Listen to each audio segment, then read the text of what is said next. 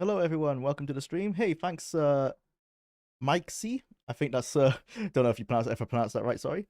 Thank you. So we're gonna be streaming some Fallout today, as normal for our Thursday stream, so let's get straight into it.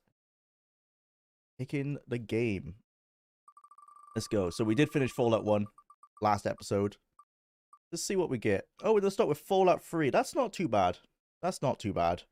I can't actually remember what we were doing in Fallout 3. It's been a while. We might have just finished the Mothership Zeta. I think that's probably what we were doing. Let's find out.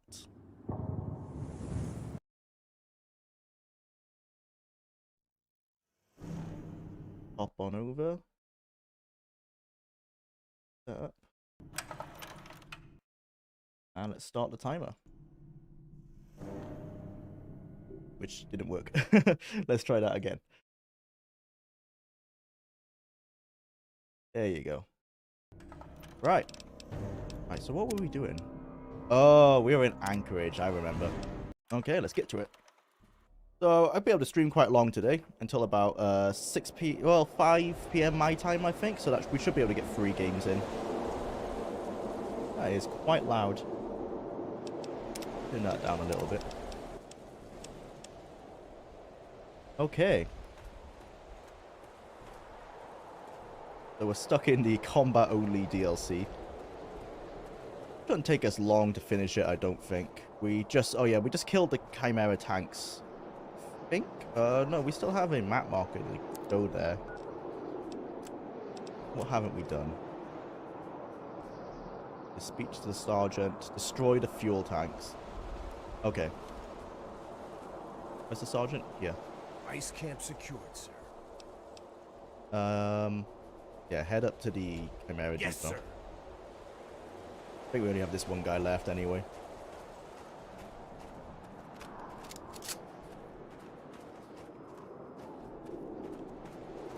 Ah, so these are the fuel tanks. From what I remember, we just parked like a mine on them, don't we? I want to be Call of Duty Alaska. Yep, that's pretty much what this is.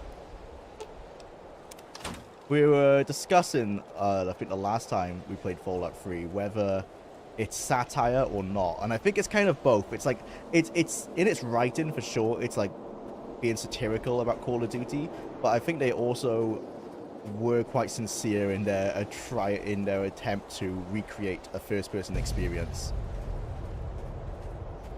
Welcome to the stream, MILF Slayer, Hard Towered, as Oru says. Very nice name. Welcome to the stream, Timu. Timu, good to see you. Okay. I think it's just these two that blow up. Take a look at the marvelous 2008 Gamebryo explosion. Or not. Oh, there you go. Wow. Look at those physics. Totally worth all the graphical downgrades. Right. Nice work. They've been rolling those chimeras all over us for months. I'm gonna order the strike team back to the field HQ. I remember how this works. It's like basically it resets every time you do a mission. It resets you back to here. You can change your team loadout, your personal loadout, and then you go to the next one. And I think we have to do it 3 times. Good work on the chimera fuel tanks.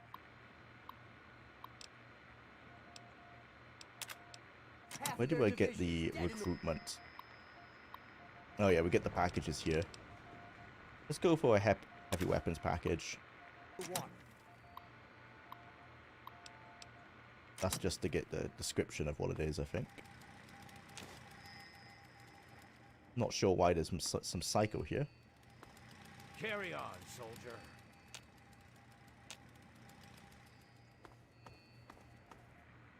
Yeah. But so I'm pretty sure we can change our weapons now. Oh, this is the making the statue. Okay, that's it. Just like that. Hold still. Excellent. This is the entire reason they probably wanted to do the DLC, just for this one scene. There you go.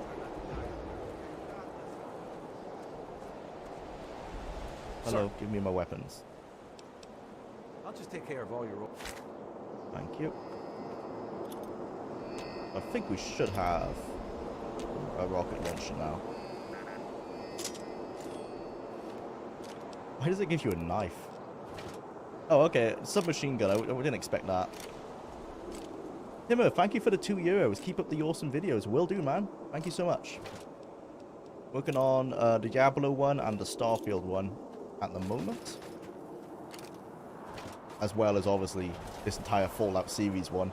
But that won't be until next year because there's a lot to work on. I've started writing the Fallout 1 bits, but there's a lot to do. Lots of research to do as well. I need to talk to the sergeant, don't I?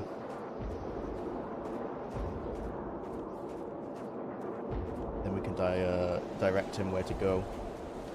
What are our next options?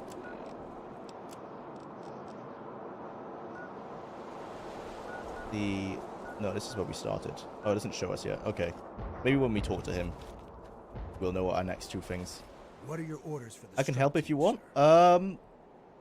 Well, if you have anything that you think is difficult to find for the Fallout series, like any magazine archives or anything, that would be amazing, yeah. If you just have any links at hand, you don't have to necessarily, you know, spend too much time trying to find it, because I'll probably be able to find it myself. But yeah, any help you're willing to do would be great. But don't feel like you need to, of course. But yeah, thank you. Thank you for offering. That'd be very helpful. Not sure if you have Discord. Yeah, there's a Discord server. There's a link on the channel. You go onto the server. You can just drop something there. You can find me through there as well and send me some messages. Thank you. Yeah, thank you so much, Timur. How do you have the stamina to work on such long videos? I mean, I take my time. That's the best way I can say. Is just take your time with it. It's the biggest thing is you get quite bored with the project and you just have to push through. That's the only thing. That's the only, like, what I've tried to do is try and working on multiple projects. I think that kind of helps to keep things fresh. Although I thought it would keep things fresh so I could get the videos out faster. I think what has actually slowed me down a little bit. I think I was faster when I just focused on one project at a time. But yeah, you just gotta keep doing it. It takes a while. A lot of research that goes into it, and just lots of writing and then editing. So what we have the options are the mine in town. Oh, that's it. Okay. Thought there was one more base we could choose, but I guess not. Yeah, we do need replacements. Can do. Yeah, let's get a Mr. Gutsy. Yeah. Just the mine in town then. Oh, maybe the forward camp Delta was its own thing. So we've done forward camp Delta, then the Chimera Depot, and now the mine in town, and then there's the final assault. Sir.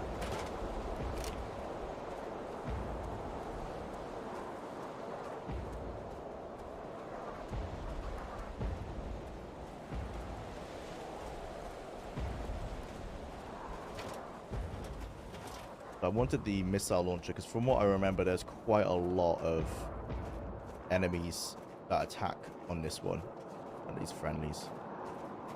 And this is just a good crowd control way to take them all out at once. He's up on that ridge, right over there. Oh, snipers.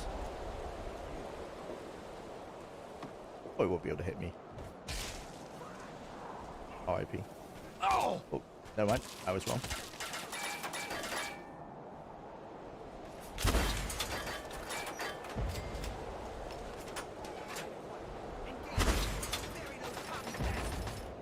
Ah, I'll just survive.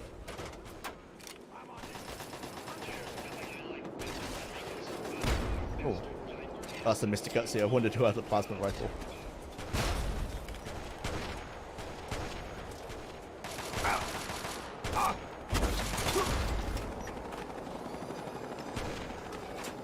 Is that friendly? Can't remember if this is friendly or not.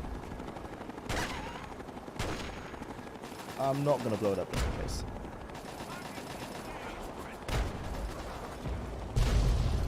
Oh, well, if it was friendly, it's not anymore. We're doing the whole Fallout series? Will be, yes. Gonna be doing it all. Probably not in a single video. I was discussing this on a previous stream. It was a while ago, though. I think I might try and split it up, like, do the classic games. So Fallout 1, 2, Tactics, and I guess Brotherhood of Steel would go on that one. And then do the, like, Game Bureau games. So 3 in New Vegas. And then the Creation Engine. So 4 in 76. And I guess Fallout Shelter will probably go with the Fallout 4 episode. They took us by surprise. I was the lucky one. But yeah, probably 3 videos in total. And then I might combine it into a final one. But they're probably going to be 4 to 5 hours each episode, I think. Because I can easily talk for about 2 hours on Fallout 1 alone. And then it's probably a bit longer on Fallout 2.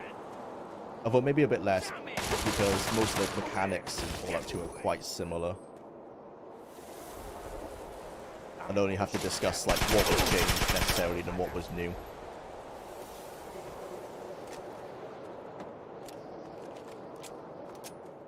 And then obviously the Bethesda games will just be... Is this the Chimera Depot? Oh no, it's not. It just looks similar. The Bethesda games will just... such massive episodes because there's so much content in these games to analyze. That's why the Bethesda games always take a ton of time.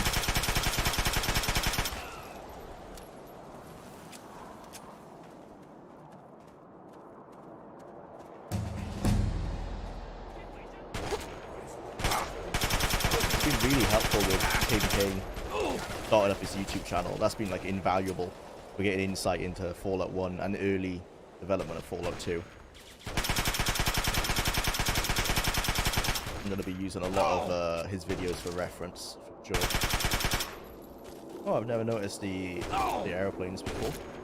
Nice detail. Where's the sniper? Oh, there.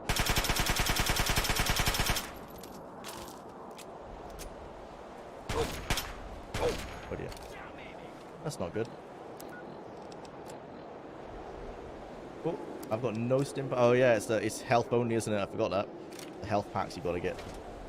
Call of Duty 1 style. That's gonna kill me. I cannot fire this so close. Oh, that is so lucky. One of my companions must have killed him. Ah, so we were doing energy weapons and lockpick build, I guess. Speech as well? Yeah, speech as well. Not useful for this DLC, but we'll need it for the main quest. Not necessarily, actually. I think speech is more useful in New Vegas.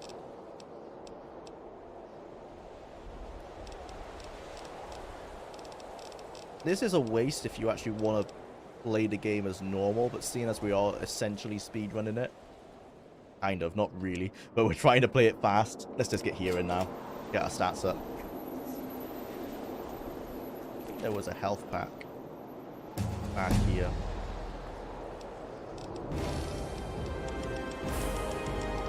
Speech, max it out. No, I'll max it out.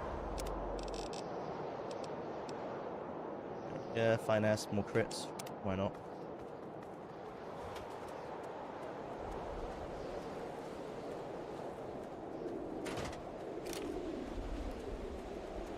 I don't want to backtrack, but I think we need to. Might die otherwise. Not sure if you read my ZeniMax file. Stuff regarding Free in New Vegas mentioned there. I might have done. I've checked out a lot of your stuff on Twitter, so I probably read it at some point.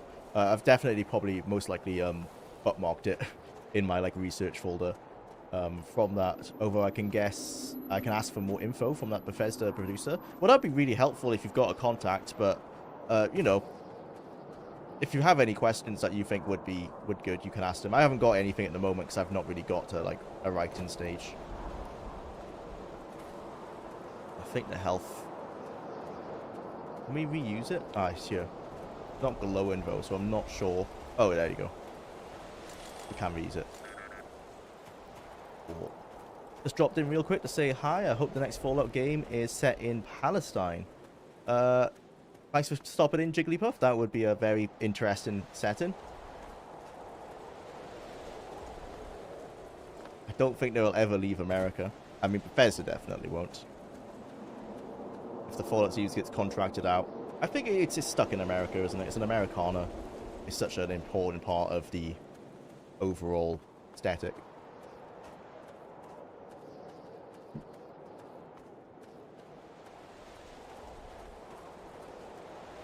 I've messaged Chris Avalone and 2 other people. That's really cool.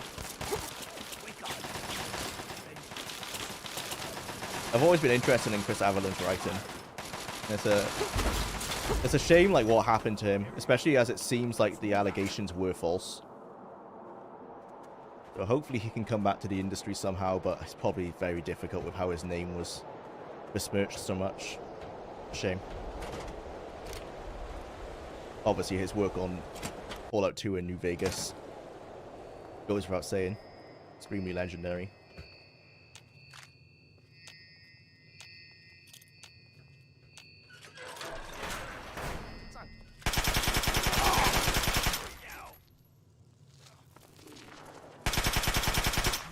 Right back to the Great Wall if I have to.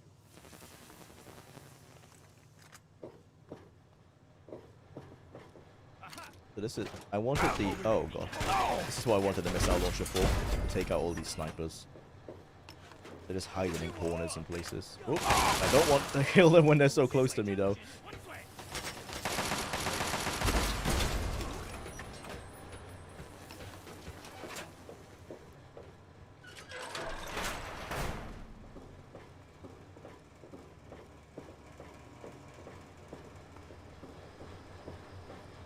It would be interesting if they had a border that crosses into Canada. Yeah, it would be, especially like it'd be interesting. There's a lot of lore they could play with there, you know, with the annexation of Canada. And I wonder how much of Canada would have been nuked.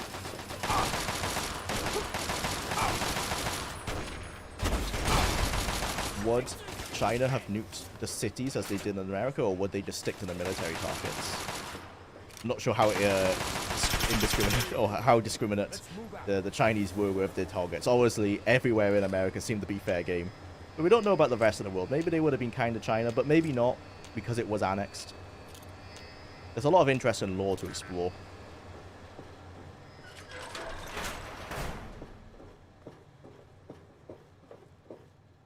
Yes, the worst weapon they use inside a tunnel, a rocket launcher. It is when you have to kill invisible snipers.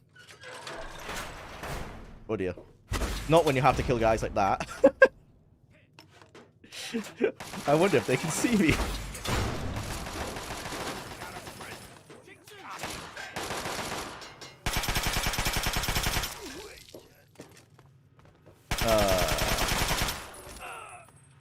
Hate these guys.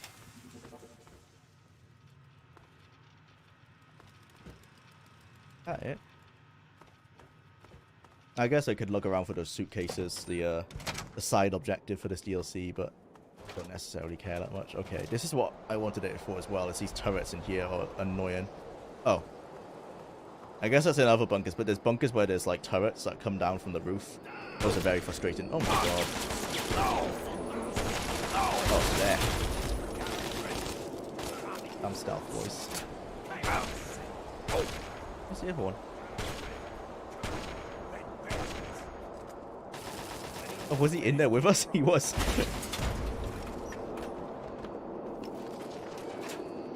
That should be the last of them. I'm gonna order. Oh, is that the end? So I think the next bit is the final assault. That was a very short DLC. Yeah, that was it. Sir.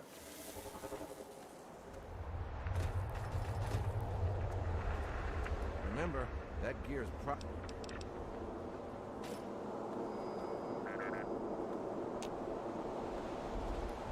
You would be surprised what contacts I have. I am, but just the ones you've been describing. Impressive. How do you get in touch with them? Is it just like you just find them through LinkedIn? You just message? That's how I managed to find those the Fallout Mobile designers, developers. Yeah, it's very impressive. Sir. How did you miss that? Oh, this is Operation Anchorage? Yeah, yeah. the least RPG. I would say least RPG game design Bethesda has ever done. Maybe there's no really anyone is no kind of role playing to be had here, other than you are a soldier, you will be a soldier, and do nothing else. If they had one hit New York, then quite a lot of Canada could be hit. Yeah, true, on the East Coast. I've done something wrong here. I probably need to talk to someone to progress. This wall is up. Why am I meant to just keep walking? I feel like this artillery isn't meant to be firing.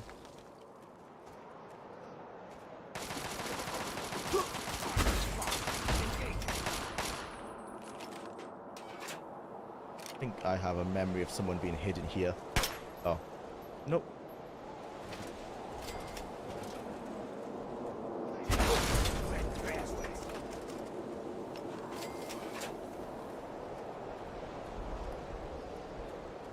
Gonna keep on attacking me from behind the corners, I think.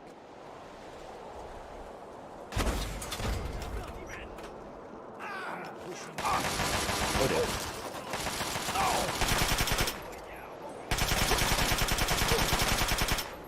Probably use VATS.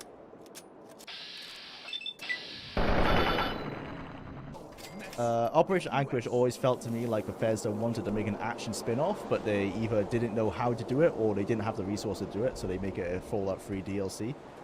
Yeah, pretty much. It's based on the making of documentary. Some of the developers sincerely like believe they had made like a good FPS, or at least a competent FPS. They talk a lot about wanting to make sure they nailed the first-person shooter mechanics, which again comes across as if they believe that they did nail them, and I think most people would say they did not. They feel pretty terrible. But yeah, they seem to actually want to make a Call of Duty style game with the resources they had here. And it feels terrible. So all the issues of Call of Duty has, at least as a shooter, it feels as good as you want it to feel. This doesn't have that going for it, unfortunately. Felt outdated in 2008, never mind now.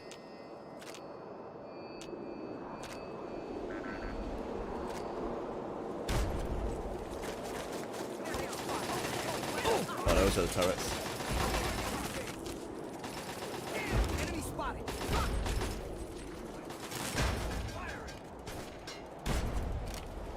Ah, yes. I remember this guy.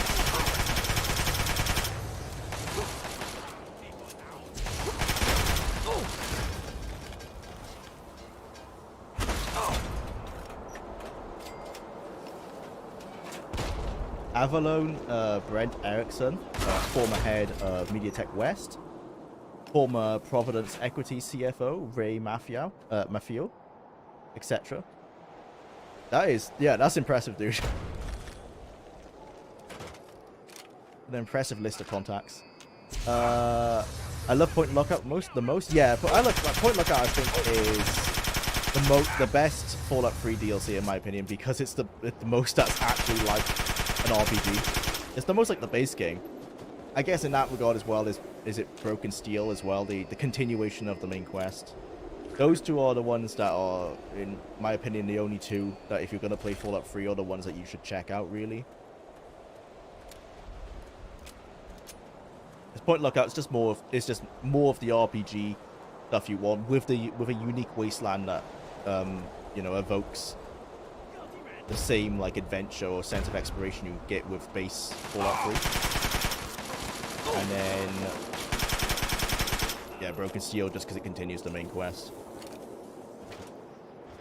All the other ones really aren't necessary for most people to play. They've never played Fallout 3 before. They're not missing out a lot. Hi Jwlar, did I miss a lot? No, I didn't miss much, really. We just started. The wheel gave Fallout 3, so we're gonna try and finish Operation Anchorage, and probably go... Actually, what DLCs have we done? We've got the pit and the local flavor. Maybe we go straight into the pit. I think that might be the best course of action. So we're still fairly low level. So like all of the I forgot what they're called, like the ghoul knockoffs they have in the pit. Those won't be too difficult for us.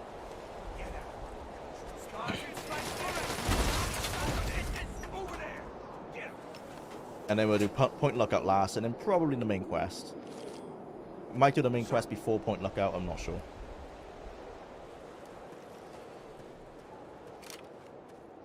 Sir. I don't think... Is there anything in the main quest that's necessarily super difficult? I don't think so. So it doesn't matter what level we do it at, really. There will be a lot more super mutant, like, overlords. And stuff like that. Maybe we do the main quest next, actually. To try and... It's like clearing out... what's it called? The water purifier. The Jefferson Memorial. Clearing out those areas will be a bit easier.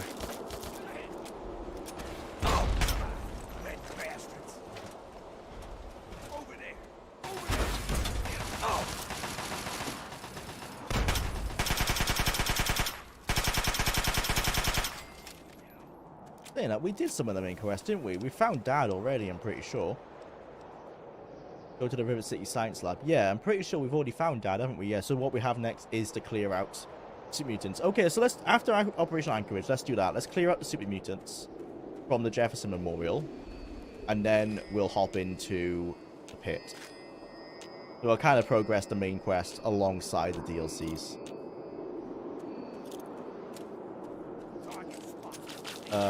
When you play Mothership Zeta? Yeah, I did Zeta first because I'm doing an energy weapons build. So I did that first just to get all of the energy weapon ammo we'll need for the rest of the game, essentially. We're stuck with small weapons now because of Operation Anchorage forcing us to use these guns.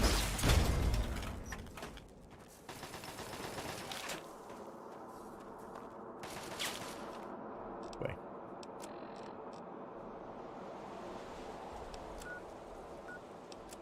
No idea. Do I have the right quest active? No, I don't.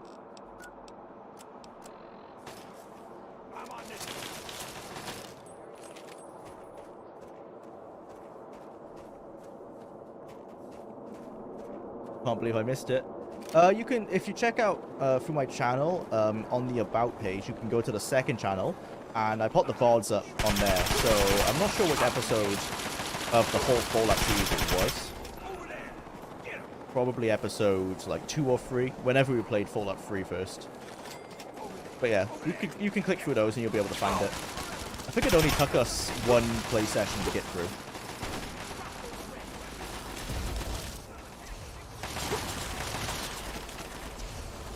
I think it's tied with, well, I would say it's tied with Operation Anchorage for both being very short DLCs.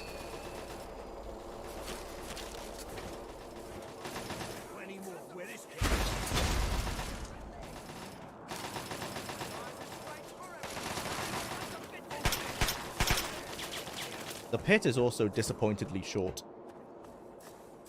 It feels like the pit was kind of like Point Lookout in that it was going to be more like the main game with more RPG options and a more developed story. And I think they just either ran out of time or what. I guess I'll learn more when I'm researching if there's any information out about it. But it just ends abruptly after that initial like survival horror element. It seems like it's leading towards this big finale, and then suddenly it's just like you make one decision about the baby and it's all over. Disappointing.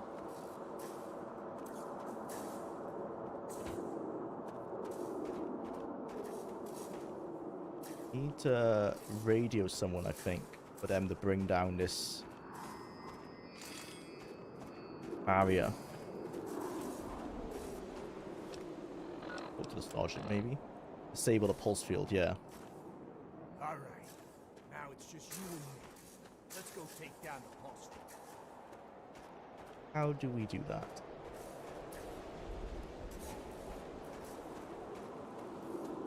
Rare instance where we have to use our brain because they haven't given us a map marker. That's the turret control system. Okay. We're not meant to go through here anyways. It's barbed wire, so there must be a way around. Not through this hut. No. This is blocked. Oh, here? Ah, yes, here. Oh yeah, we got the power armor.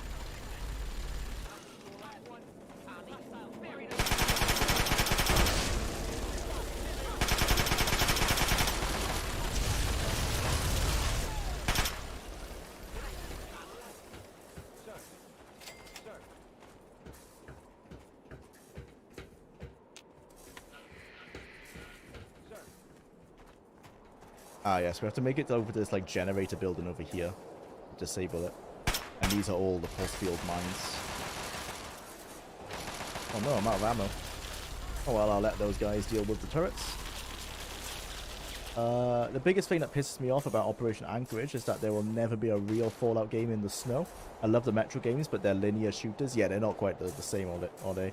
I would kill for a Stalker and Fallout mix in the nuclear winter in either Britain or Italy. That would be really cool. Sadly, I don't think they'll ever go outside of America, unfortunately. Other than like other than mod teams doing it. But yeah, I really want a nuclear winter mod.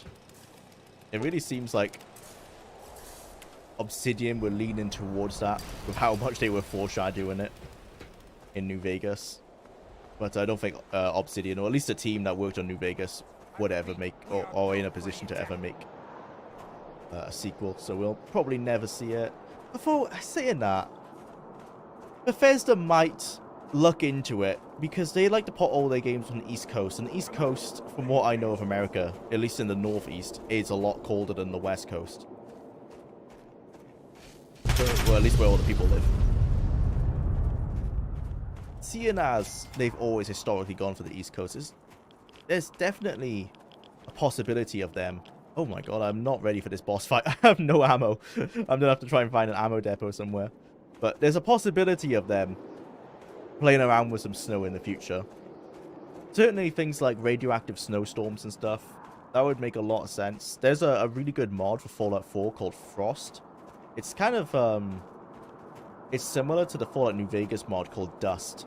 It turns up the survival elements of the game to, like, really...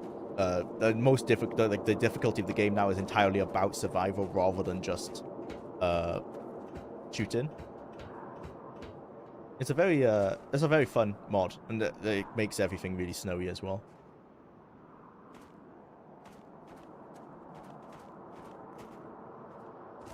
That's probably the closest we'll get to it in a Fallout game anytime soon, unfortunately.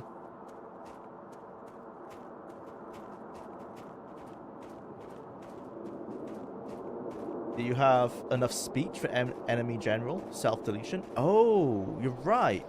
Forgot about that. Yeah, I should do, right? Well, yeah. Yeah, should do. I think I might do. Of course we can't fast travel. And I didn't save, did I? No. Why am I a capital crime lord? What did I do?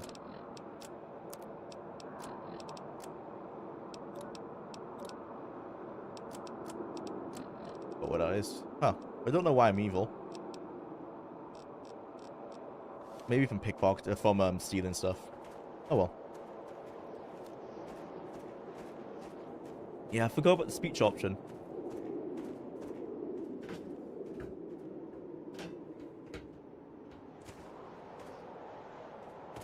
When you see the Fallout 3 remaster releasing, if they are still working on it, which, I mean, we've not seen much information to say that they aren't. Probably, I don't know, when's the anniversary? That would be 2026, right? I think Fallout 1 came out in 1996. So maybe then. That is a long way in the future, though. That is another 2 years. And they have, based on the information we have, been working on it for 2 years already. So 5 years is a long time for a remaster. I think it would line up the best with the anniversary. 42%. Well, that's a very hard man to convince if it's 42% with 100 speech. 1997. Oh man. Yeah, okay. They're not gonna wait for the anniversary then. I guess 2025. I'll say then. So that will put it a decent amount of years between then and Fallout 76's release. Fallout 76 was 20... I want to say 2018. So yeah. Yeah, 2025 then. Based on nothing but pure just guessing. With the general's death, There is Frost for Fallout 4, but I've never been able to get it to work. I got it to work once to check it out. It's pretty good. I played it for a few hours, like maybe like 8 or 10 hours. It's fun enough. It's similar to Dust. It's like it removes most of the RPG parts of the game, and it's entirely about the survival. It's still fun for that though. Oh, we're evil because we killed all the Brotherhood. I remember. I accidentally shot them. Oh no. Is the game gonna glitch now though? Because you're meant to... Like, someone's meant to come get us out of the machine. But obviously that someone is... Well, they're on the floor there with their head missing. Oh dear.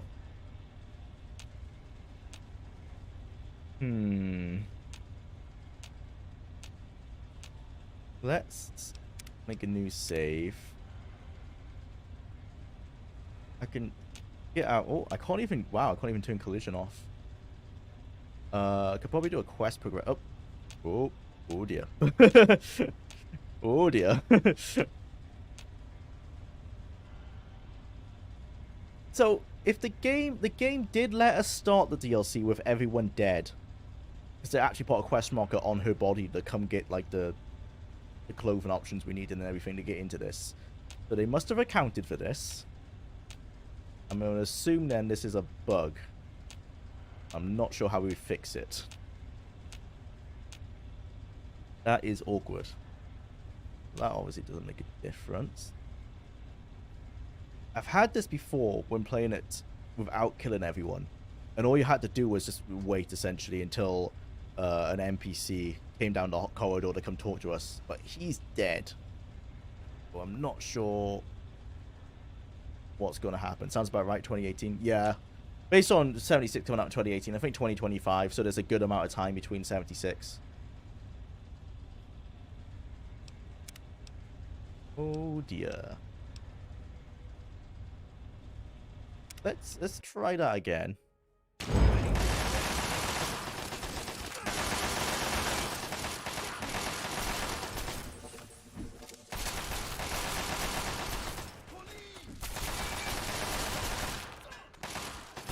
Come on. Oh dear. The game is not having a good time. Oh boy.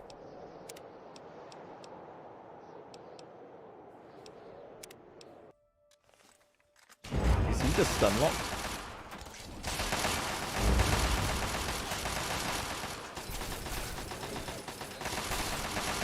Yep.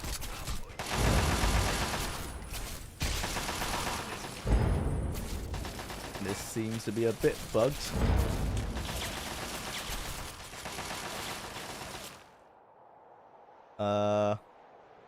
I turn off his AI and then I turn it back on. Will that work? No. Try that. Turn it off. And then turn it on.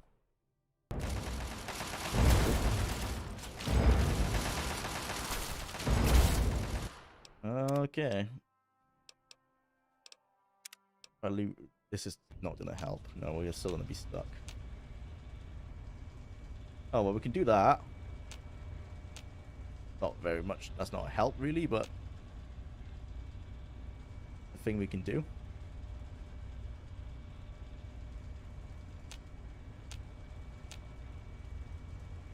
If I forgot the code for deleting something. No, that's not it. Help. Oh, these are all the things from the patches and mods I have.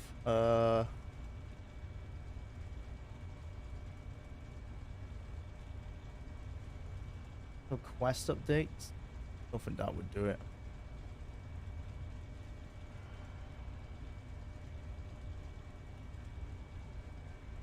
Turning off my AI. Do anything? No. All on and then turn my back on. How do you usually finish the pit? I normally give the baby to the, I forgot what they're called, like the slaves. That's my go-to because I normally play a good character. But this time, seeing as we have accidentally made a evil build by killing all these Brotherhood people and possibly locking this quest, we'll be doing the Asher option.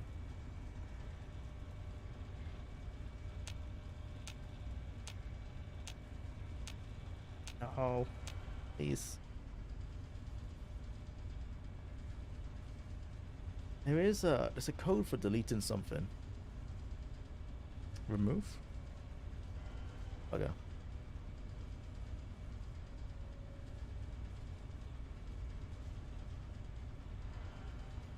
Alright, TPL. That's gonna be the same thing where we can do this. Oh, I wonder if we can't. Did we just bounce between them? Yeah. The game just bounces you up and down. I was hoping if we could force ourselves through the floor, you can hit the invisible wall that will reset you. Oh, maybe we can. There's like a wall underneath here that normally allows us to reset our position. Oh, well, there's some containers underneath here as well, apparently.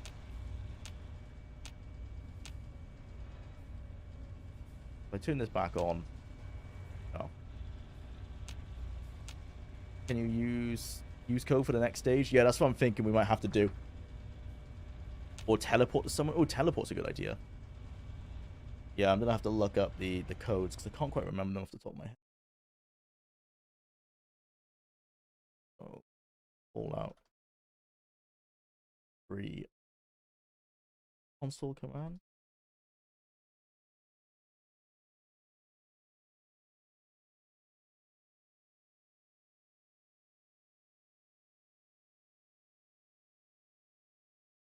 Complete all objectives of a given quest. That might work. Enable free roaming camera. Oh, we don't need that.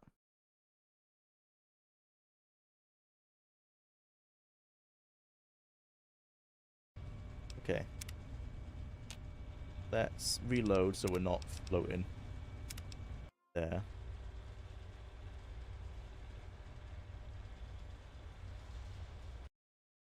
I can't copy paste to the console. That's typical. Complete all objectives.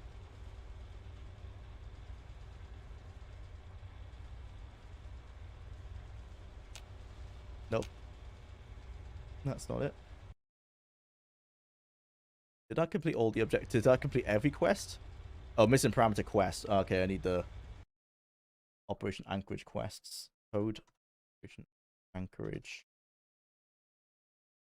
This is the standard Bethesda experience.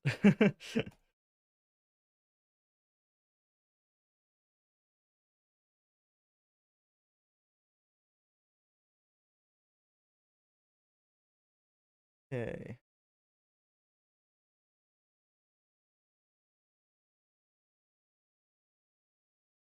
Oh, why do wikis always make this stuff so hard to find? Give me the code.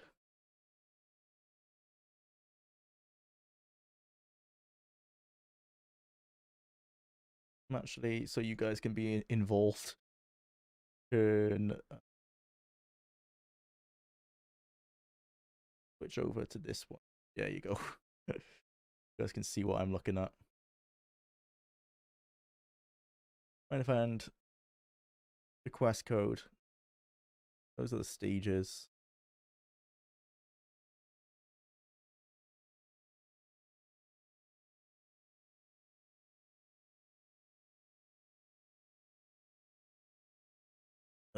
Oh, here we go. Form ID.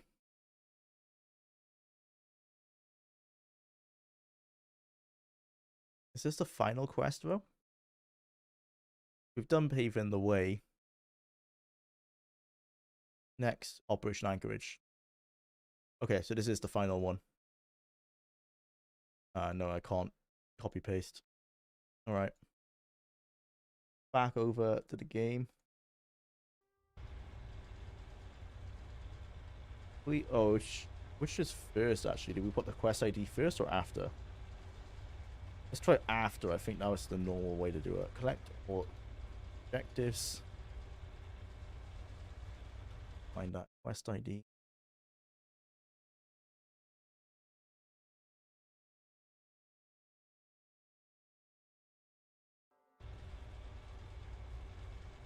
Well, I'm not sure if actually the letters are necessary. I don't think they are in those letters. I'm not sure.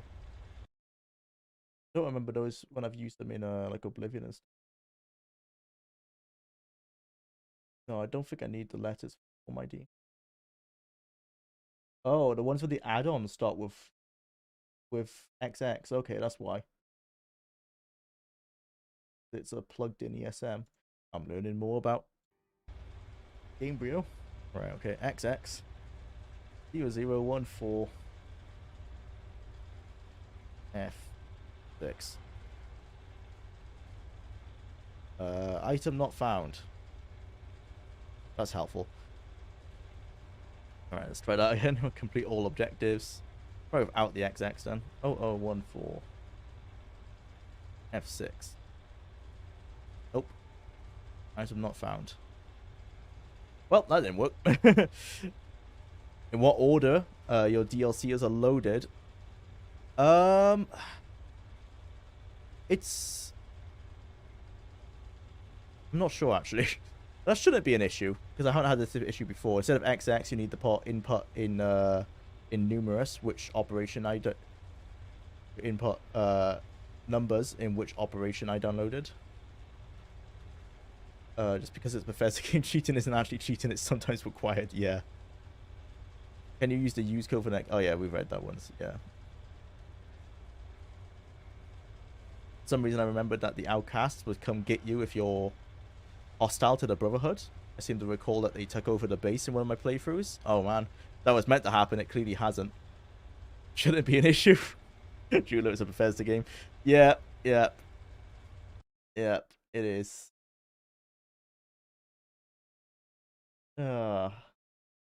Right, can I just teleport somewhere? Find the go for the console.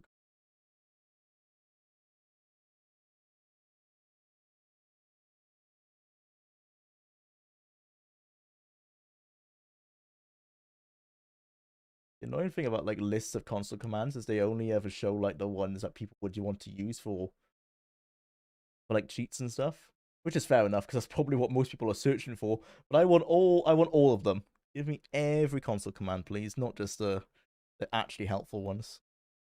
If I go back, yeah, so you guys can see that. Not free.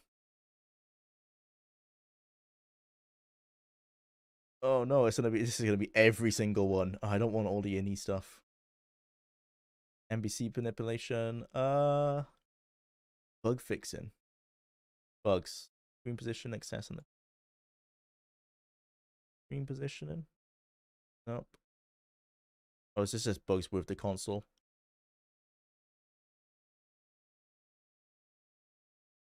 Okay. No.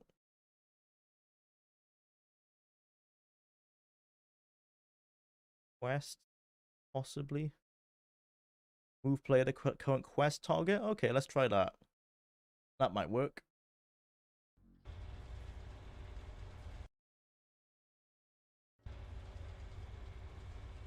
Move to QT.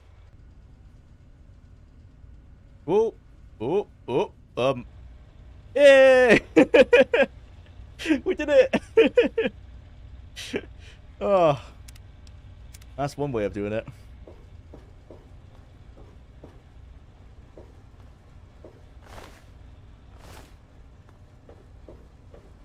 Okay, yeah, this was the guy who was meant to come talk to us. Obviously, he was unable to do that. Let's go get our reward. And fortunately, because they're all dead, we can now get everything we want out of here. They normally will attack you if you take too much. In all my years, only Mothership Zeta ever bugged out on me to the point of a complete dysfunction. Yeah, maybe it is something to do with my load order, because this has actually happened to me before playing on an unmodded. I think it was... No, I might have still had the unofficial patch. So maybe it's a bug in the unofficial patch, maybe. Or, as he said, it's my load order. I've had the same bug before, but as I said before, it wasn't a bug necessarily. It was just that that McGraw guy on the floor there, he had to come from his room to the chair, and he took a long time to do it, like 5 minutes real time, for his AI to like take him from here to here, because he was walking very slowly, and I guess he took a while for the AI to realize what they should be doing.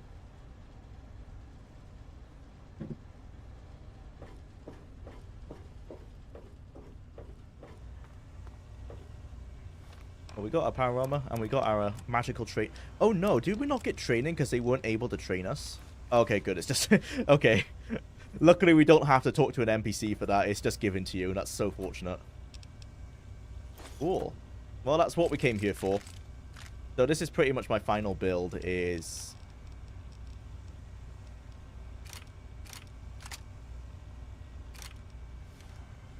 this with laser weapons. There you go. Nice.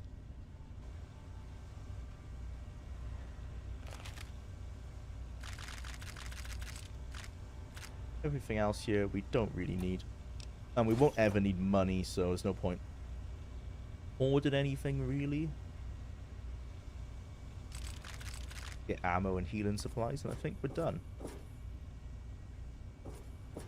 Oh, Gauss rifle is... energy, right? I think this is an energy game. Yeah, this is an energy gun. This will be worth still having, actually.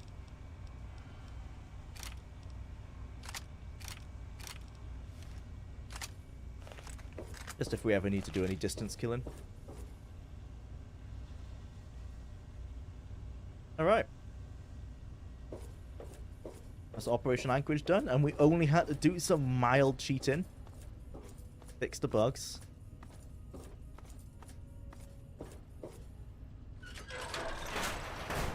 I still applaud them for letting you complete the DLC, or letting you start the DLC by killing all of the Brotherhood, even if it does, in that case, did give me a bug.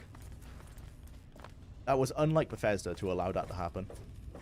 Understandable though, because they must have understood that with people as likely siding with Lions Brotherhood because of the way Lions Brotherhood are integral to the main quest, and the outcasts are kind of seen as like the bad Brotherhood. I can see why they would let that happen, because some people might not want to side with villains, or villains as the way the Fallout, as the way Bethesda set them up within their universe. All right. So let's push the main quest up a little bit. Clear out the Jefferson Memorial now, actually. Well, because we don't have to do it then again. Oh no, it might be clear, right? Oh yeah, we had to go in here to get the notes to know where Dad went to.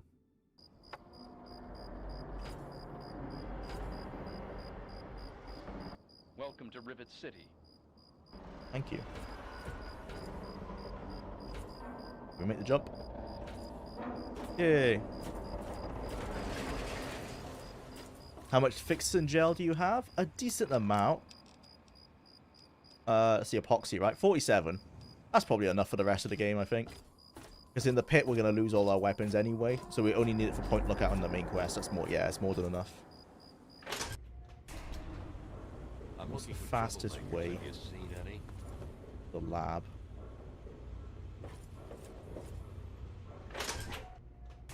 All the years I've played this game, I always get lost in Rivet City. Common room. Science lab. Any trouble in this area? Okay. Yeah, we did it. We could have a beautiful reunion. I told you it would work, Madison. And now I can prove. Okay, We cool. need to get back to Project. Alright, let's get going. It'll be. Did you need something? Oh.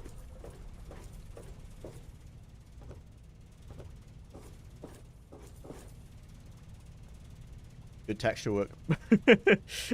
um, I don't remember it being like that before. I'm definitely gonna have to check some of this stuff. No, I don't want to do your side quest. Bye bye. I don't want to do your Fallout 4 side quest. Nope. Let me say no, please. Yes, I know. Oops. Ah. There's no fun. I'm conscious.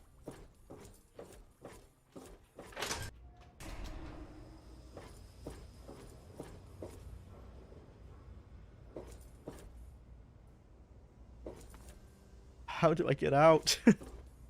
I think we came this way. Oops. Well, I meant to hit Zimmer. I didn't mean to hit the simp. Is everything all right?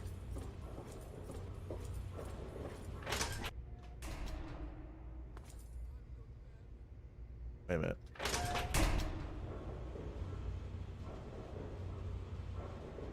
Gate. Oh, bridge. Ah, there you go. Look, son. I'm still of the opinion that Zimmer was right to retrieve the institution's property. Oh yeah, for sure. It fits within the institution's, like, their whole MO. They obviously don't want Sims to escape.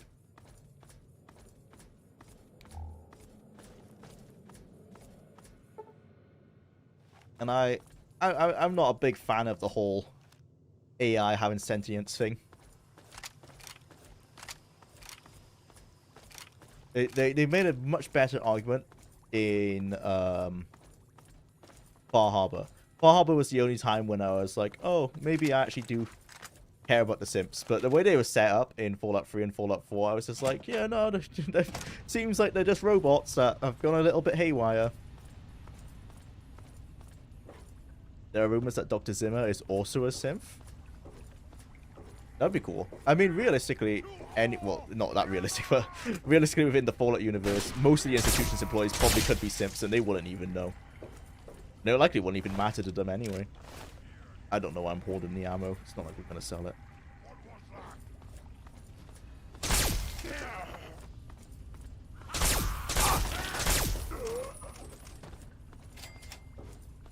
Now try and hide.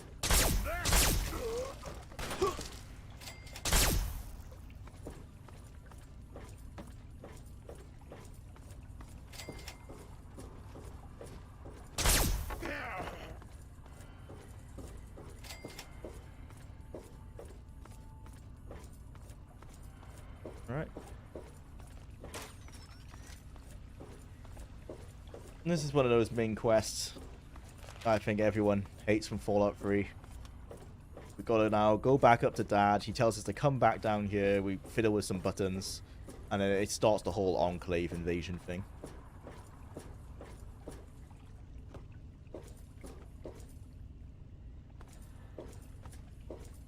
Up until this point, I actually think the main quest, while you have been forced to follow a story you might not necessarily care about, it had good pacing up until this point. It was forcing you like to travel around the world. It was doing a good job of like getting you invested into the wasteland, and it really just goes. I feel like this is the cut-off point where it kind of jumps the shark, especially on replays.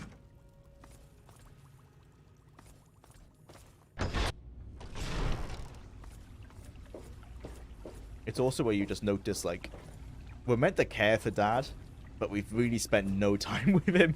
We essentially are meant to care for him because he's my dad, and so the game, we must care for him because the game tells us to.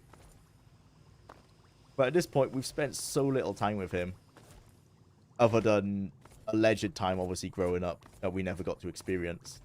Don't necessarily care for him that much of a character, other than it's voiced by Liam Neeson. Where the hell is he? Oh, did they wait outside?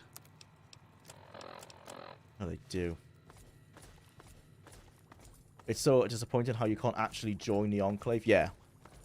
Especially, like, they're pretty well represented in Fallout 3. You hear, like, immediately you find that iBot when you're on the way to Megaton. It seems like they're already planting the seed there of, like, this is a big faction. that you might want to join if you've been listening to the propaganda. Like, that's a choice, you know. You can choose to listen to this radio and have like the propaganda just be hitting you for hours and hours. It seems so set up for some players to want to join it. It's so disappointing that you can't.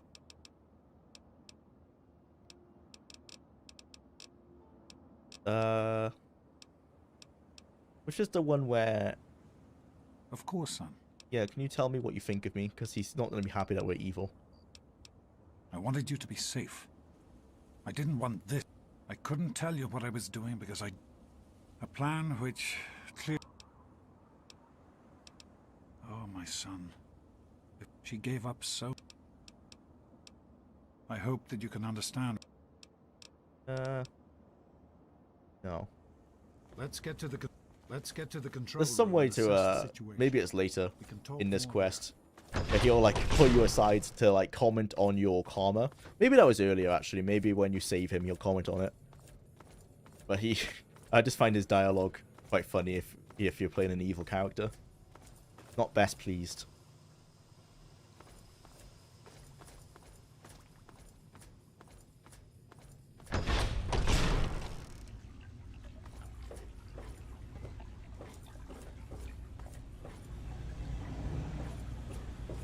Here we are. Revelation. Don't you see? No point in wasting... The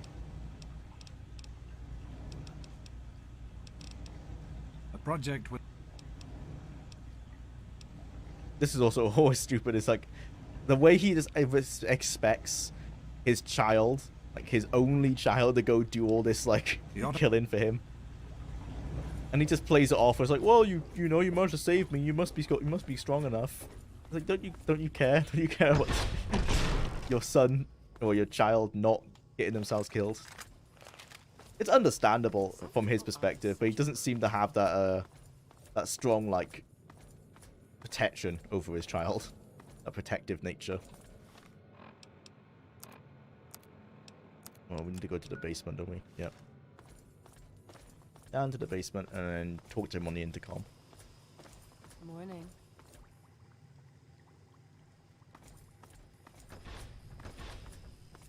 Endgame is a problem that could easily be solved by a remote switch. Endgame in Fallout 3 or in Fallout 4? In Fallout 4, it was technically was a remote switch that ended it. The whole simp thing totally ignores almost every deep philosophical point about them. Yeah, that's why they just fell so flat for me in Fallout 4. Like, I didn't have that like, oh no, they have sentience and I'm meant to feel like, you know, feel sorry for them.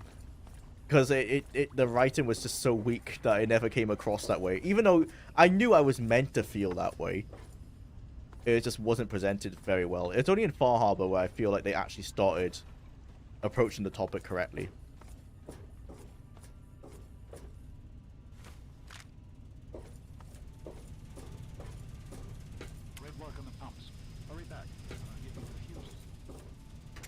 Oh my god. You couldn't have given me the fuses first?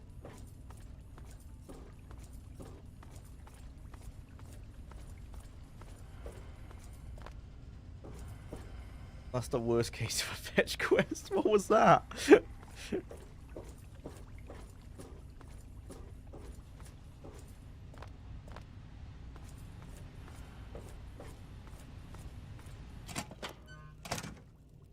Railroad discredits its own argument of simp sentience by rewriting them to be someone else. Yeah.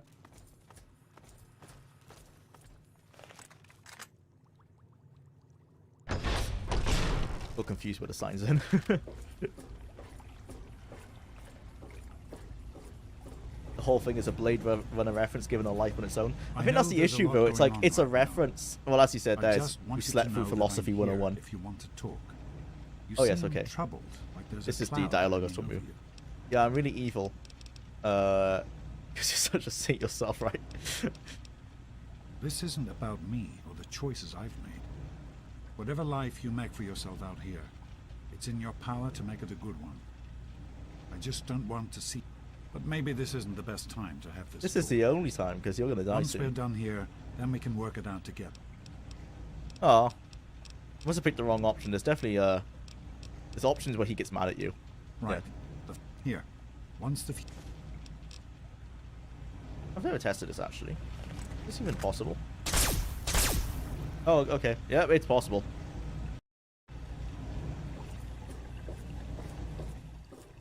Hello. Did you need something? I always assumed he wouldn't take damage.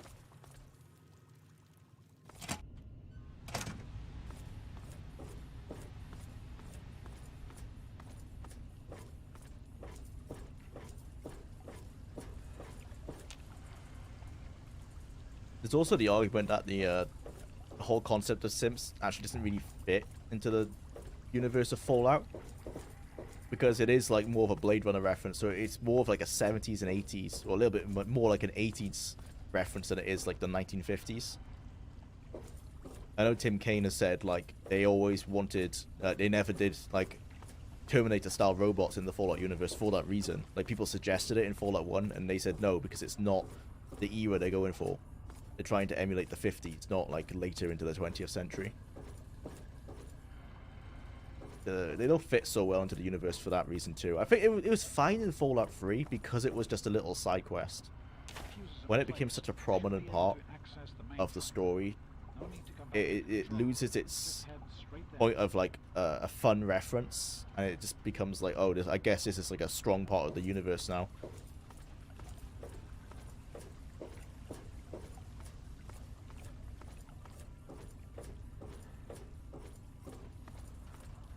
Especially with the way, like, the Institute could totally pull the entirety of the East Coast out of the abstract, or the abject poverty I went into circles somehow, out of the abject poverty it's found itself in so easily. Like, they could be the NCR on steroids because of the technological advantage they have. Oh, I meant to talk to him on the intercom. That's why I keep on missing the... Boot up the mainframe. Oh, it must be a button or a switch I'm missing. It feels like their selfishness. How are you holding up? Need direction? Actually, yes, I do.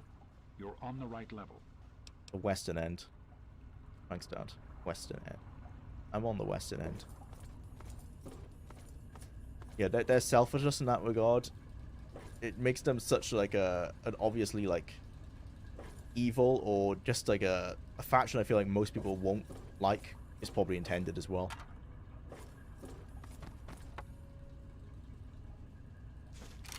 I know. I'll need to write down all my gripes with Fallout 4 stuff to make sense of it. I'm going through my head, and there's so many things I want to talk about, and I can't like put it into words. It's always difficult while playing a game at the same time. I don't need that stuff anymore. Oh wait, I do want the neural interface. Oh no, I don't. I don't need it. Simps shouldn't exist in any regard in Fallout. Can you even begin to comprehend what would have to accomplish to make anything even remotely close to Bethesda's Simps? Yeah, exactly. It's their Terminators. They're like, the Terminators were from the future. That's how they were sold within the universe they existed within. And yet in Fallout, somehow they've been made with what is essentially 1950s Americana technology. I mean, you could push it a little bit further. You know, you can look at like what Big MT did, but what Big MT did with their technology was in line with what kind of like the idea of mad scientists in 50s media were doing. When you thought of a cheesy mad scientist in a 50s like pulp novel, that is in line with what they were making. They weren't making Terminators. I think that's the difference between the original writer's idea of a futuristic like science world and Bethesda's idea. Everything all right? No, it's not. Please give me directions. I'm lost. On the right level. Head to the western end. And look for... Oh, we're not on the right level then, you lying. I know what automated door is talking about. We're not on the right level. I've got to go up. What do you mean?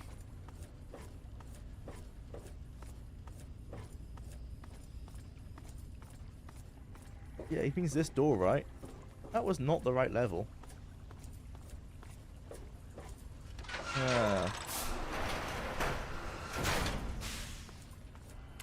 Oh. Just need a few minutes until we can access the main frame. Use the intercom so I can tell you where to go next. That's classic. That's Bethesda writing right there. Our quest needs you to start dialogue with the intercom. So your dad, through the intercom. Hey, use the intercom so I can talk to you. Ignore that I'm already talking to you through the intercom. There are a few minor repairs still to be made up here in the control room. Why don't you come back here and give me a hand? Actually, wait. There's one other thing I need you to do. Janice says it's on your way back. Alright. Bye.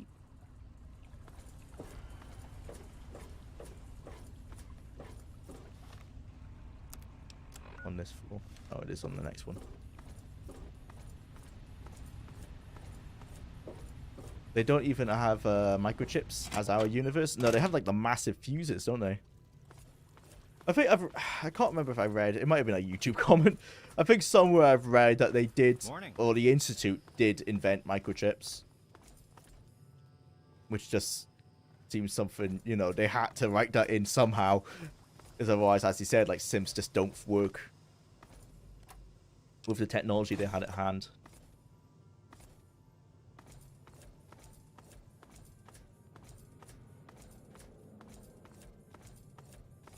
Hated the railroad from the start. Yeah, me too. It tried to be all kind of Clockwork Orange, but came off as Roller Boys.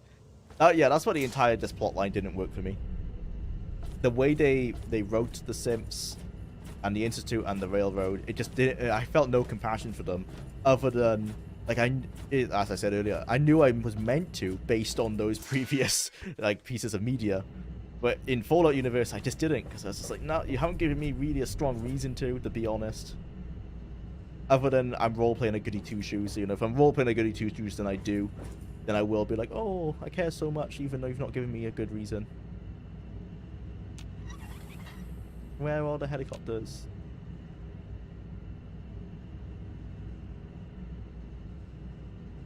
Everyone, listen. Seems we have some visitors. I don't know who they are or what they want. Did they not spawn? There's a lot of deterioration in the pipes. Some damage, some. Oh, I don't think they spawned in. Once the mainframe is online, we'll be able to access the database and hopefully learn where we can find a gap. I'd like to thank you all for returning to this project after so many years. I know some of you thought, like me, this Oh, okay, here we are. we have a single opportunity.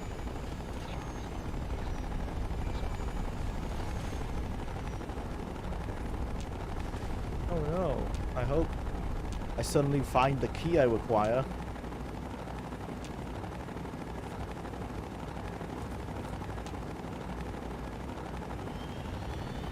Oh, I found the key. Yay.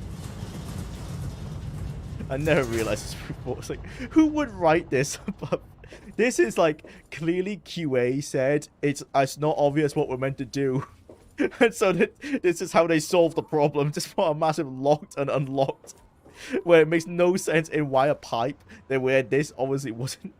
Like, the pipe's not meant to be broken open like this.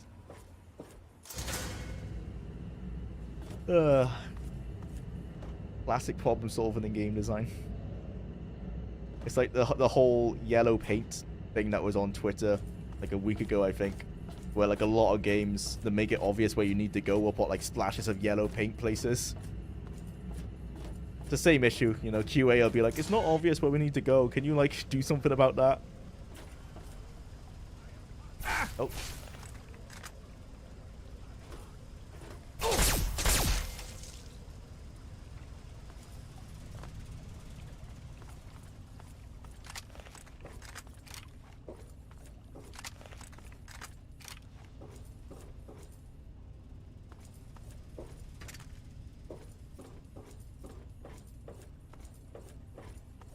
It's always annoyed me how the railroad brushes off real people slaves while constantly nagging about Sims in both Fallout 3 and Fallout 4.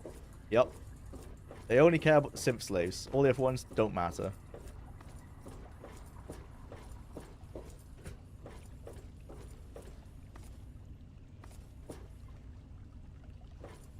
It's just like it's a failed analogy of, well, the real railroad, right? The one in the 1800s.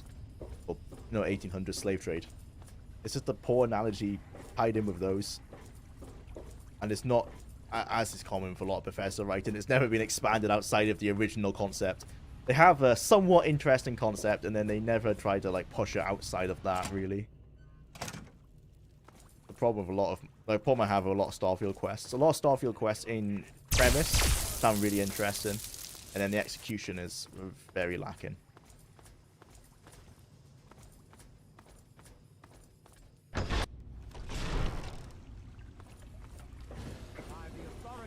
They just burst in and This James locked the facility door. is now under Why would United he lock? States Me out. government control. What does he think he's doing? The person in charge is to step forward immediately and turn over all materials related to this project. I think that attitude is supposed to be a reaction to what they perceive as enslavement or lack of free will, but still it is immoral. Am I to assume, sir, that you are in charge? Oh, okay. No, I get what you mean. Yes, I'm responsible for this project. People that built them have a Then I different repeat, perspective, sir, insisting that they you are hereby instructed to simulacra immediately hand over all materials and nothing more. related to the purifier. I'm sorry, but that's... Especially the way they're presented in Fallout 3 and Fallout 4. Oh, not so much in Fallout 3. I think they handle Harkness quite well, but the way they're handled mostly in Fallout 4, I always was just like on the Institute side, like, yeah, they just seem to be mostly machines. The facility is not operational. It never has been. I'm afraid you're wasting your time here. They haven't got. This is the last time I am going to repeat myself. Stand down at once and turn over control of this facility. Colonel, I assure you that this facility will not function. Plus making Sean beg to off him in the end while constructing the main quest on finding him. Was I supposed to find him and get terrified of him being a snobbish scientist? In order to prevent any more incidents, are we clear? Yeah, there's so many issues with that main quest. Do whatever you want. I think maybe they really wrote it in a way where they expected so many people to kill him before that point. Related to this project. Aid us in making it operational at once. I know on my first playthrough, because I played A few moments to learn the system. more of like a neutral character, so I was a good guy in times where I cared, and I was like extremely like cartoonishly let evil at times I didn't care. So I think as soon as I found Sean, I probably just killed him because it was so annoying trying to find him. Maybe it was written around that, because it was only on my second playthrough where I was more of like a goody two shoes for everything. Did that problem come up where he's at the end, he's like, okay, time for me to die, and I'm like, what the fuck did I do this all for? Just step over to the panel while I access the computer in the control booth. James, Please, just monitor the pumps. Right, we got a look at the quick animation he does here, show that he's injecting Rad X. I grow tired of waiting. Nearly finished. This is an unexpected detail, but he does show it. There you go, stabs himself. But that's how he survives. RIP, Dad. Yo, Dad, I've got some rad away, bro. Like, do you want this? You want this? Minus 108 rads. I can give it to you. Open the door, man. No. Oh. Well, unlucky. Oh. His legs are having fun.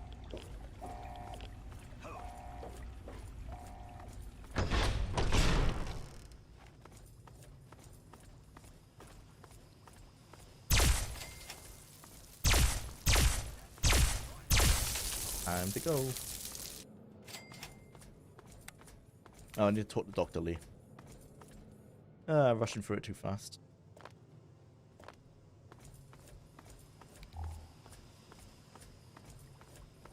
I mean, with Sean, they managed to perfectly write a character whom you're so disappointed in that you want to put him out of everyone's misery. Yeah, might have been intentional. I killed Sean the first thing when in Fallout 4. I mean, the moment I saw him, autocorrect Sean. Yeah, exactly the same. Like, maybe it was written for that, so they never... later on, they realized, like, oh, what if people don't kill him immediately? Oh, shit, we've got to write in a way for him to want to die. there's an. It seems that was... Yeah, everyone's first approach when meeting Sean was like, fucking just kill him. I'm so done. that entire escape quest while of we trying to can. find him Don't just wander became off. so We're going to need you. frustrating because it was just a wild goose chase. We've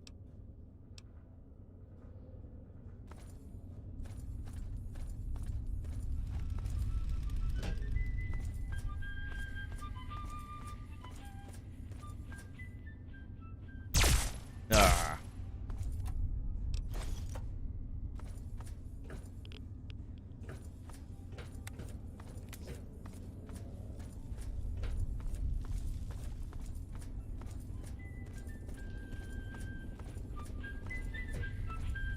Why does it matter what? Why does it matter what sentient Sith feels or thinks if they are effectively dead the moment they are rewritten? That's a very good argument. Like, if they can be so easily, like, have their mind wiped and just replaced with someone else's, does it really matter what they're thinking? Because it's like the whole comment on a soul, right? It's like, even if a soul doesn't physically exist, with the technology we have, it's not like you can just rewrite a human's brain to be someone else, other than like brain damage, I guess. But that's quite different than rewriting a synth, like a machine versus an ailment. Oh. R.I.P. Dr. Lee.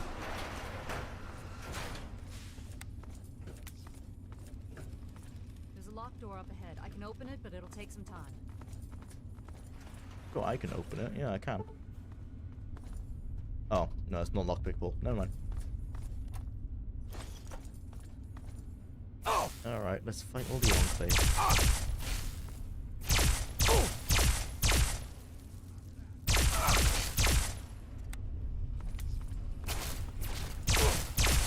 I feel like maybe my music is turned down too low or something. Oh, it is just quite quiet.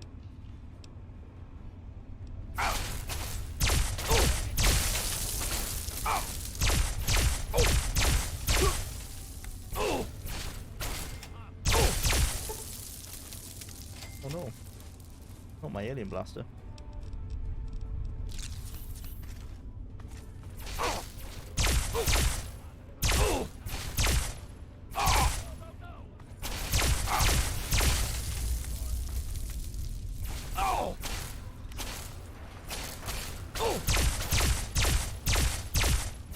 Ah. Oh, moving. Oh, Vats is so slow. Please. Vats. Oh, brilliant. There you go.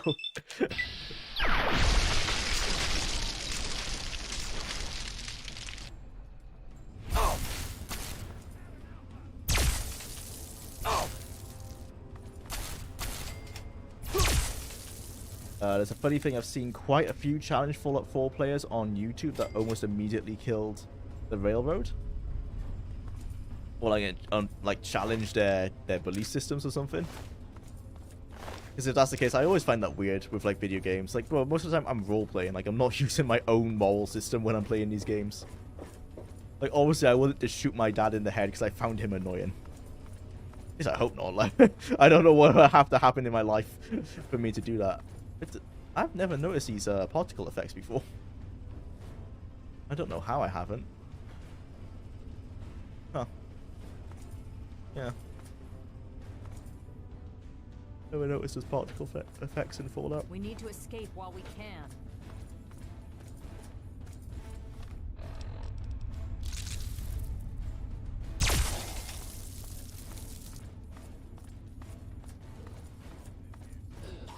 No, oh, like, oh, the challenges, like, can you just use it, yeah, certain type of weapon, those kind of challenge runs. Yeah, most of those challenge runs, it's always, you always end up doing kind of the fastest way to get to the game, which is kind of what I'm doing here, I guess. And you do find a lot of the time it is just killing people indiscriminately. It's way faster than having to talk to them. Move that to the head. Life giver. We're not exactly squishy. I haven't said that, though. Well, maybe intense training. Yeah, do some more luck, I guess. Don't need anything else. Improve people's disposition. Well, I don't think that matters with 100 strip with 100 speech.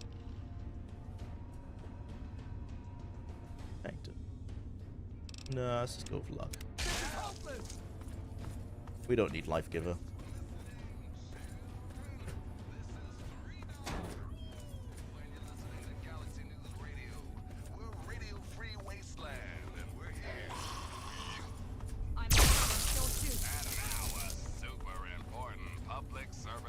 Yeah, but those chemical reactions you refer to, or just how the meat network operates, a quantum system could have something similar. Yeah, I guess then it just comes down to, I guess, current day humanity's opinion of machines, right? Like, I guess that is the moral conundrum tied to it. It's like, if a machine can replicate the the chemicals of humanity, or like what makes us tick so accurately, what is the difference? That's all the philosophical questions that they never played with in Fallout. I think was the issue. It was always like implied. They expected you to understand the references that they were pulling, and never tried to put into the game themselves. I don't have any meds. Leave it behind.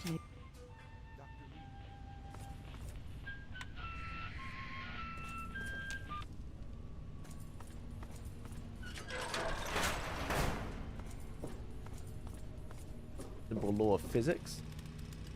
Could not be biology, but yeah, they can't feel emotions regardless of how advanced technology gets. It's simply impossible. Well, I guess that's the philosophical question, right? Of how it, like, is there a point where it gets so advanced? And this isn't talking in the Fallout universe, because I don't think it, in the Fallout universe, it doesn't make any sense for it to ever get that advanced. But in like the real world, if we're talking thousands or hundreds of thousands of years from now, maybe it gets to the point where it's perfectly replicating a human. But that wasn't the case in Fallout. Like, they had the injection molded like bodies, right, that were essentially Terminators. They had flesh and blood and everything. From what I understand, their brains were still mechanical, because they still had those synth chips. When you kill the synth, you could find the synth chip. So yeah, as it is, a synth doesn't feel emotions in the same way a human does. And so it is just a philosophical question then, of like, oh, if it's not exactly the same, is it different? And most people, well, no, I'm not saying for most people, but for me anyway, I'd be like, yeah, it is different.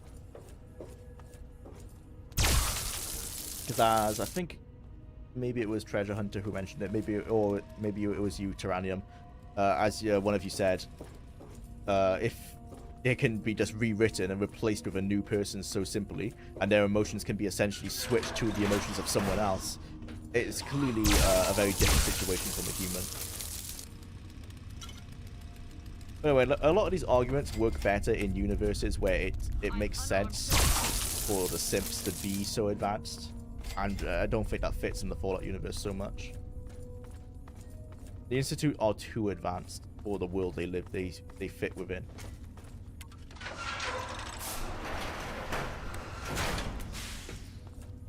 Yeah, we did it.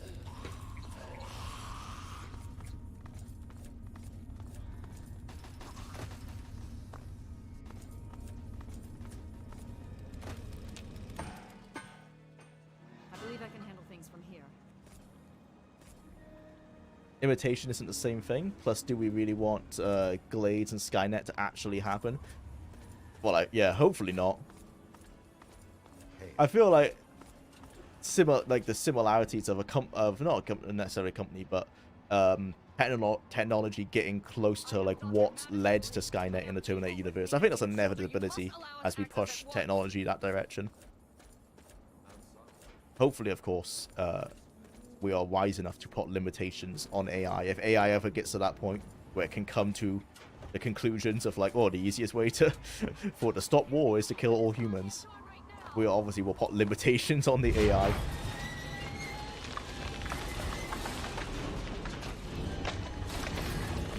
And there's also, you would like to think governments wouldn't put artificial intelligence like that in charge of its weapons of mass destruction. Not that the governments have a good track record of being smart with their use of technology.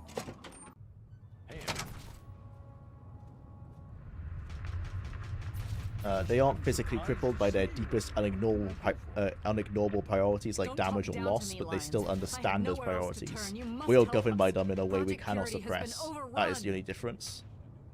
Yes, I'd heard reports of an incident. Yeah, that's the you know, it's the conversation of The Enclave, they are they've emulating attacked Project humans.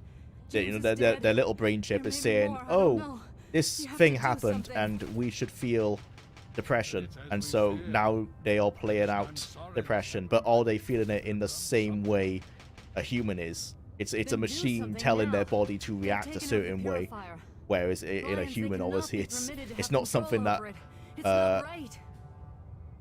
well, I mean, you know, there's also the question of maybe our brain is a machine or that kind of stupid stuff.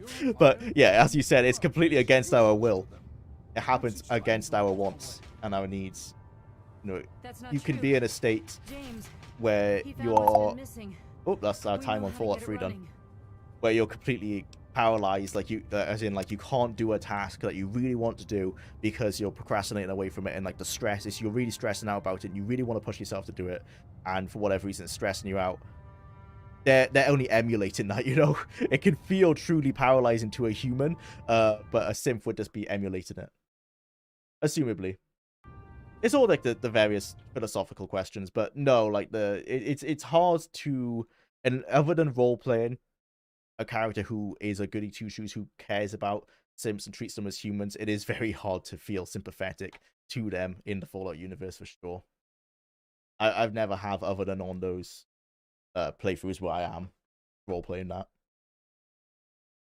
If I just play my normal neutral playthrough, like my first playthrough, yeah, I didn't care for them. I picked Brotherhood of Steel. And I picked Brotherhood of Steel because I was happy to see they were closer to their original iteration. For all my issues with Fallout 4's story, hey, at least the Brotherhood are back on their shit. Fuck, they're not quite the same though. They still have some stupid stuff in Fallout 4 with their priorities. I don't quite like the idea of the crusade they're on. But it does align more with the original principles of the Brotherhood. To be like, we must stop technology from the technology that ended the world. We must prevent that from happening again. So in that regard, it makes sense for them to be like, we need to stop the Institute because they're kind of on this path of ending the world, or at least replacing humanity. Okay, so that's Fallout 3 done. Save.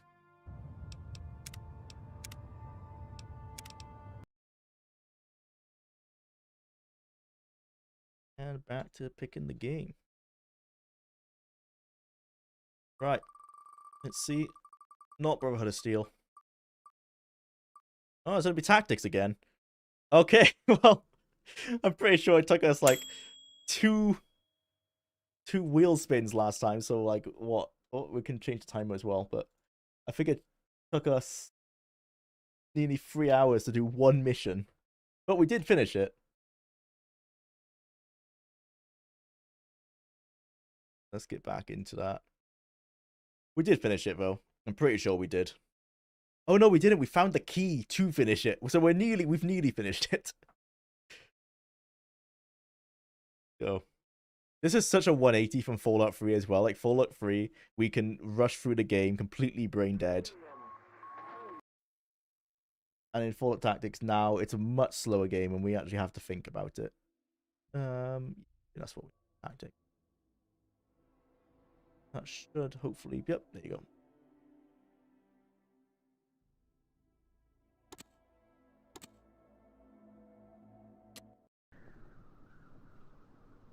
Right.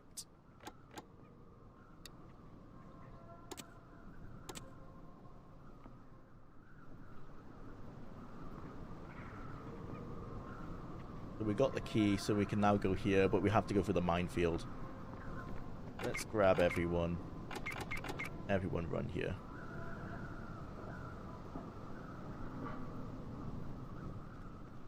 Said everyone. Come on, guys. There you go. You can all stand up. We've killed everyone. Let's go.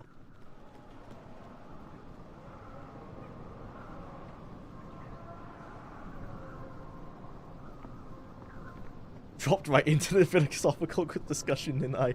Pretty much. But as Underhill said, yep. Oh, okay. Good work, Brian.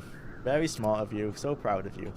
As Underhill said, though, yeah, it all came down to Tim's so dumb and rude. Fuck him. The Brotherhood were right. Let's just kill him.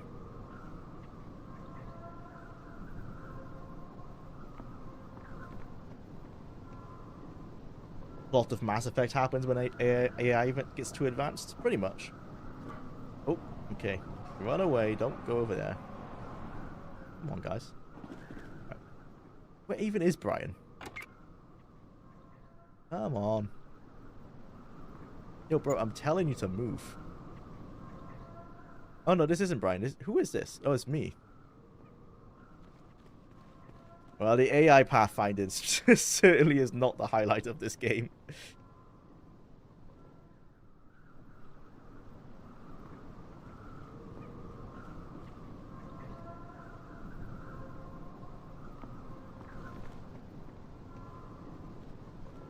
Well, they have some priority system in their brain network that says you are depressed, exhibit depression.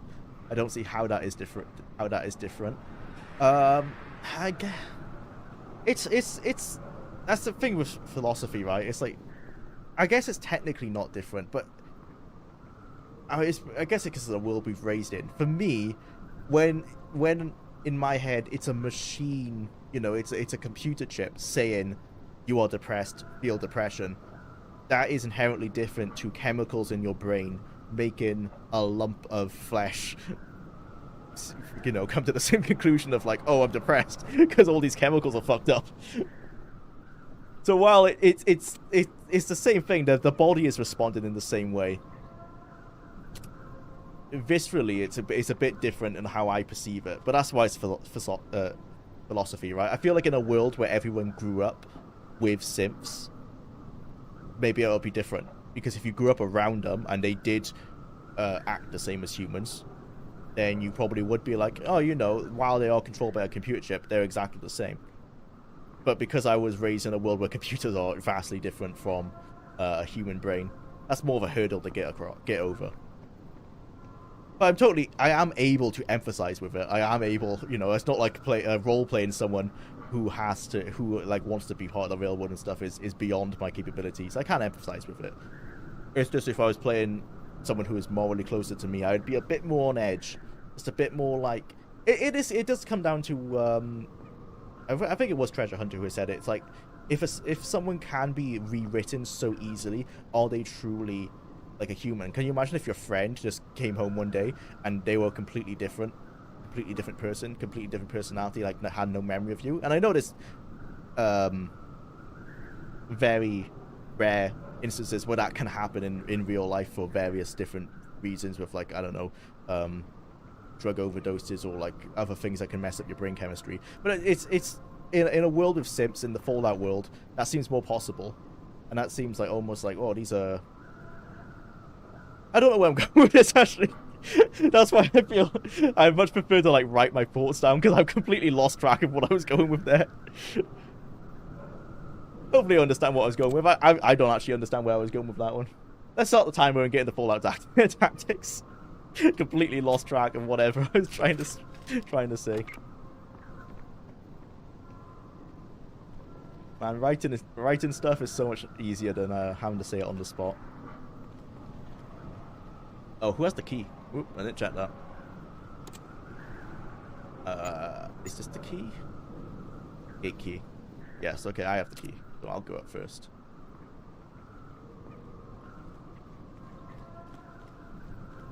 Don't run into the mine.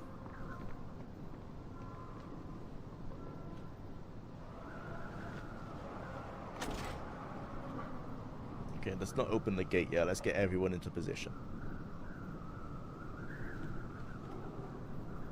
Far side. Now we know we can't blow these up with grenades because we've tried, so they can't do that. So if you lie on the ground here, I'm assuming there's people behind this gate. There might not be. Let's just get people in position.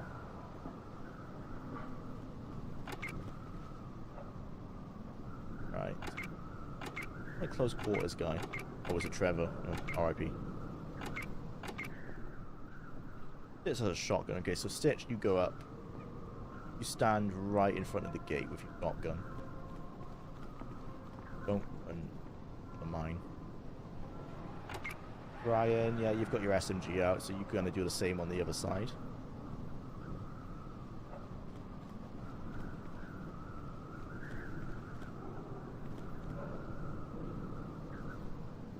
You have an assault rifle, so you lie down next to Farsight. Same thing. Oh.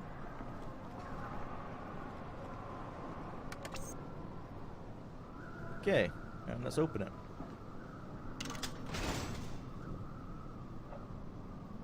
Only open the one? Oh, okay, just opens the one. Well, there's no one there. All that for nothing. Right, okay. You two and Jax, you stand up, switch to your SMG, stand up, come join hit squad. You three go first. Okay, yep, get up to the door. Okay, good work, guys. Oh, oh dear. You're fighting people on the roof. You guys move in. Right, Farsight. You come in with me. We're gonna clear out the bottom floor. Switch over to your assault rifle. Oh, take. I need to get out my rifle. And my AK. Oh, I'm out of ammo. AK ammo is 7.62. Farsight, do you have any 7.62? You have 128. Yeah, you dropped some for me. You dropped 50. Oop.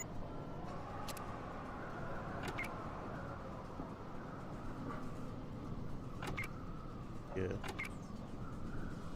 Set up. All of it. Reload. Why can't I reload? Gotta drop it onto the gun? Oh, I didn't pick it up. Yeah, pick up all. There you go. Then reload. Right, so you two run in. So you're gonna go for the front door. And these three are gonna go up top. So let's go up top and kill those guys. Try and do this simultaneously. It might be a... Nope, nope, nope, not like that. Up the stairs. Up the stairs. Okay, right. Stitch, you go first. Stitch. Okay. Right, these are stairs, yes. Up the stairs. There you go. I gotta click on the stairs to make that happen. Right, so you're gonna get this guy from behind. Oh, and that guy. Bam. And this guy. Nice one. Good job, guys. Right. You free crouch down. Oh. Get up! Get up! You two, stand up. Quick. Run. Get him. Bang, bang, bang. Boom. Bullshit. Right, okay, you guys see the pot distraction. You go through the bottom floor now. Run to the side. Oh, it's locked. That's ideal. Not ideal, I mean. Oh, fuck. Oh, shit. Okay, like, everyone just fucking in. Everyone in. Everyone in. Open the door. Well, that was extremely lucky. Right, I should be able to lockpick this. 14. No, never mind. Probably not. Looks difficult. Can't reach. 25. Let's see if she can do it. I'm in the way. That was extremely lucky. I should probably turn it on the turn-based. Come on, Farsight. What do you mean can't reach? You're right there. Difficult. Oh, okay. Well, yeah, come upstairs. Up you go. Right, you guys. Brian. Reload your gun. Can't. Get out of ammo. Switch over to your hunting rifle. Oh no, switch to your scorpion actually. Oh, which is also out of ammo. Damn, I'm getting low on ammo. I think that's the issue with the real-time mode. Oh, he's got loads of AK ammo though, actually. Yeah, you switch to an AK then. Keep on an automatic weapon. That's a Terminator reference as well, actually, just realized. Yeah. There you go, because all the way back from tactics. Right, yeah. You want to use your Use that on yourself. Same with Jax. On yourself. You can switch to your AK actually.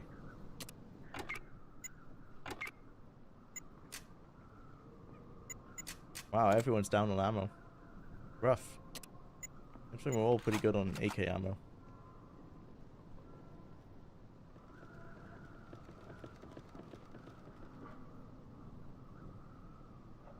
The whole sim thing relies very heavily on we will never understand the human brain, which is not true in my opinion.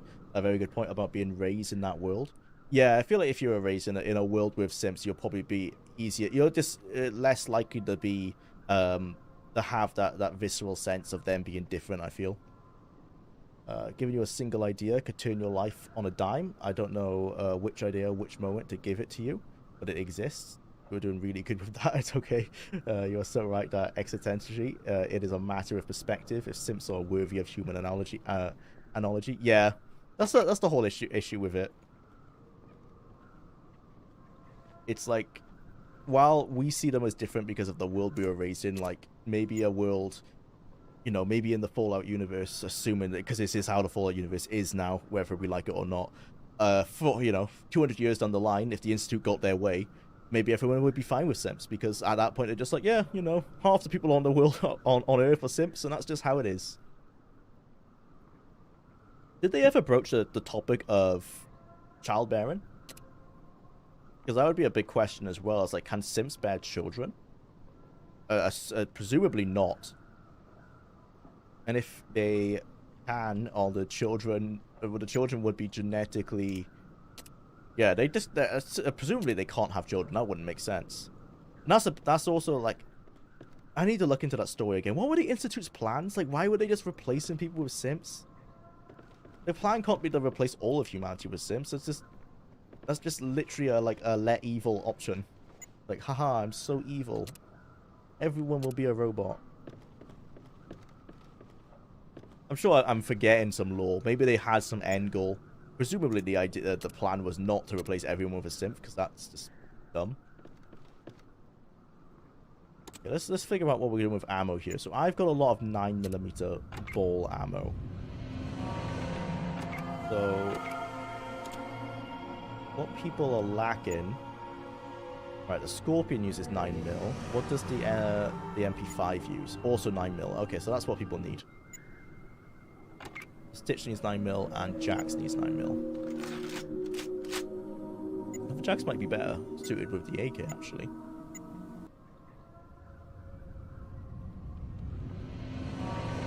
Same AP. Yeah, let's keep him on the AK. And let's give Brian some 9mm. I'm not using it at all, so I'll just drop most of it. They're like 200. Oh, yeah.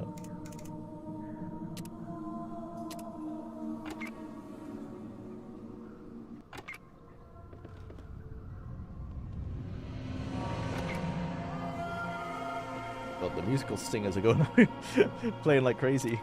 Like the same four playing over and over. You definitely tell it was an Enon Zur soundtrack.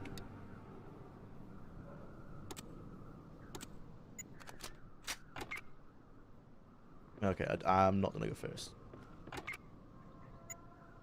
Stitch, you, Brian, go first. Jax and Farsight, you stand ready.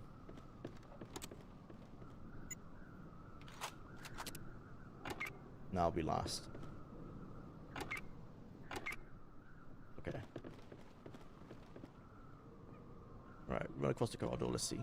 Okay, whoop, quite a few enemies. Right, you guys crouch. And see if you can get in this. Cool. Right, you two. Down you go. Okay, that worked. Crouch. And sneak. Right. I'm gonna switch to turn-based.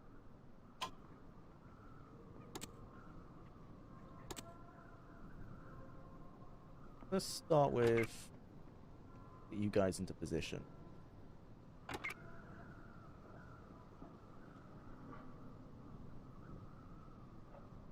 And ditch out first. Ditch out first. Okay. Out you go. Oh, okay. You might have beaten old Jesse, but you got bigger problems than me. Oh, we'll see how your pretty little soldiers fare against those monsters. Which monsters he's talking about? Oh, the super mutants. Must be the super mutants. You're either real smart or real stupid for coming to my neck of the woods. Nobody, not even the Brotherhood, I think what raided my happened camp. was... Get 'em, boys, and try and save $1 for my sweet little I think Daisy. Stitch just Kill killed 'em him. quick. We got bigger problems than this out west. So the dialogue that just played was like his death dialogue, and this was meant to play beforehand. So Stitch must have just killed him in one shot. Oh, he did it though. I'm not sure what happened there then. He played like he's almost dead, so maybe that's why. Yeah, you've got no AP left. Can you get behind cover? Yes. Alright, far sight. Pop your head out. Take him down. With the mechanical arm in your possession and the raiders dead, your objectives are complete. Proceed to the exit grid to leave this mission. I'm starting to see why, like in Bethesda games, when you get a level up, or at least in the Fallout games, when you get the level up, it doesn't trigger. Actually, I think that's from the original games anyway, but it doesn't trigger until after you finish combat. Because, God, talk about breaking the suspense. I'm just trying to do my tactics, and suddenly just random pop-ups popping up all the time. Proceed to the next grid. Okay, good work, Farsight. Back behind cover if you can. Jax. Harder for you, but let's switch you to single shot.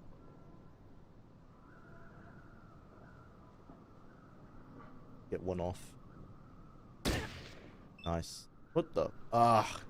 Yeah, this bug is just so annoying as well. It keeps on jumping the Trevor as if he's alive.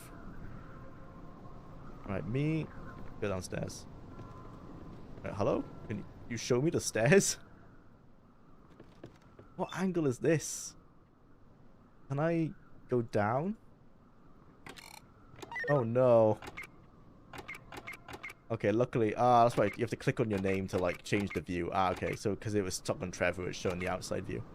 My bad. Right. Your AK. Single burst. Save some ammo. Come out. Bang, bang. Okay. I think we can switch back to real time now.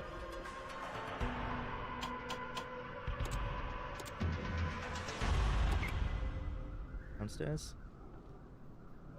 I never got past like scenarios of this game. Well, like, because of the way the game's set up. Yeah, it's completely different to a normal Fallout game. It's very much... I'm approaching it how I would approach like XCOM rather than Fallout. Odd, I'm subscribed, yet this stream didn't show up when I brought up my YouTube's homepage. Yeah, I think that's just how YouTube kind of tends to do it. I think they hide streams on the subscription page, maybe. But yeah, welcome to the stream, Deep Space Nine. Nice to see you here. Playing some Fallout Tactics. Every Thursday, or most Thursdays, we play a variety of Fallout games on a rotation. Just based purely on a randomized wheel. As I prepare to do a retrospective on the entire series, which won't be coming out until next year, but this is just a good way to kind of discuss it with everyone and see what people's thoughts are. And it's also my first time experience in Fallout Tactics. Although this is Fallout Tactics, in terms of my first time experience in it, within an entire, within streams.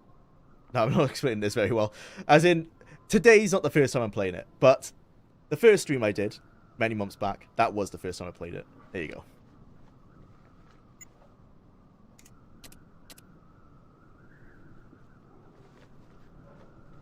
Apparently Deacon says in his final story that they were trying for babies, but it didn't work out. That's what happens when you hook up with a toaster.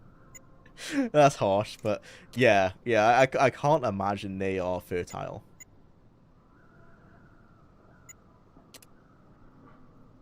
Well, I can level up.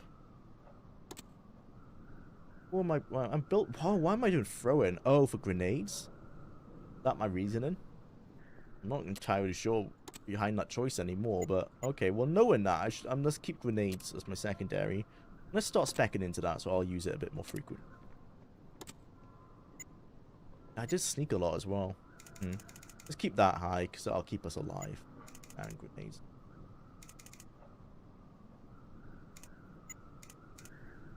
Right. We won't get a perk this level. Nope. Anyone else leveled up? Oh, Farsight leveled up. So, let's get her to 100 speech. Oh, sneak. Oh, we do have the, 200% outdoorsman. Knowledge of plants and animals. This is for fast traveling, I'm going to assume. Like, traveling on the world map, like in the original Fallouts. That's not so helpful. I'd rather spec into small guns for her. He's our sniper after all.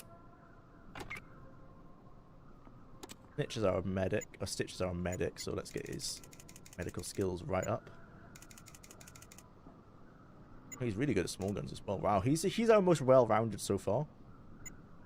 He's the highest level as well. That would be why level 5. What else can he work in then? The barter. Oh, that's for trading back at the Brotherhood. Pilot. We haven't had to do vehicles yet. Maybe get someone better suited for that. Maybe just put him into science. Maybe. He already got a decent science skill. Right, Brian, you're just kind of a run and gun guy. We're suiting you up for big guns. Probably shouldn't have put sneak on Brian. Not specking in the big guns because I'm sure we'll be finding some soon, hopefully. And Jax did not level up. Poor guy. Oh, Farsight, you come here and come get some loot.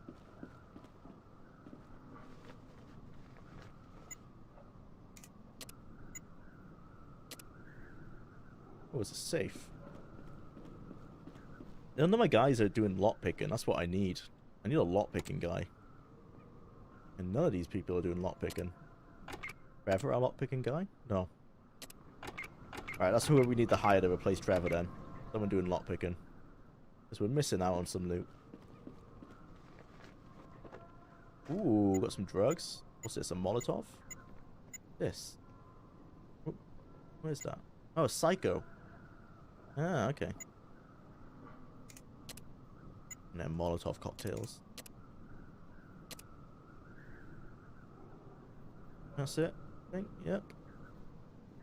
Okay, everyone. We need to head to the extraction point. Where's the Chester? Or should we check that out? Where is the extraction point? Map.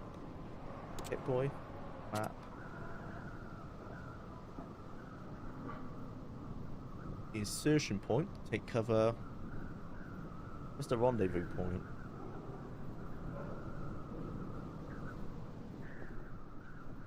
Is this the rendezvous point? This is the insertion point. Take cover. Take cover positions upon reaching the rendezvous point. Oh, okay. Maybe that's our way out as well. Does it highlight or anything to tell us that? Oh, I think we just run out the edge of the map. Okay. We gotta go past the stupid mines again. Really no way else in here. Oh, can we open the door now? Probably not, right? Oh, okay. Everyone back upstairs.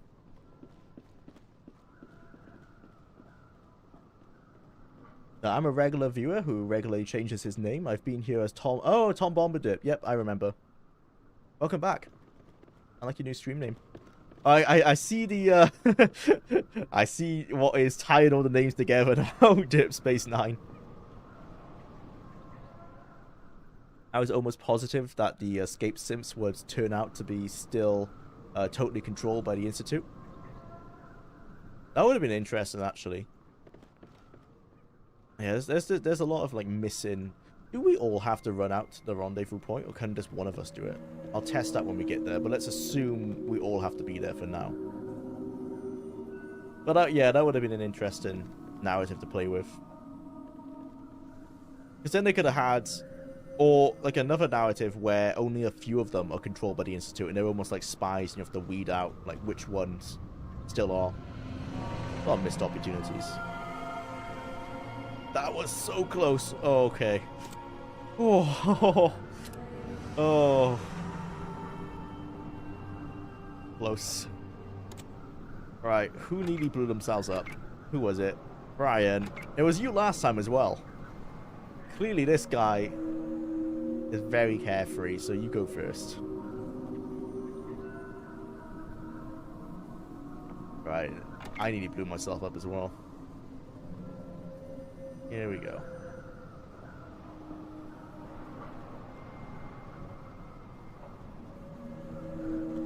That revelation would have given the Institute some real in-world heft. Oh, that would be more logical than sometimes they come out of the coup broken. Yeah. It's a shame with like Bethesda writing generally. They don't explore stuff, I feel like, as fully as they could. They're not pushing the boundaries as much as they could.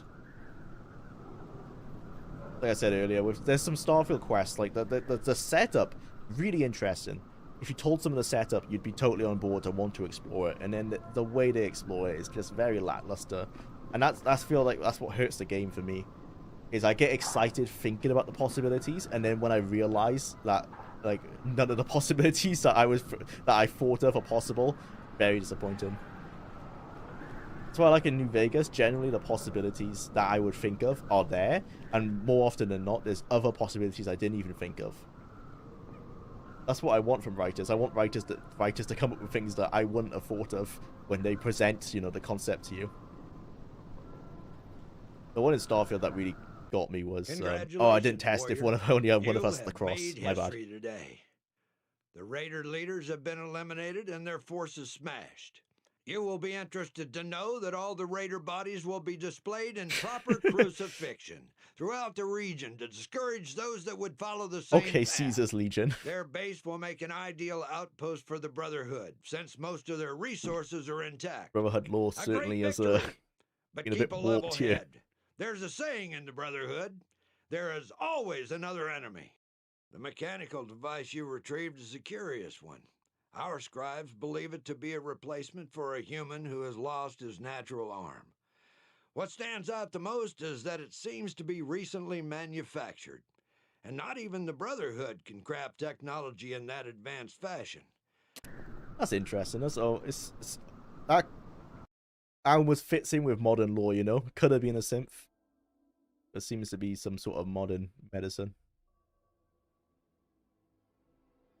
As I was saying, the quest especially that stood out for me as like a missed opportunity in Starfield was, and spoilers if you've not played it, it's not a main quest anyway. You find a big like cruiser ship, and when you go up to it, you can normally radio the ships, and they'll be like, "Hey, come aboard," or like, "What do you want? Well, we can just trade," or like they might be pirates or anything. So you radio into the ship, and it's sending out like crazy signals. You dock with it, and everyone is very freaked out, and then they're like, "Oh my god, you're not an alien," because what turns out this is a colony ship that was sent from Earth 200 years ago, and it's entirely set up to be like, it's generation based, so like the kids will run the ship, and then their kids run the ship. They were aiming to get to this planet, and in that time that they were doing that with the method of travel they had, humanity discovered faster than light travel, you know, overtook them and eclipsed them technologically, and then settled on the planet they had set themselves to find. So that's the premise is now they want to colonize this planet that they've been aiming for 200 years. You know, that I think the captain's great-great-granddad was the initial person who like set out to find this planet. And they are dead set, like, we need to colonize this planet. We don't want to go anywhere else. This is our entire history, our entire culture is about this planet. But that's understandable. Okay, they want to go to this planet. Now, on the planet is a hotel. They own the planet. They bought it legally. It's a corporation. They have a single hotel there, and they don't want to share the planet with everyone because, fair enough, they own the land, so it's legally theirs, and they don't want to share it.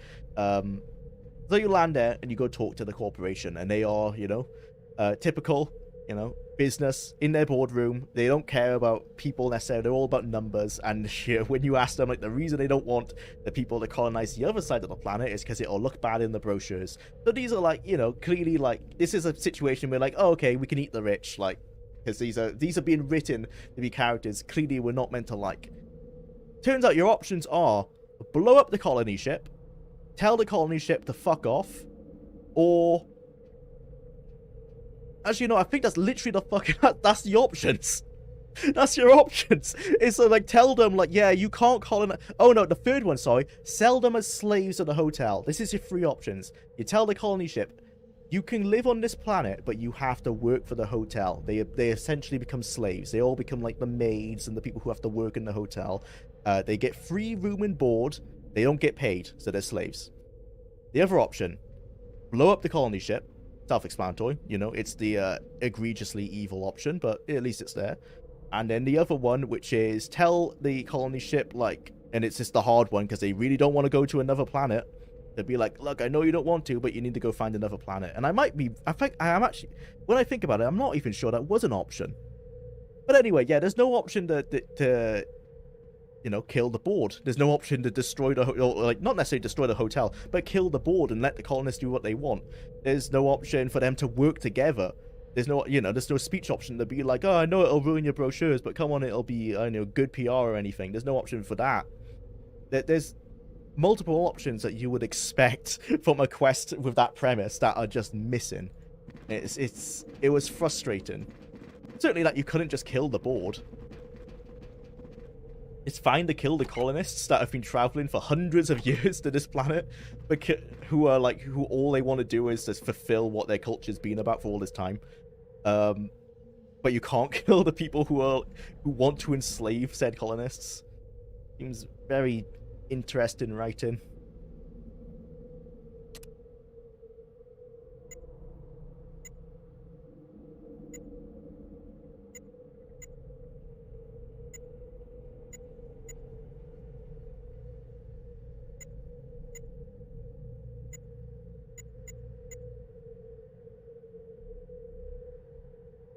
Choice A or Choice B, which is also Choice A. Welcome to modern Bethesda writing. Yeah. From your lips to Todd ears, we want better writing. That's all. Dick.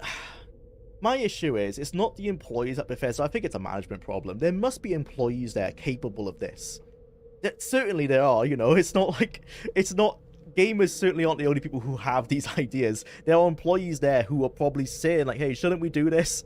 And then some of the management just saying, no, too difficult, or no one will care. I don't know what's going on.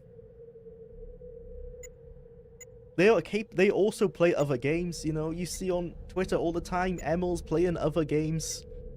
He's playing far better games than the ones he writes.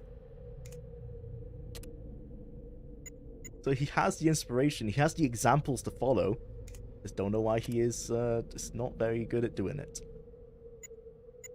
Not a lot we can do about it anyway. I'm making a critique for it, but it's kind of in vain anyway. So we know that they don't take this criticism. One, they won't watch the videos, but even if they didn't watch if they did watch the videos, they never take this criticism to heart because their games have just been continually progressing on the same trajectory. There's never a point where you're like, oh, they've actually, you know, they heard what the reviewers were saying, they've turned around. All for now.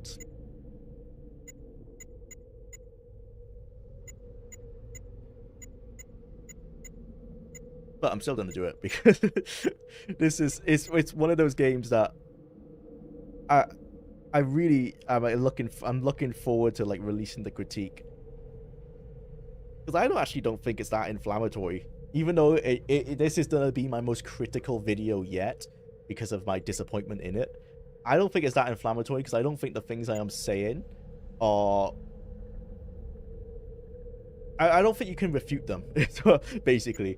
I feel like even the fans of the games, like the things I'm pointing out, even the fans of Starfield are going to be like, yeah, that is how it is. A lot of it boils down to you're okay accepting that it's like this. I think that's what I've realized with a lot of people who are a fan of this game. They're just happy to accept the issues. Which is fine, you know. I still have sunk nearly 100 hours in the game. I will sink probably 200 hours by the time I'm done with this, with the full criticism. I'm only on episode 1 at the moment. And I still think the game's, you know, what I would count a good game. It's a 6. I used to think it was a 7. The more I've played, it's definitely a 6. Between a 5 and a 6, depending on what part of the games you're playing. I still think it's a good game, but it's not a great game. It's certainly not an excellent game. It's just good. It's okay to good. And that's just not what I expect from Bethesda. There's nothing new here. Oh, okay, we've got some melee. Mace glove. Thought the inventory would have updated a bit more in between. Maybe it does for the next mission. Oh, we have got some microfusion cells here, though. Oh, small energy cells. Oh, different shotgun cells as well. 12 gauge shotgun cell. Oh no. That's... How do I see? Can you not see what you're buying?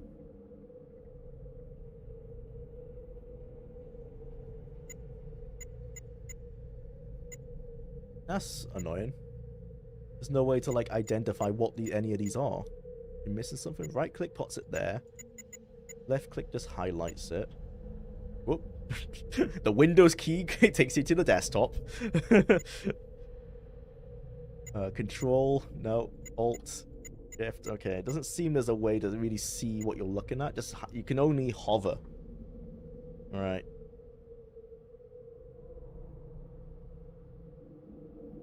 Okay.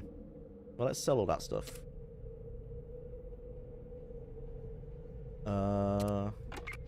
Farsight has some stuff as well.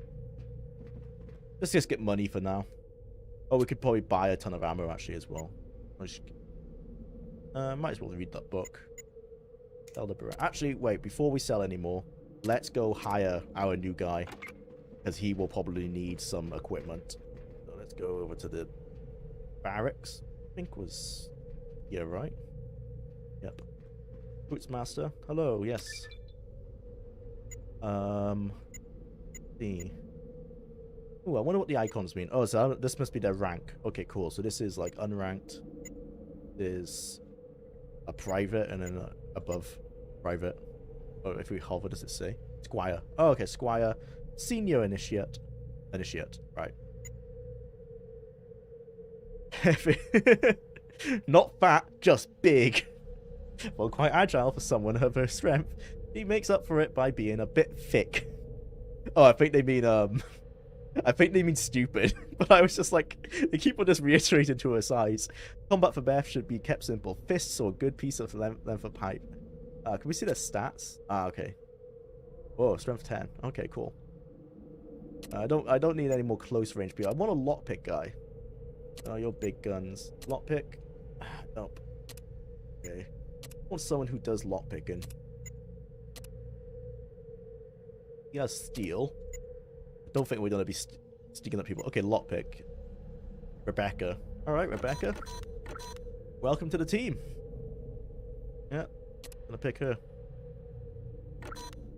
Oh, we can pop people back. Oh, who don't we like? Oh, do we have to take off? I don't want to like spend time taking my inventory off of them though. No, I'm gonna stick with these guys for now. I'll level them up a bit. All right. Welcome to the team, Rebecca. Let's level your lockpick up. Oh no, you never mind. It says you can level, but you can't. Right. Your inventory is empty. Farsight, you come here. Let's give her some stuff. Yeah, you know, that's a good point. Bethesda games still have problems that were largely resolved in gaming in general over 20 years ago. Like, how does Starfield have encumbrance? Aren't we done with that by now? Bethesda seems to have it in their gaming DNA. There's rooms, there's certainly places for mechanics like that. I like the idea of encumbrance on the player character, but one, it should be a bit heavier than it is. And two, I feel like the cargo on the ship should have been way bigger than they are. I kind of like those elements, although they are... Actually, no, I'm not sure. Now that I'm thinking about them, I think I like them just because of, like, it's, what's the word? Like, I'm used to it, you know? Like, it would feel weird not to have it, but now that I think about it, it's just a thing that you'll spend time managing. It's just inventory management that is unnecessary. Yeah, for quality of life, actually, I don't think it adds anything to the game. other than the realism aspect. But as Tim came at a good point, if realism is the only reason you're keeping a mechanic in the game, then take it out. Right? If the mechanic is removing fun and the only reason you still have it is realism, then it doesn't deserve to be in the game. I'll need to like write a list of pros and cons for inventory weight for encumbrance, but yeah, there's not a lot of pros to encumbrance other than realism. I'm gonna take a quick break. Be right back.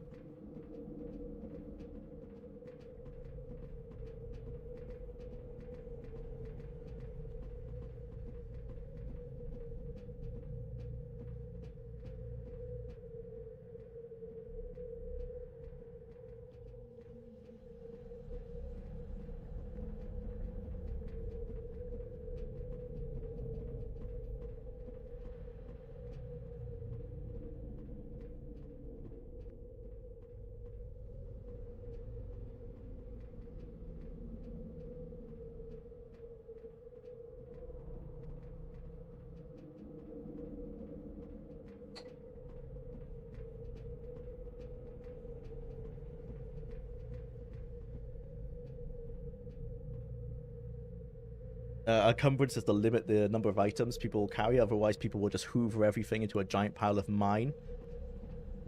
That's true, but I feel like people are doing that regardless. That's the complaints that we'll have with the encumbrance system, right? Is that they spend so much time hoovering up everything and then offloading it onto their ship's cargo and then going back to hoover up more and doing that back and forth. And that's a part of my critique, is that you soon learn in Starfield that is futile, because you will spend a lot of wasted time doing that.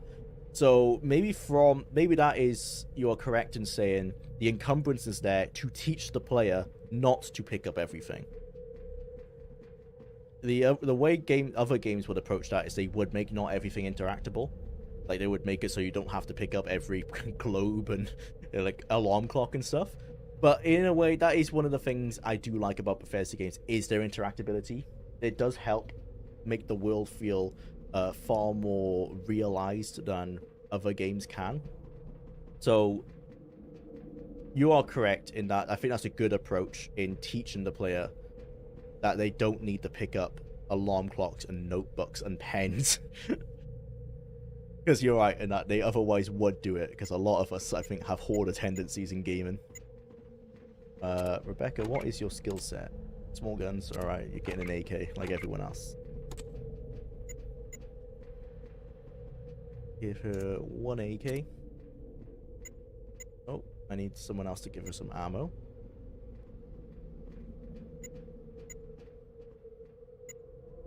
Give her 3 stim packs. Me, your strip. You can't, because I'm far away.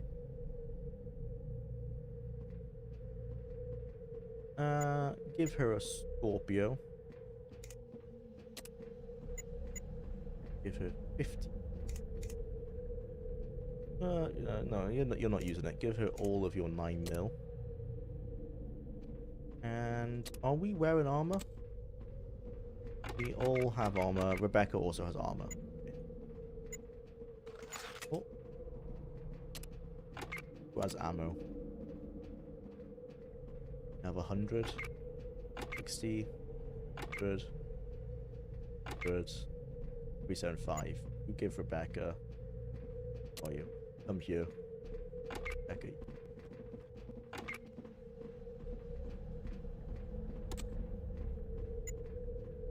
Rebecca gets half your ammo.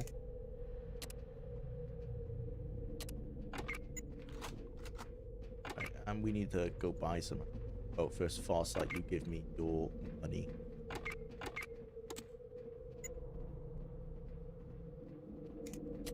Oh, might as well give me all your loot while we're here.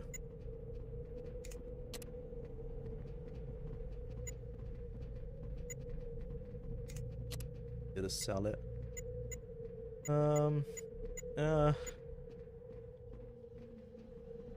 Let's just sell the books. I don't feel the need to read them. The lockpicks. Oh, we can give the lockpicks to Rebecca, actually. and give the Molotovs to myself because I need gun.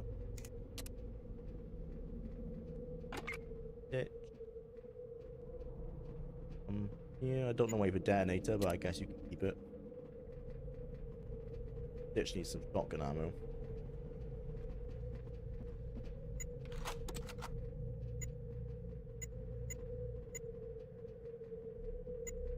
The AK. Brian. Oh, Brian has a lot of loot. Come here, Brian.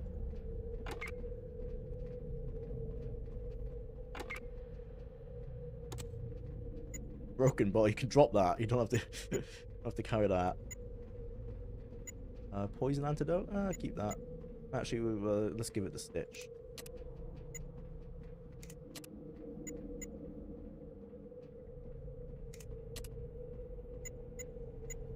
Shotgun shells. Oh, we can give that the stitch as well.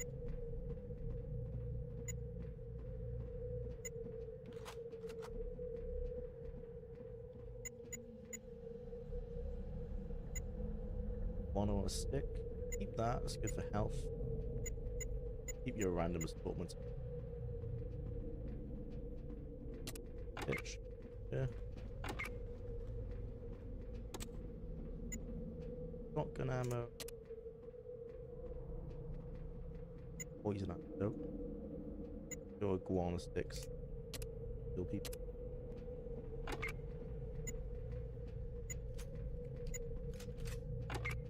Okay. Buy a ton of ammo for the AKs. That's what we're low on.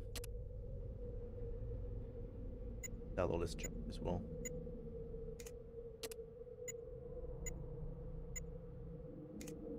Well, the books really aren't worth anything. Well, I might as well read them. Thought they were going to be worth thousands like in Fallout 1.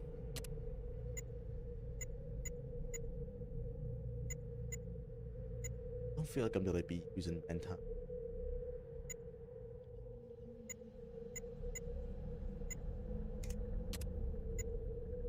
Same with the Coca-Cola.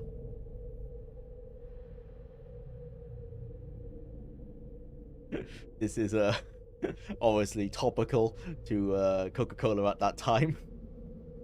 A marketing disaster that was Cherry Coca-Cola, which I think is probably meant to be, or Cherry Coca-Cola, which is meant to be New Coke. They went back to by introducing the classic. It's exactly the same, the original, but comes in a new bottle.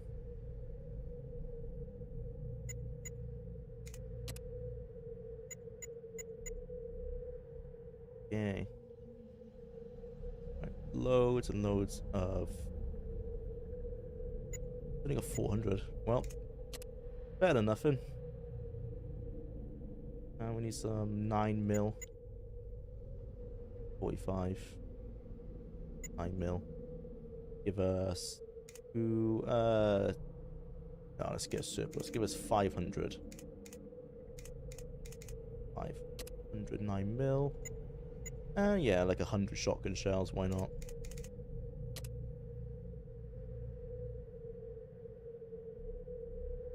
Cool. Oh, he's got stim packs. Oh, he hasn't got stim packs. Oh, he has dynamite. We do have a detonator. Wait, dynamite doesn't even need a detonator. That's C4.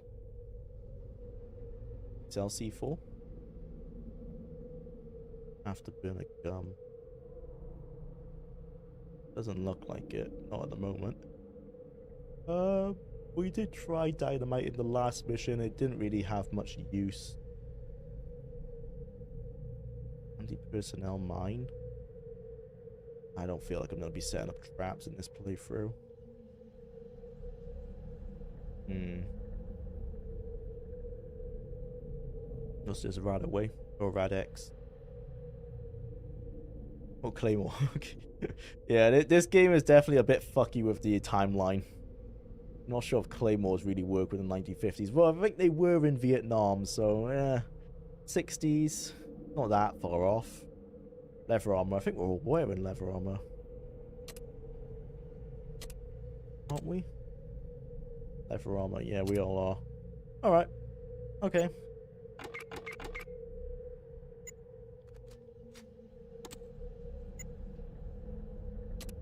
Fortunately, he doesn't have any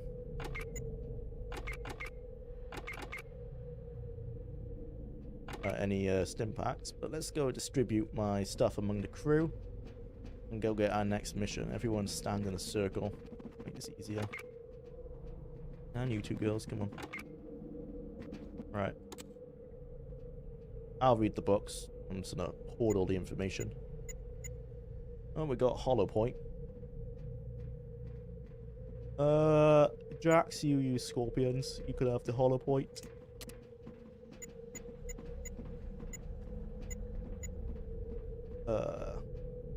That doesn't seem appetizing. Let's just give it to that. I'll keep the Nuka-Cola. Right, 9 mil. Let's distribute 200.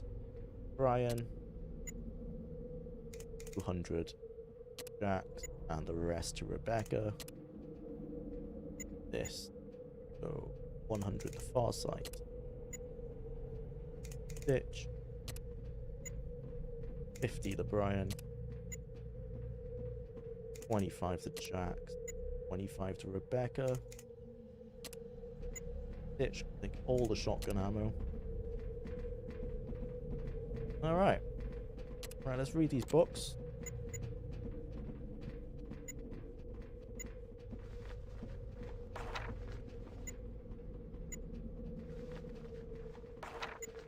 Oh, get on to the next mission. They could always just do a... Oop, I'm out of the loop here. Inventory is really all about what things that I know the location of can I access right now. And if you've earned a certain amount of access to something, why not just let you use it all? Things that I know the location of. Oh, can I access right? Yeah.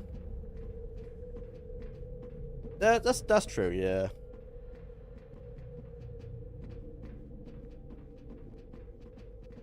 Should be a total limit. Should be a limit on the total number of unique items. You raid a place and you get all of what you came for, but not everything in the place. Yeah, I think that's actually a good way to do it. And I think you're right in that you just limit. Yeah, you limit specific items.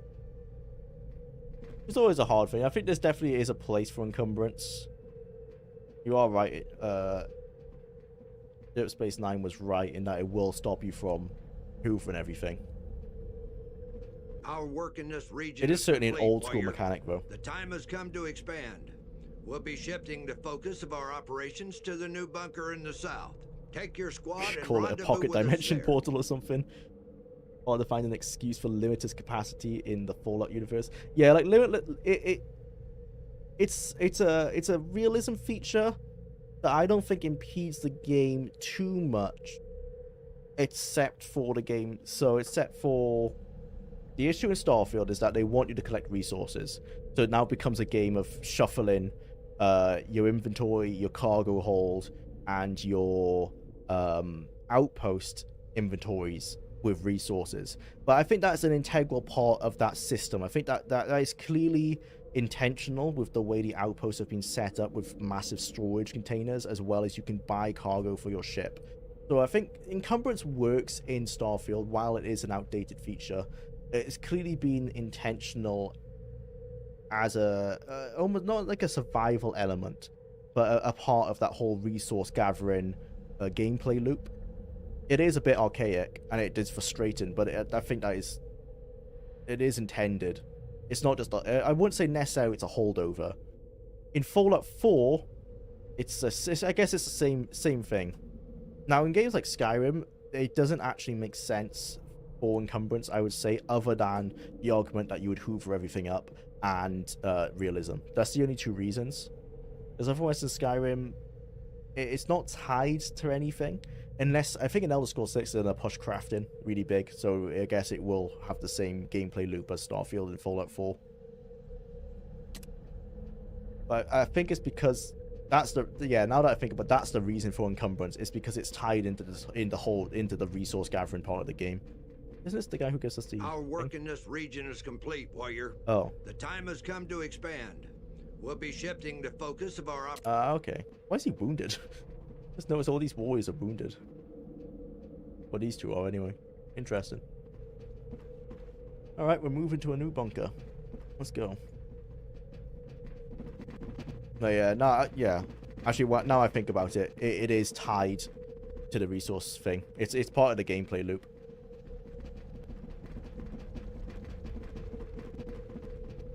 I wouldn't have known if I hadn't collected buttercups and dropped them all over, them all at Starlight. You do weird things when you put too many hours to a game. Data left over from before the Great War showed that the ancients spent many years constructing vaults to house the survivors. Recently acquired data, however, points to the creation of an enormous supervault. This nucleus of the vault network was built to protect the greatest minds of the time. That's just concept and would be art. the spearhead of post-war civilization. If the Brotherhood could find this vault and activate its systems, they would have access to technology resources previously undreamed of, as well as access to the ancients themselves. But the journey to the calculated location of Vault Zero would be perilous. A large army and a vast area of operations would be required for a mission of this magnitude. They planned to follow the roaring river to the south, forging alliances, gaining fresh recruits, and, if necessary, eliminating aggressors. Bunkers will be established in each new region to firmly establish a secure area of operations. When the Brotherhood's rule in the region is undisputed, and their ranks are brimming with new recruits, the real campaign will begin, heading back towards the mountains. They managed to get Ron Perlman back.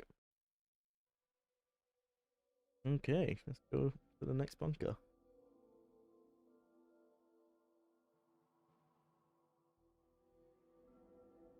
Random encounter. I think this is our first random encounter. I like that we start in a circle. That's pretty cool. Back to back. Who's attacking us? Oh, raiders. Okay, let's just get out of here, guys. Let's get out. Let's stand on the edge. How many are there? Quite a few. Now let's just get out of here. Bye.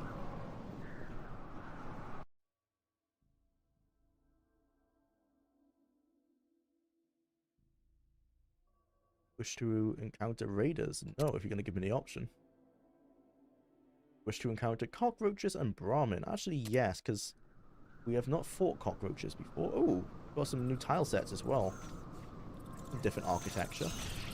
And the cockroaches fighting each other. Ah.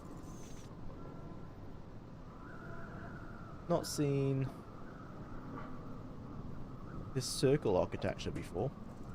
All the other ones seem to be like updated or similar assets to Fallout 1 and 2.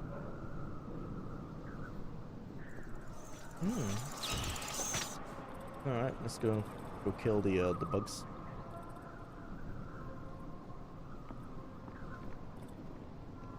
Everyone on aggressive and just let them do their thing. Get them! Yeah! Good work. Okay, can we just get out with one person? No, they did think of that. Okay, it has to be the whole squad. Good job, everyone.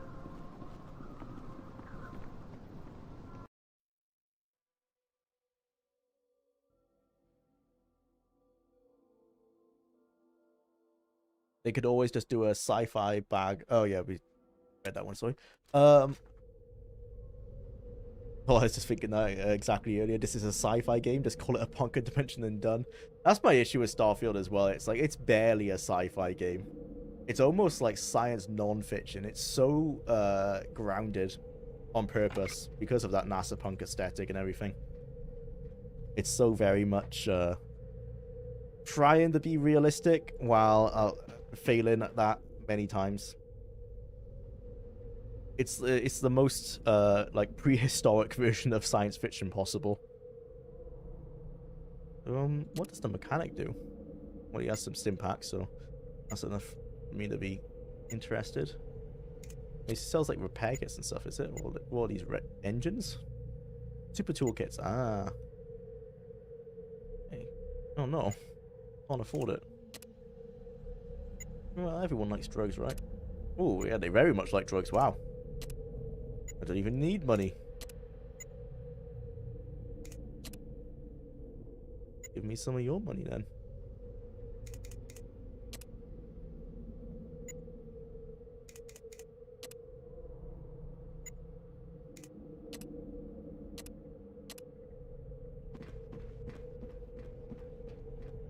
A retro-futuristic cyberpunk sci-fi RPG would be absolutely amazing. Do you mean Cyberpunk 2077?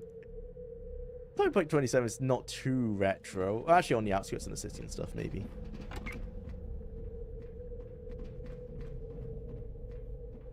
Yeah, I wish there was more sci-fi elements.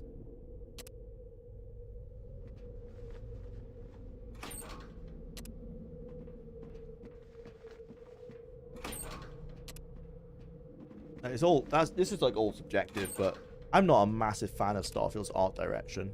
I can say, like, for the most part they've stuck to it, but I'm not a fan of like that whole NASA, like everything looks like the ISS. The only sci-fi like ship you can get access to is the New Game Plus ship. And while aesthetically it's the only one that kind of looks modern, or looks futuristic, I should say. Unfortunately, it's not that good. You're stuck with making your own blocky NASA type ship. Hard to make them look super nice. They always look like Starfield versions of nicer ships, which is generally not a lot of people make. You may return to the bunker for healing anytime you wish. I will heal you as long as I have the resources to do so. From time to time, I may also have field kits available that your squad medics may use. I like the idea of everyone, in the outposts, everyone living in those like little NASA habitats, like little colonial habitats. That's an interesting idea, and it is likely what our first forays into space will look like. But man, do they get boring. It's a convenient way to have a consistent method of creating dungeons and places of interest where they all just look like little bubble habitats. Well, at least it fits in the lore. It's bad when that's the most I'm giving them. Like, it's commendable that they had that their world design fits their lore.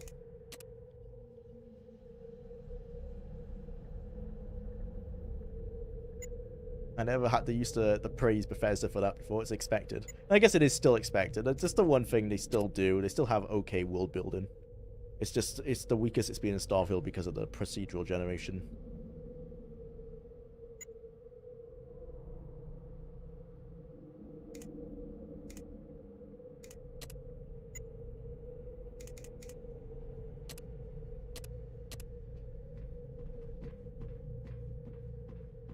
Right.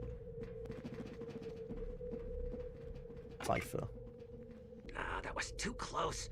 I thought I was gonna have to cap your ass since you almost blew my cover. Well, anyway, as long as I get paid, I can party with full afterburners on. You know what I mean? Gamble. Oh, okay, this is Diablo 2.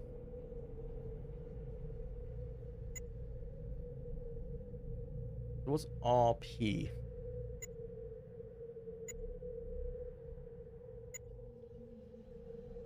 So it's just, yeah, it's the way to trade items, really. I look at Diablo 2. Pardon me. Right.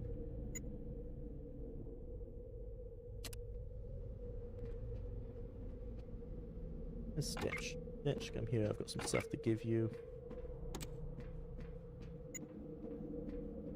Got my stim packs and my med kits.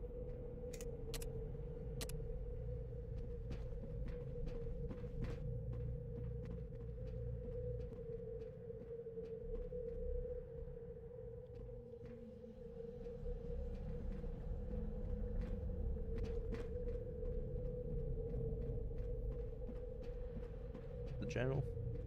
Yeah, our next mission. Oh, we can pick two? Okay, we got a choice. Go for Pretoria. As you know, the Brotherhood maintains a vast arsenal of weaponry and armor. Most of our equipment consists of the usual conventional assortment. However, some of our more advanced equipment requires fusion batteries to function. Until we regain the technology to manufacture our own batteries, we must acquire these power sources elsewhere. This mission centers on a tribal village in the area of They're all Peoria. tribal villages so far. Intelligence reports that the tribals built their village over a pre-war storehouse of fusion batteries. While they guard these batteries zealously, it is doubtful that they understand their function. While these savages no longer surprise me with their Neanderthal antics, do not underestimate them. They fight well enough to thrive in the wasteland. Okay. As you know, I assume that mission is now started? At ease, Initiate. Oh, okay. As you know, the Brotherhood has been expanding south. However, our supply lines are thin and thus being targeted by all sorts of bandits and raiders.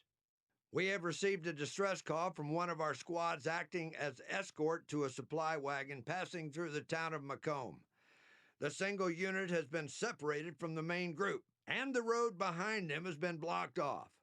Our warrior is holding the fort for now, but he could fall any minute. He needs immediate backup. Your mission is to journey to Macomb and relieve the survivor of his duty. You are then to escort the supply vehicle through the town. Sounds easy enough. All right.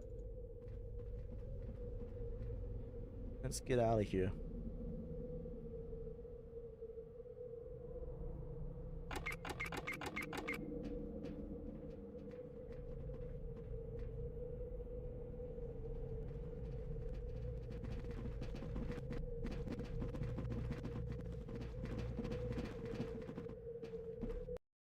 I haven't even played it. I don't pay more than a few dollars for a game. I'll just wait. Or don't pay more than $20 for a game. I'll just wait. That's fair. I have a similar approach. I normally don't pay over a certain amount. That's why I can't really recommend Starfield to most people. At the moment, based on my own principles with money, I wouldn't pay £60 for it. Let's go to Macomb first, because they talked about supply vehicle. I want to see what the vehicles are like in this game. As you know, the Brotherhood has been expanding. Right, so it's about damn time some backup showed up. All right, the original escort squad is pushing up mutated daisies. Everyone in this forsaken town wants what's in these supply vehicles. It's not a pretty situation here. Every 20 feet is another roadblock that has to be cleared. These people are vile and little more than animals, so shoot first and watch your back. The keys are in it. Good luck, and I'll see you back at the base. Oh. Yeah, don't humanize them too much, bro. Can we all get in the Hummer? Oh, only one of us can? How it works? It is, okay. Guess I'm driving.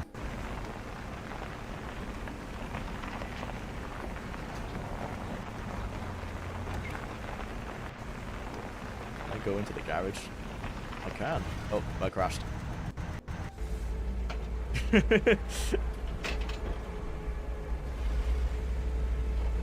No. This is about as janky as I thought vehicles in this game would have been. At least the sound effects are good.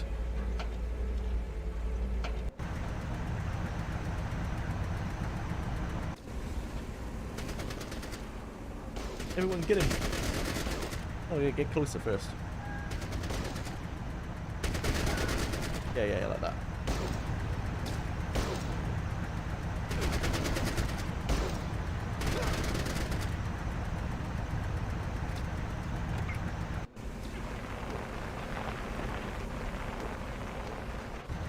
Oh, I can't smash open the gate. Oh, getting hit. Right, everyone, you go inside there. Jwlar, you get out of this vehicle. I don't know how.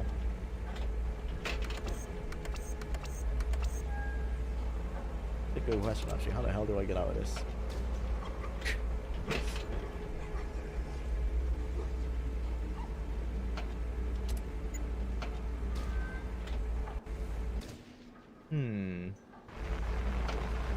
Am I stuck in it for now? Oh, okay, you can run over people. That is a thing. Sorry, Rebecca. Let's just go drive around and see what we can do. Oop. A little bit of drifting.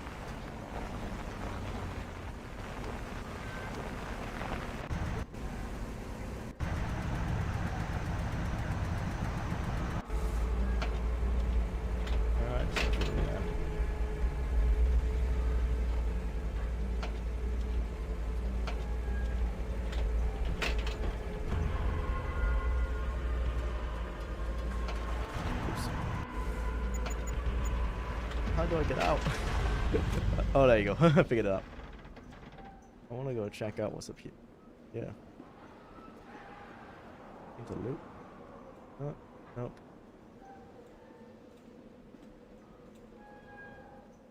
Check out.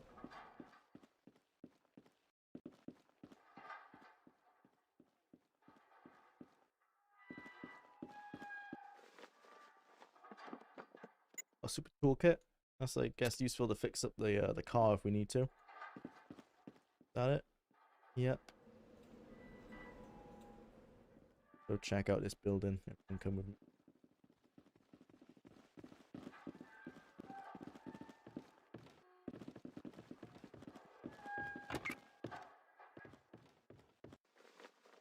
Check out the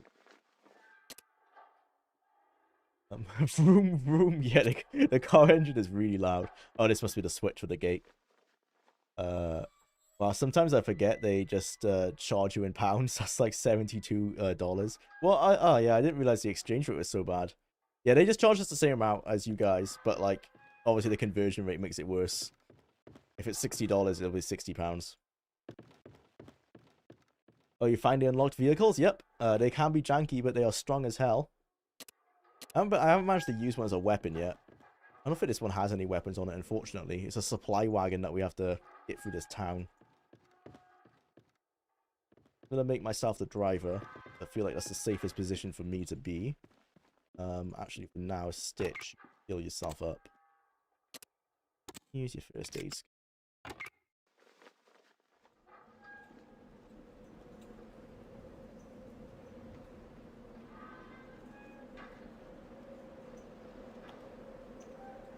I get in the car.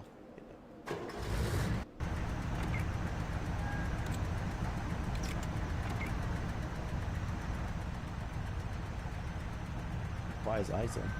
Yeah. Got the item. Yeah.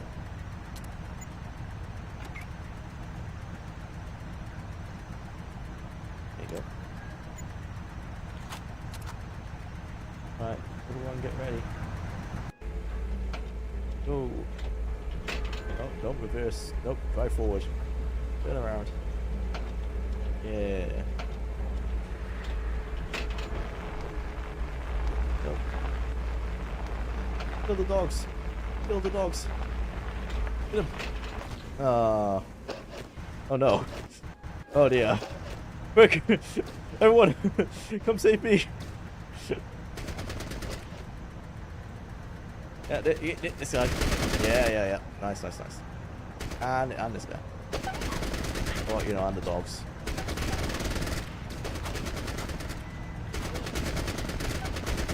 Yeah, okay. That works. Oh, get out of the way! Oh dear. Stupid boss fight. Oh, it's because I've got them both, controlling them both at the same time. Can we go into this building? Oh, we can't. It's a bowling alley. Alright, everyone, you can check it out. Oh dear. And we go. Window.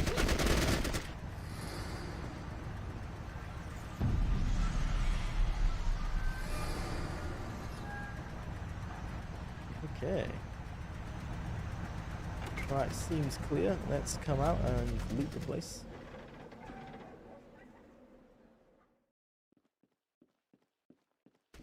I like the level design. Shooting our truck. Someone's shooting. Oh, is he shooting the Hummer? Does it take hit points? Damage? Maybe come take that guy out. Oh, yep, they are shooting it. Okay, let's get back. Quick. Back to the car. The thing is, waiting to play play games works out in the end. You also whip up like a backlog of games to play. This isn't an ad, but I'm a huge fan of GOG. Yeah, same. I really love GOG. And you're completely right. That's most times how I play games. Starfield's one of the rare games I bought on release. And normally, yeah, pretty much when I think about it, I've only really bought Bethesda games on release. I got Witcher 3 on release. And that's it. I don't normally buy games on release. Like, sometimes I'll buy it close to, like, I'll buy it a few months later. That's what I normally do, is I'll wait like 2 or 3 months to see the reviews and everything. Not normally a day one person. But yeah, it's the best way to do it. Like, if you wait a few years, the game will be a ton cheaper. And it'll be fixed up as well as the developers care to fix it. And there'll likely be some kind of mods, some sort of fan patches and stuff. The best way to do it. Also, they'll patch and usually have all their X-Packs. Yeah. I haven't played Red Dead 2 yet, but I know I can, you can throw a suffragan to an alligator. You can. You can do a lot of terrible things to the suffragettes. Man, that was a really good game. That was one of those games I bought like I think a month after release. I just saw the reviews and it seemed like unanimously everyone was like praising it. Gave it a shot. And yeah, it's a brilliant like story-based game. It's not much of a sandbox compared to previous Rockstar games. But still a brilliant experience. And there's still lots of sandbox stuff to do in it. It just doesn't have the replayability, I would say.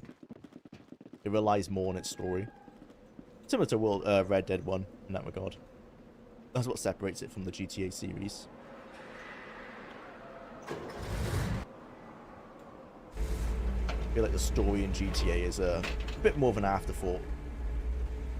Not necessarily to enjoy it, to enjoy the experience.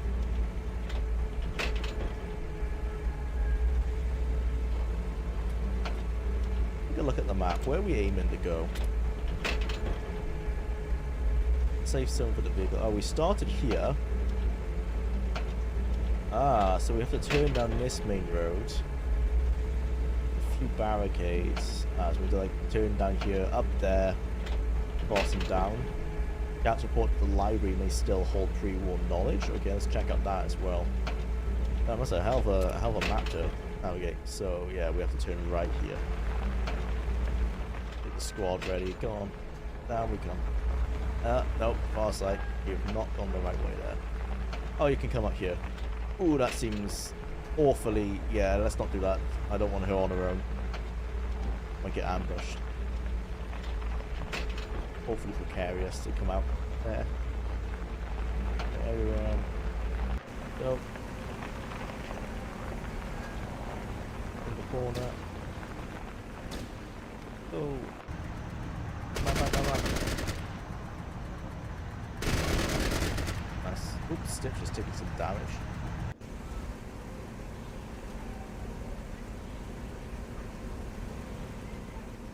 Stop outside the bowling alley. Get inside and Stitch can heal everyone up. Ooh, on top of the roof. Just noticed. Get in. Nice. Inside. Exit window.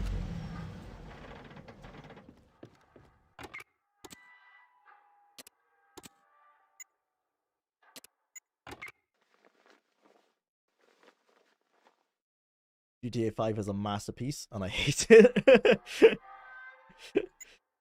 A game so good, it made the developers like refuse to make a new one for nearly over a decade.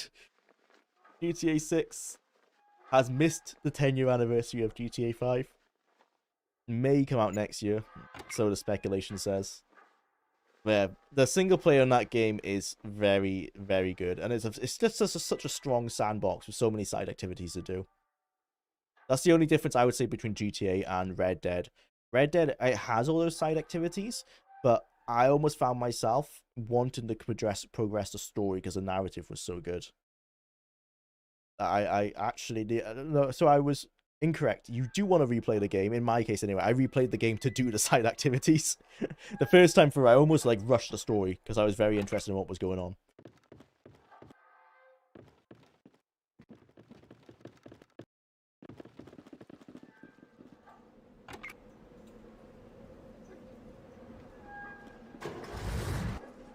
Okay, we've got control switches there. We've got some doors here.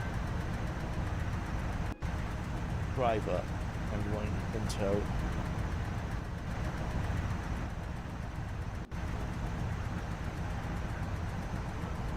They get out. Jwlar, get out. Oh, everyone can get in the car. I am dumb. Okay, I didn't realize that. Oh, is this a raider? It is a raider. Okay. Everyone. What we're going to do? We're all going to get out at the same time. Oh, we can shoot from inside the car too? Okay, I see. I've just missed important gameplay elements. I did not know that. Wow, so this thing is now just a tank. Cool. Right, Rebecca, get out. I imagine these doors are going to be locked. Yep. Use your lockpicks.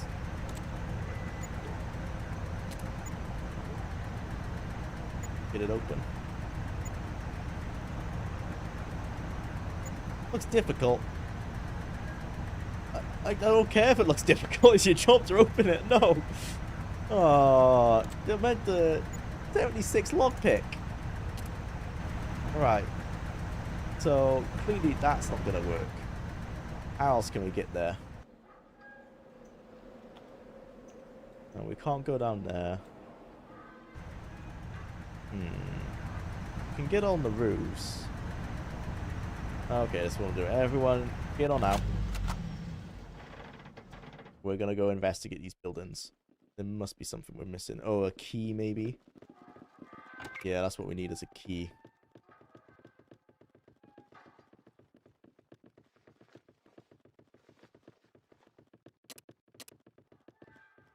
Right.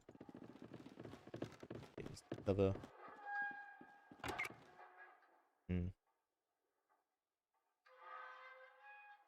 Interactable objects in here. Maybe in this building. Across the street.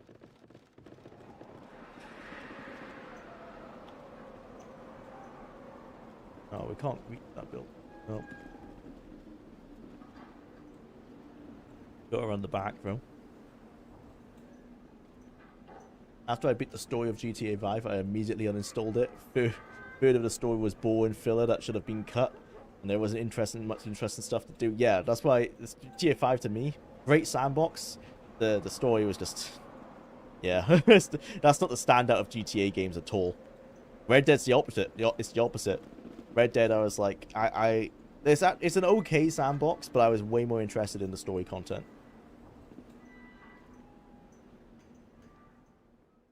We gotta go on the roof, do we? No, that doesn't seem correct. Unless one of these guys on the roof had the key. Can't get into that building. Get onto this roof. Where does that take us? Probably send someone else rather than myself.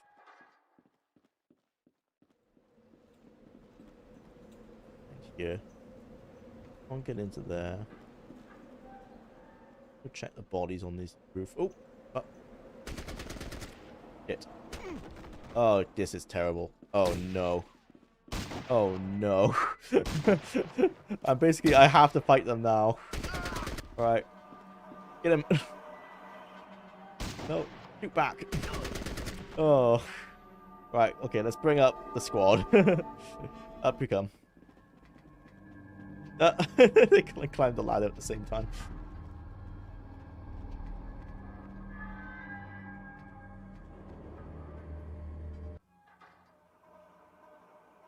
I'm getting to the end of my first playthrough of Pathfinder Kingmaker. Nice.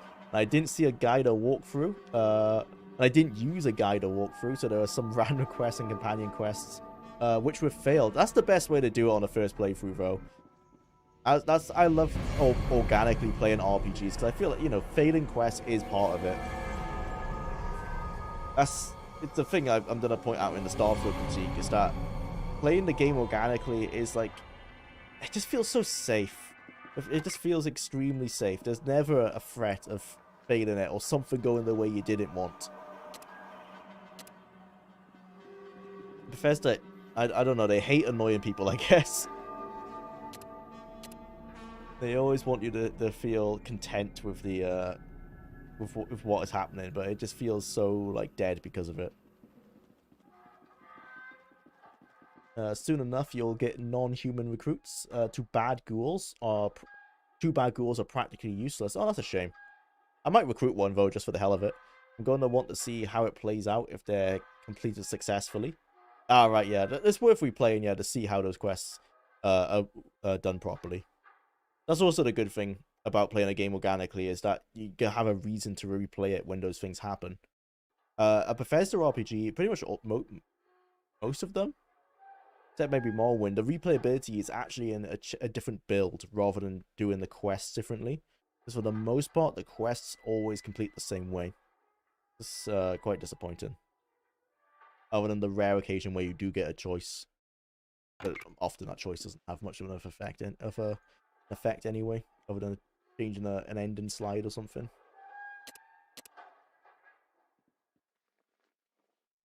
Red Dead Redemption 1 story had an amazing western ending. True. He went out like a true hero. Although, yeah, I guess it's also the epilogue ending as well, right? Where you get to continue the game playing as the son, and then get revenge. But yeah, both endings are good. The first ending where John Marston gets completely destroyed, and then the epilogue ending where you get to get revenge. Red Dead 2 was more of a tearjerker. And then the epilogue doesn't really ever tie up much. Or anything, actually. I don't think so. Does this wheel include Fallout 76? No. And it's only because I'm only covering games, or I'm only going to be streaming games that can be finished. You can't finish Fallout 76. I guess you could count, like, the main quest, really. But you just launched a nuke, right? And then that's it. I don't think it's fair to put that in the same category as games that have a decisive... Oh, sorry. That have a decisive ending. I am stumped. Can't get there. I have not found a key. Oh boy. This is what happened last time. Got lost looking around for bloody keys all the time. And a lockpicker isn't good enough.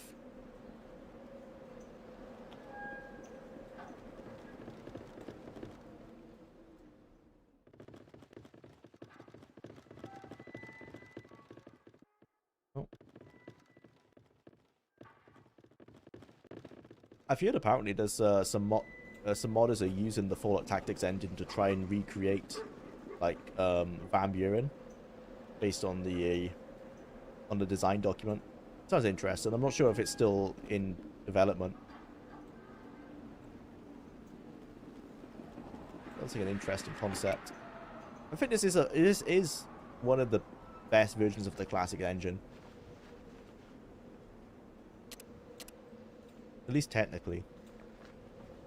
And I in terms of like, it has widescreen support, has support for high resolution textures, it has some 3D elements. Actually, I'm not sure on the 3D elements. I was thinking maybe it had 3D lighting like Diablo 2, but I've not checked that.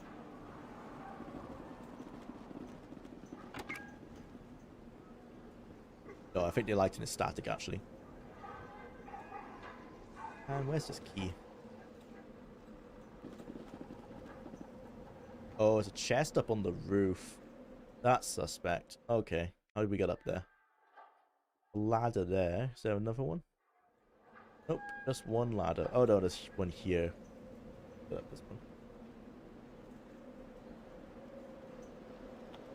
Sounds cool. Some modders doing a thing. Doesn't exist in my world until release day. Yeah, I think that's the best way to approach it. Because I have heard about this from a YouTuber called Rolocracy for years. Hey, hey, hey. Who's up there? Oh, it's Stitch, okay. Wait, who was up there? Stitch and the other person. Two people up there. Rebecca? No. Camera doesn't know what the hell wants to do. Oh, it's Jax and Stitch. Okay. You come this way.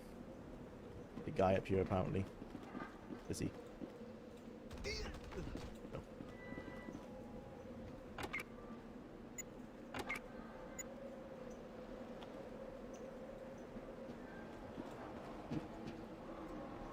I see you hiding.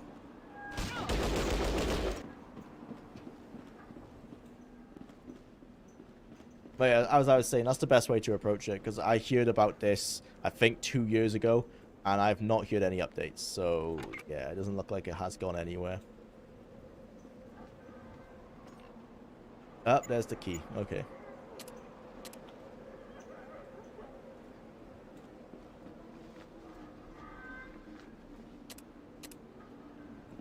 Worth looting these bodies, because we need the ammo.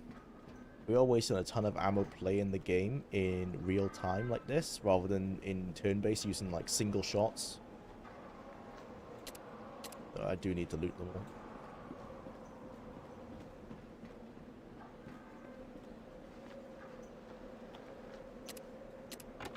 Oops, daisy.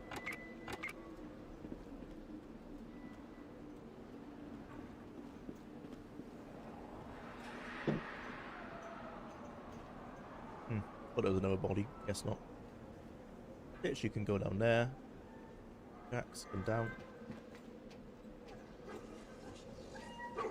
Run to the car.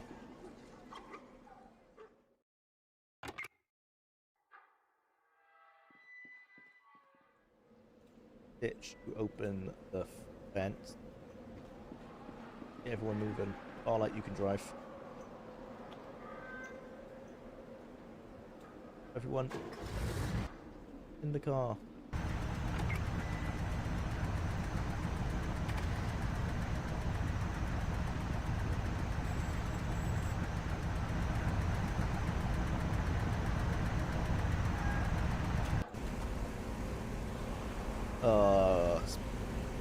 Bloody sandbags. Oh wait, where are we meant to go here? Oh, there's another gate here. Of course there is. Oh Christ. Oh no. Everyone shoot, shoot, shoot. Ah, it's just there, bro. Okay. Rebecca. Oh no, Rebecca's driving. Drax. Go for it. Get him. Grab the bodies while you're there.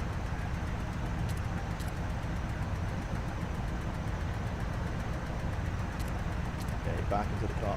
Go.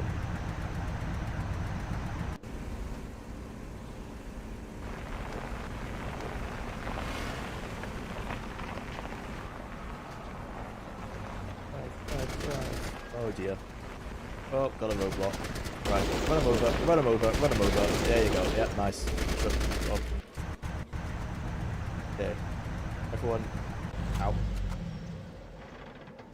Need to get up there somewhere. We get into that building? Possibly. There's an entrance over here. This building. But the entrance on the other side. One guy down here. Oh, time's up. Far sight. Can you hit him? No, you can. Get him. God, everyone, get him. Quick. Rebecca, what are you doing? No, don't use your lockpicks on them, Rebecca. Right, okay, time's up. Mission 4. It's made some good progress there. In 4. Cars. Okay. Right, on to the next game. We are ready to quit. No shade / hate. When you say heard it, sounds like heard instead of heard. Oh, is this a Welsh thing? Heard? Yeah, it's a southern accent, not a disparaging one. So in Wales, we normally would say heard. Yeah, heard. Sometimes I just probably say heard because I was gonna say here and I change it last minute. I don't know. My accent's kind of all over the place because I get a little bit from my mum, who's she's northern though. She's from Yorkshire. So I don't know. My word selection is not always consistent. On to the next game. But yeah, we do normally say heard. Hide. Right. Next. What we got? I'm hoping for New Vegas, actually. Oh, well, there you go. Nice. So we just finished, I think we did the Joshua Graham DLC, didn't we?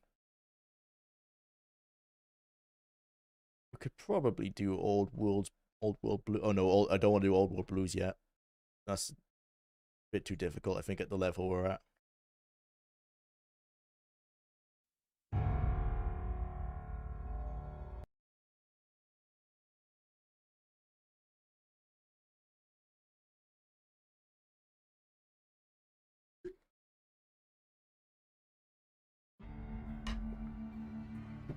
Okay.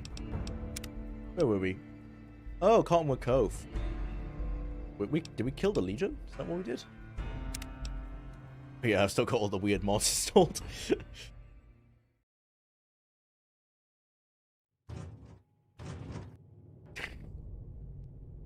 I might try uninstalling the game completely and like reinstalling it, because the save file should still be fine and they won't have the mods installed. Now we killed all the Legion. Doing what army? Ah, yeah, we're doing Yes Man, right? Okay. Do it. New Vegas is my best Fallout game, like by miles. Same. It's the Fallout game I know the most, for sure. I feel the most comfortable in.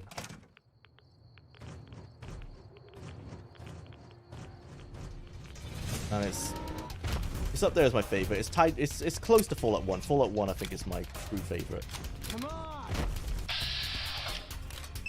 I just feel Fallout 1 is like extremely tight. That's enough of that. Quite a complete product.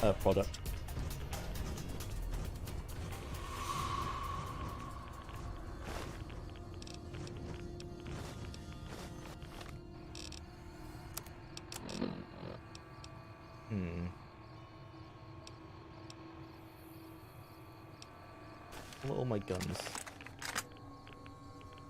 Got a assault rifle with one piece of ammo. I have a shotgun. Quite a bit of ammo.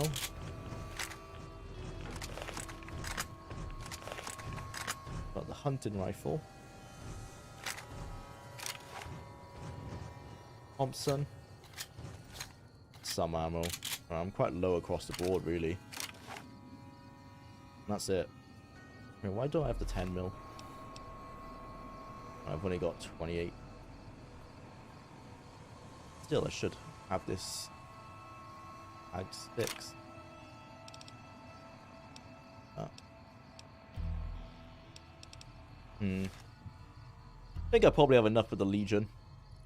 Let's just try and be a bit smart about it. Right, going in head first. I try not to be that old guy, but Fallout 1 means to cut above the other entries for me. Yeah, it's definitely up there. Like, it's certainly because like I didn't play. It wasn't my first one either. Oh my god, this game is loud.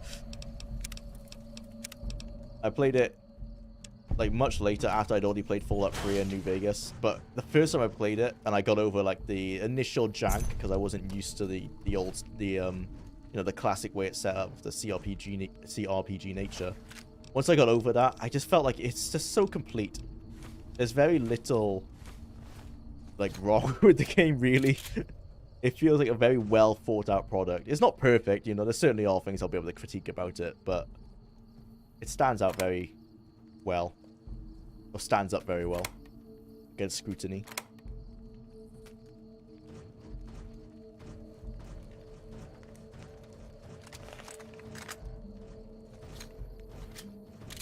Let this guy out of his misery.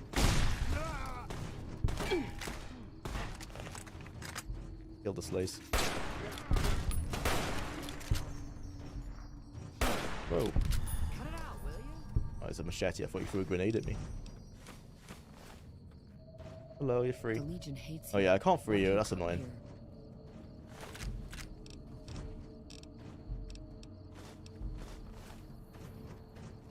My feet are killing me. You're kind of cool, I guess. I'll let you live. So you're the visitor I've heard some of the legionaries.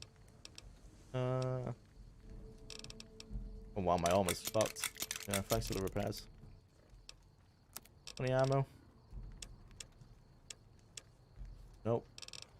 No ammo.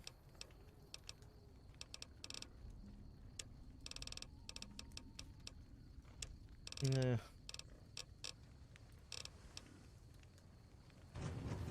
Sorry, Dale.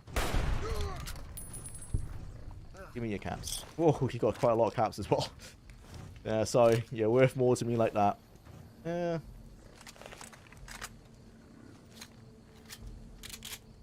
What you got? Oh. I'm sorry. I should have killed the Brahmin. I feel bad about that one. That wasn't worth it. I'm such a murder hobo in New Vegas. I feel like you'll have a use to me. You gotta go, sorry.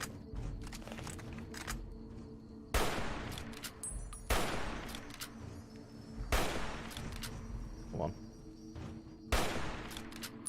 Wow. Missed every shot.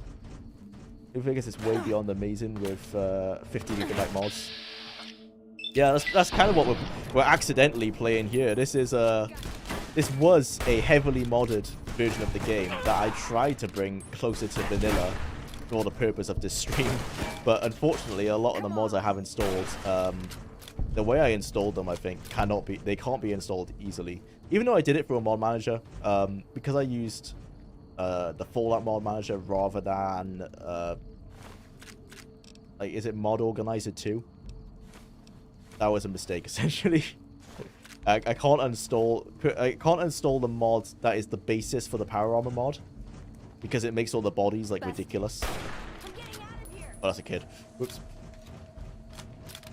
It makes all the bodies like super stretched, like in that Fallout 76 bug, if you've seen that one.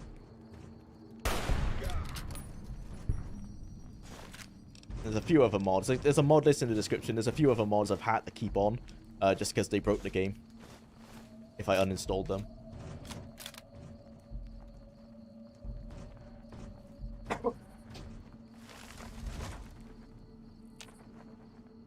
But otherwise, all the other games we're playing are close to vanilla, barring like unofficial patches and HD patches and stuff like that. Wow.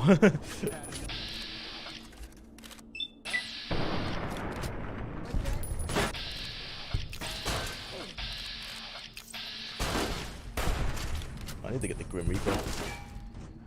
My AP is getting destroyed.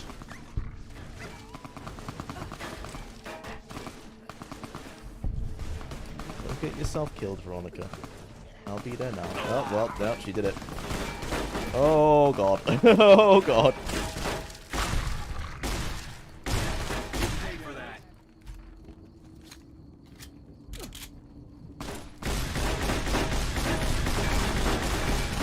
Oh, dear.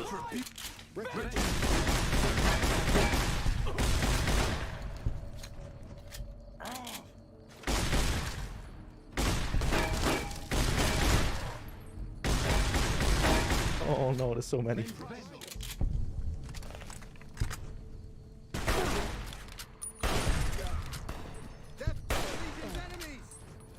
Reprisal. Retribution.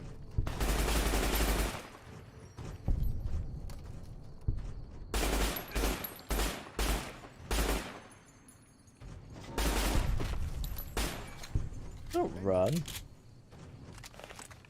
That's not very fun.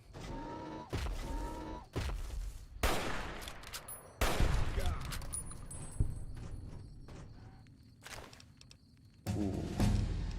Good weapons here. Oh, nice. Oh yeah, we finished our build, didn't we? Kind of already done. Medicine, I guess. Oh, science. Get that up. Can hack things.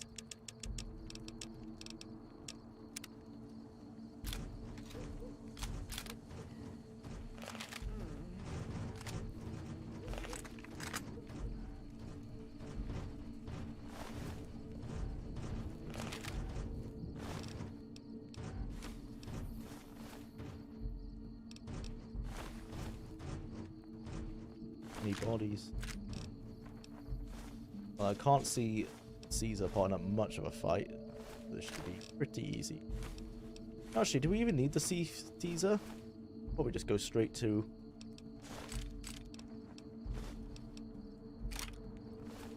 Go straight down to the bunker.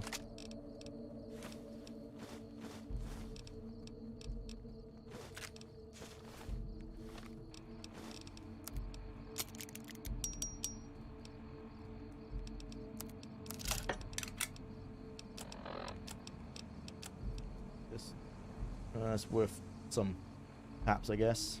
Although we are quite rich from all the gambling we did.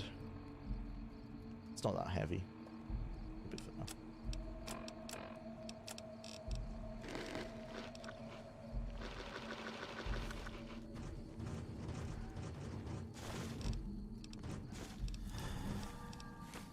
Probably stop picking up all this junk.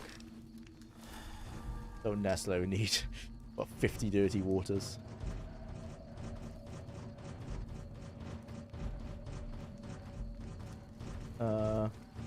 Oh, you got the Ultra HD textures and stuff? Oh, you are correct. These aren't these shouldn't be... Yeah, these shouldn't be installed.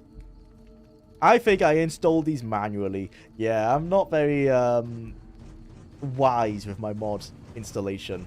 I'm a bit old school. I've been installing mods since Morrowind, so I used to just, you know, plonk them all into the folder, the old school method. Yeah, so I think what I've done there is I've uninstalled them on the mod manager, but I must have just drag and drop these in manually. Because not all of them are HD textures. I think the floor... Oh no, the floor is also where you see some of them, like these rocks aren't a HD texture. I've not done this very well. I think what I will do, if I remember, is...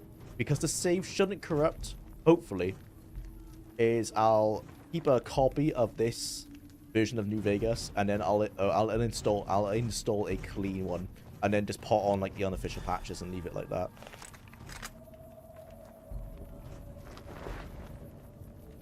I think it's only fair on the other games that we're looking at, that we're playing, if we play a Nier. Die, coward. A Nier vanilla.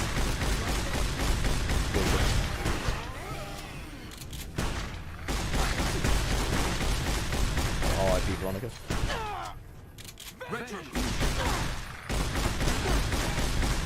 Oh god, the shotgun perks are so overpowered. Could just hit them back so easily. Oh, we're actually not doing too hot right now. Where's those 50 dirty waters we picked up? Well, let's drink the dirty ones first. There you go. Let's take some buff out. Take some psycho, actually. Why not?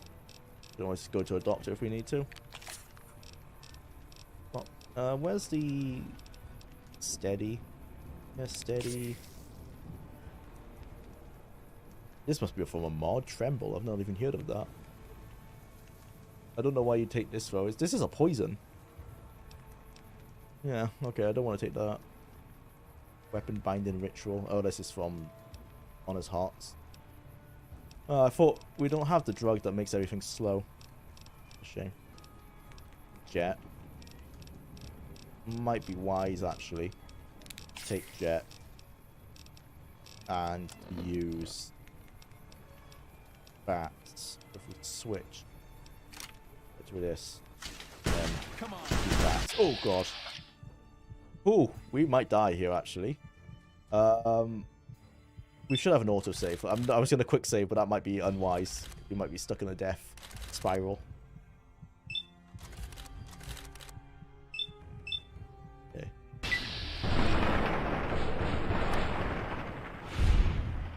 Will I survive? Yes. Okay. Okay. Get the stim. Okay. Stim packs. Nice. Not too bad. Did cut it a bit fine, but we made it out.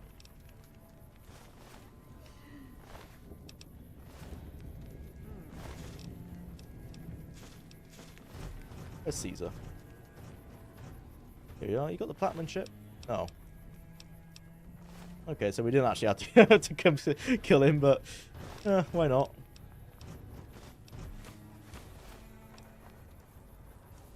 Benny here? Did we already? I think we all did all that, didn't we? Oh no, we killed Benny straight up. All right. Down the bunker we go. Lavario always seemed to pop in when New Vegas is on. Great stuff. Carry on, sir. Thank you, Matthew. Welcome to the stream. Going to enjoy Skyrim again at some point. It's if heavily modded. I haven't played in about 6 years. Exhausted the options, and that was that. That's a good gap to do, though. I think after 6 years, you're at a point where you can jump into the game and you probably won't remember most stuff. Or at least not all of it. So there's still like some excitement to be had in exploration and stuff. Excuse me. That's what I try to do when I play like most Bethesda games. I try to put a good, like, now I do like a 3-year gap in between my Morrowind playthroughs. It helps me to misremember stuff. So I get a little bit more excitement from redoing it. Like when I used to play like Morrowind every year, it did come like almost formulaic. That's what I try to do anyway. Saying that, I think I play New Vegas every year.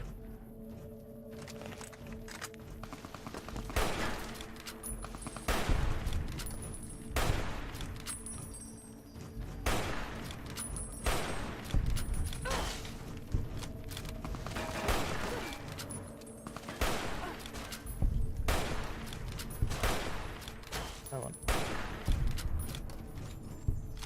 Get in. Yeah.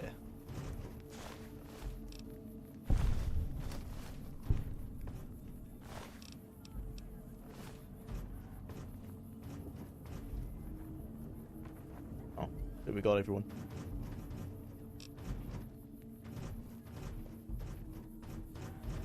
The whole other thing in VR with high-res textures and models, like teleporting to another place, and all the tones and scenic expressions which feel hinted at in the base game just pop. For me, VR was a big letdown, and I would think badly of it, except Skyrim VR makes up for it in almost every way. Can't wait to see what modded Elder Scrolls VR is like in 10 years. That's the only reason I would ever get a VR headset, is for Skyrim and Fallout 4. Nothing yet has really seemed like, you know, the killer app for me. And the thing that's stopping me, other than the price, is that I still think I haven't given like Skyrim a good enough gap yet. The last time I played Skyrim was probably 2 years ago, so it's still quite fresh. But if I was ever going to pick up a VR headset, it would be just to play Skyrim and Fallout 4. Both heavily modded, of course, because from what I've heard, they're pretty rough in their vanilla states. Jwlar, did you know that there is an ultra rare melee weapon called Hatchet and its throw-in variant? I didn't know that the Hatchet was a rare melee weapon. But I didn't know that. To answer your question, is that in the Legion camp? That's my one gripe with New Vegas, is that a throw-in build is very difficult because there's not a lot of throw-in items in the game.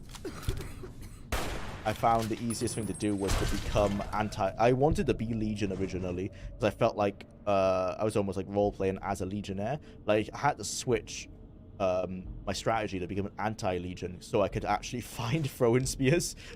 Because I as a challenge, I basically set it up so I could only use throw-in as my main form of damage.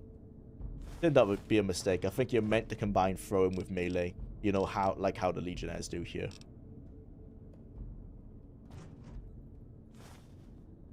I think the main issue was that some of the throw-in items would despawn if they hit enemies.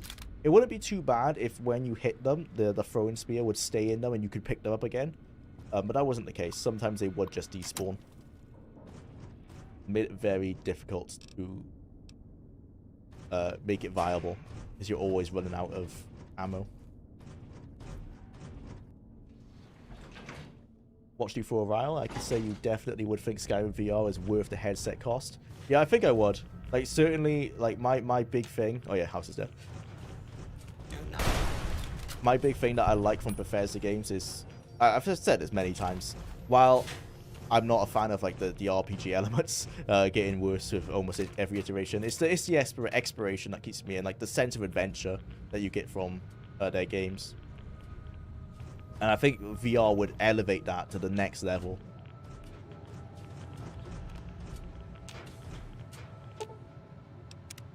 Just need to bite the bullet. I probably will in a few years' time. Oh, don't have enough repair. I don't have to do that anyway. Oh, actually, you know, for the sake of making our lives easier, let's do the hacking minigame. I think we can hack it so the security isn't too rough. Tectrons. Oh, it's just Tectron turret. Yeah, we'll stop the turrets then.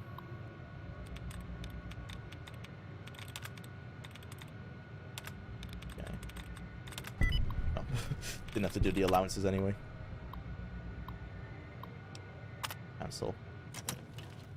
Okay. Well, we can't stop the sentry bots. No, you've got to fight the sentry bots.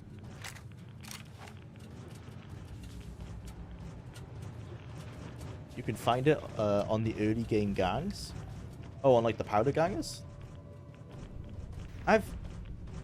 Feel like I have come across a hatchet at some point. I just didn't realize it was rare. But I guess it's rare in the case that it's not like a unique item. It's just extremely rare in the game. Yeah, just like all throwing weapons really are. The only one you'll find commonly is throwing spears, and by commonly I mean only on legionnaires.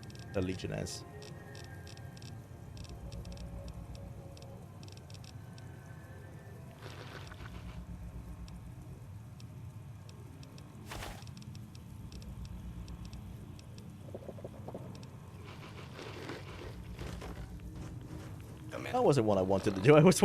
I came in here to take some rat away. Sing attack on hostile.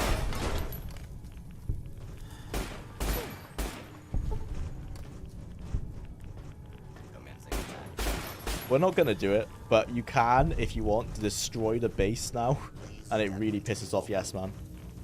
He'll still work with you because he hasn't got a choice, but he is not happy when you destroy his army.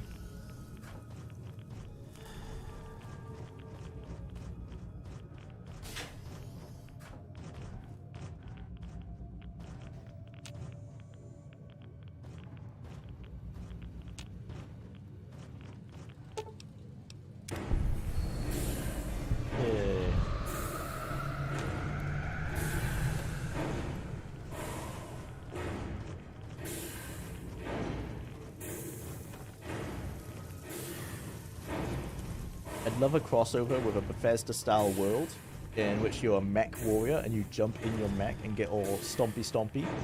Like the Power Armor in Fallout 4 on steroids. That'd be fun.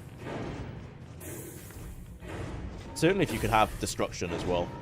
I mean, I'll never work within like a creation engine kind of system, but if another game engine possibly.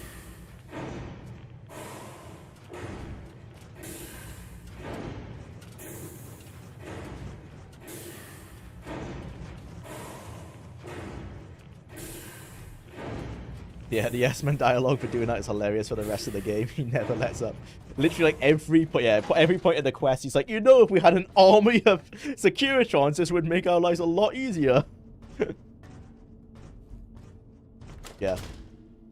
And so the first time I came across that was when I switched to Yes-Man, like, later on. So I think I destroyed the base for Caesar, and then I switched to Yes-Man later. He is not happy. Oh, we've already done this, haven't we?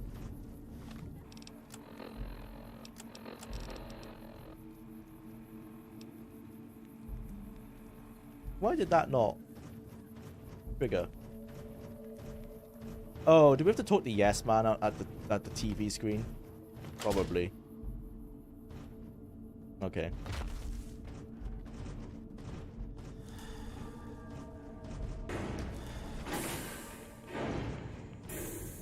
Ah, yeah.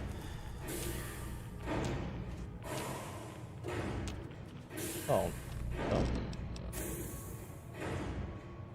I did that. What do you mean, game? Game glitched again. I've already done this.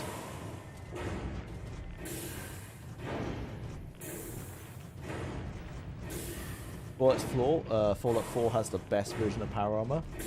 To the Slender Man. Yeah, until that happens. Sure, you get rain on the lens if you use the external camera, but it's Bethesda, you learn to accept the quirks. I've never noticed that. I don't play third person. Do you actually get the rain effect on the camera lens? That's funny. I've done this though. Well, hopefully it's not bugged.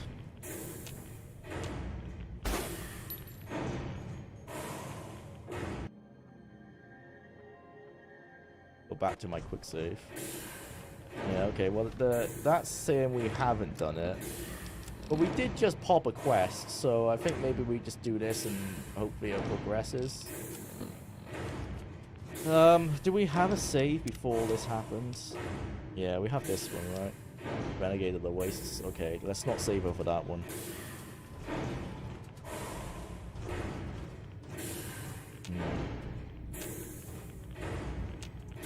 Oh, hopefully that's not an issue.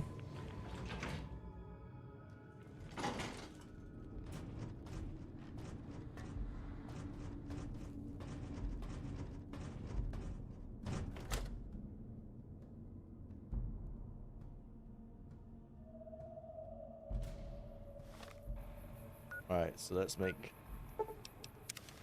ourselves enemies to the NCR. Gonna have to happen sooner or later. Oh, before that, actually, let's buy ammo from the guy at Camp McCarran. Ah, the game crashed. Fucking New Vegas, man. Even with like all the patches, all the fan-made patches and everything, it is still the most crash-happy Bethesda game. Not Bethesda game, Creation Engine game for me. That's not saying it crashes so much. It does crash way more often on stream for some reason. It's like it knows people are watching. It gets anxiety, I think. Performance anxiety. But it's still the most crash-happy for sure. Right, let's try Camp McCarran. Shunned. Oh dear. Now, I think shunned, they won't kill us on sight. Should be okay. Hopefully. Need to buy ammo. That memory addressing do be a bitch. It do. It do indeed.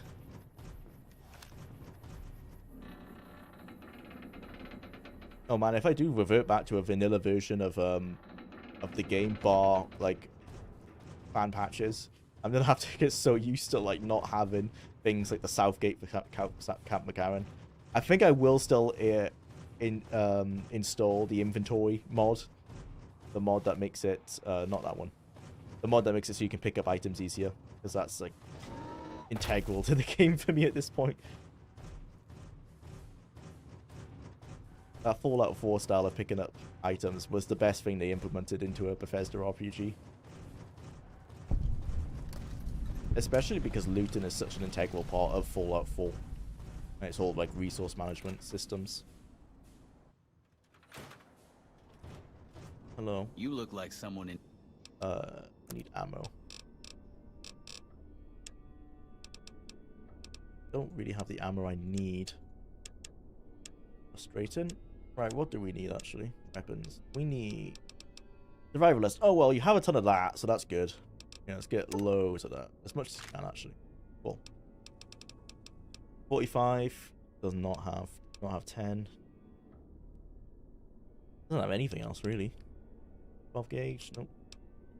Nothing I have needs 308.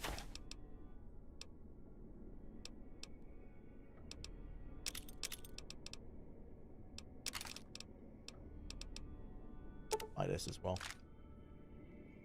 This is our main weapon, the survivalist rifle anyway, so works out. Any repair kits? Nope. Bag.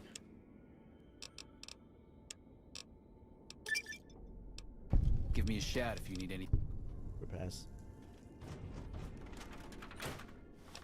Alright. Then up to the gun runners. I think we're pretty much going to be finishing up the main quest mostly here. Right up to Hoover Dam, and then we'll have to go do the DLCs. Might as well stock up on ammo for the rest of the game. Welcome, sir, or...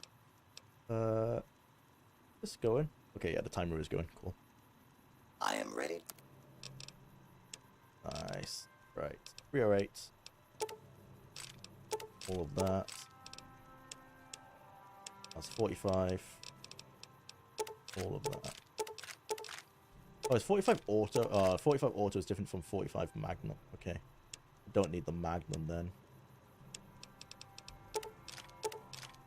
This doesn't say. That's 44 anyway.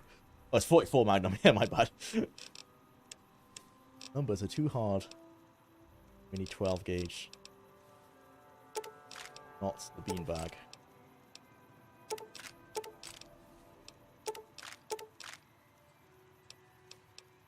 Not 12.7. 2,000. That should be enough, I think. I'll get some 10 mil. Why not?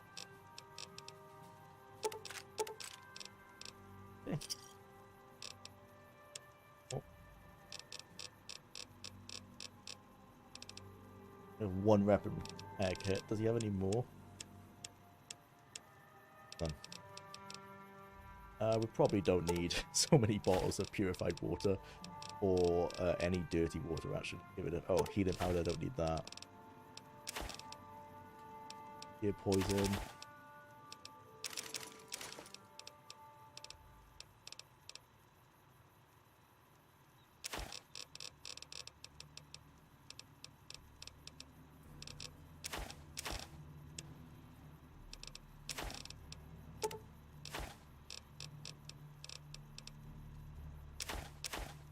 Recoil comp. Oh, actually, I do have a 10mm MG, and it doesn't have any mods, and take one of those. Thank you.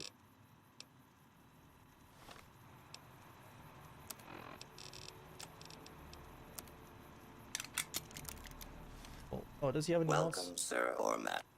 Welcome. Yes. What do you have? Oh, 45. Is this the submachine gun? Oh no, this would be drum mag and a compensator here. Why not? Got the recoil comp. This doesn't work on the survivalist rifle. Hunting rifle. Hunting rifle. What we got? Bonus critical damage. Wait, why? Why is this hunting rifle? Is that just a part of the hunting rifle, maybe? I don't know why that's so special. Rate of fire. Increases ammo. Capacity. Shotgun. Oh, hunting shotgun. Riot shotgun. Hasn't got anything. Riot shotgun. Just check all those. Oh, hunting revolver. Okay. Cool.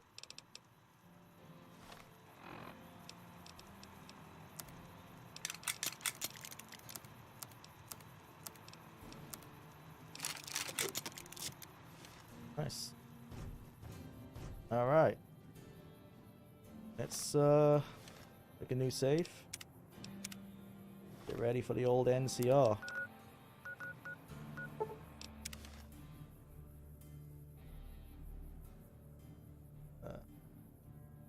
I got sucked into the survival modes and settlement building aspects. Yeah, I'm the one guy who enjoys playing with the digital Lego kit. I can see the appeal of it. I haven't touched it in Starfield yet, but I saw the appeal in Fallout 4. When I played it on... Oh, fuck. When I first played it on PlayStation 4. I enjoyed my time with it. That's before I realized the Preston Garvey quests were never ending. I think I did like 5 or 6 and took it quite seriously because I thought like, oh, there's probably gonna be like 10 settlements in total. I think I probably saw a meme then that made me realize it's just almost never ending, and that's when I kind of burnt out on it. Also, I burnt out on it when I realized like they would keep getting attacked and require you to come back and repair them. That really burnt me out because I wasn't a big fan of that system. Although I know you can get to the point where you can make them like almost self-sufficient and like so heavily armored that it's not much of an issue. And mods help with that as well. There are mods that fix or overhaul the entire settlement attack system and really everything about it. Yeah, that was the main thing that made me like lose love for the system was the settlement attacks. It's certainly like the more settlements you got, the more you had to micromanage them because the more they got attacked. I didn't like how that worked. From what I understand, that's not a thing in Starfield anymore, so I think that was a good decision. It's not anything to attack them in Starfield anyway, really. There's no aliens or anything to speak of. Then you play Nuka World, get the Preston hates you message as you smile and say, the feeling is mutual, pal. I think that's what we will be doing in our Fallout 4 run when we go to Nuka World, is trying to team up with the Raiders. I remember people were very hyped when that was first announced because it was like the first time. Well, one, you could join the Raiders in a Fallout, in a Bethesda Fallout, and maybe a classic one as well. It's the first time you could join the Raiders, and it was like the first time a DLC would have a legitimate effect on the main game. Well, that was the idea anyway. From what I understand, the possibility of bringing Raiders into the main world isn't that well developed.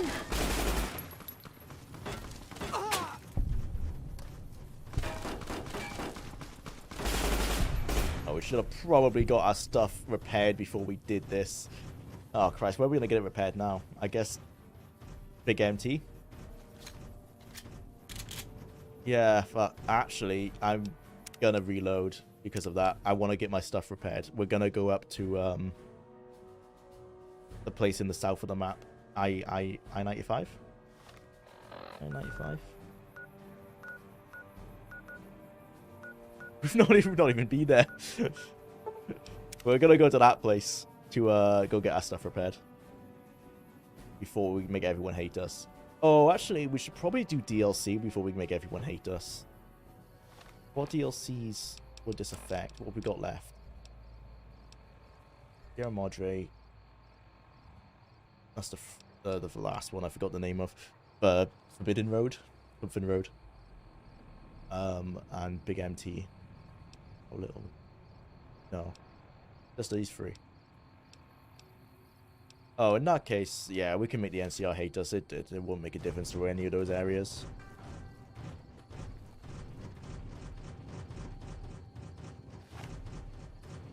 The best part of this power armor mod is carrying all like automatic weapons like that. It's like one hand. So cool.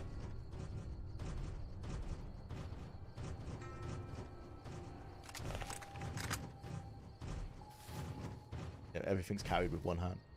Hey. Hey.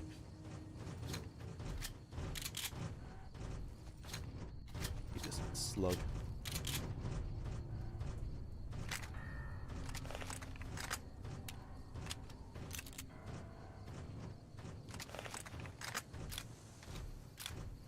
This in.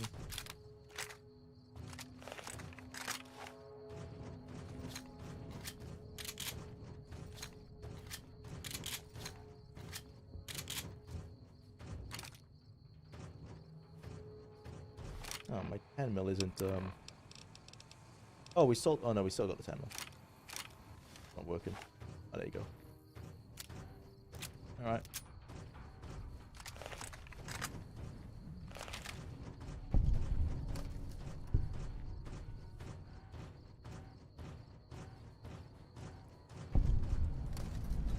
Big MT, Lonesome Road must be last. Yeah. So we'll progress the main story, and then we'll probably start Big MT. The honcho of one of them strip families got killed right in his own casino. You know, Then we'll have the sink where we can just teleport back to the sink if we need to repair anything or anything like that. So I think this is the only 100% repair option in the game. Caravan, and obviously you need to require you need the NCR not to hate you. Oh yeah. Repairs.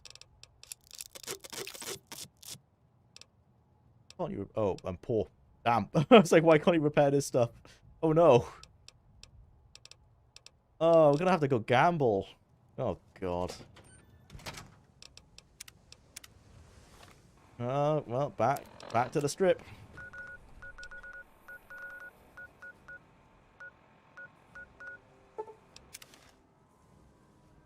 Don't know what casinos we've done. Doesn't take us too long. I'm pretty sure I've got luck 10. Let's check there actually. Yep, luck 10. Cool. Wait, why are my effects? Oh, is my agility down because of the power armor? Yeah, okay. I despise Lonesome Road, unpopular opinion, maybe, but I do. I don't like it either. It's too linear for my liking. Big MT is my favorite because it's like the same reason why Point Lookout is my favorite Fallout 3 DLC. Hey, it's just another like big open world. Carry guns into Gomorrah. I think you've got bigger things to worry about. If two walking tanks are walking in, you're like, yo, bro, hand your guns over. Like, I think these might be bigger issues for you, bro.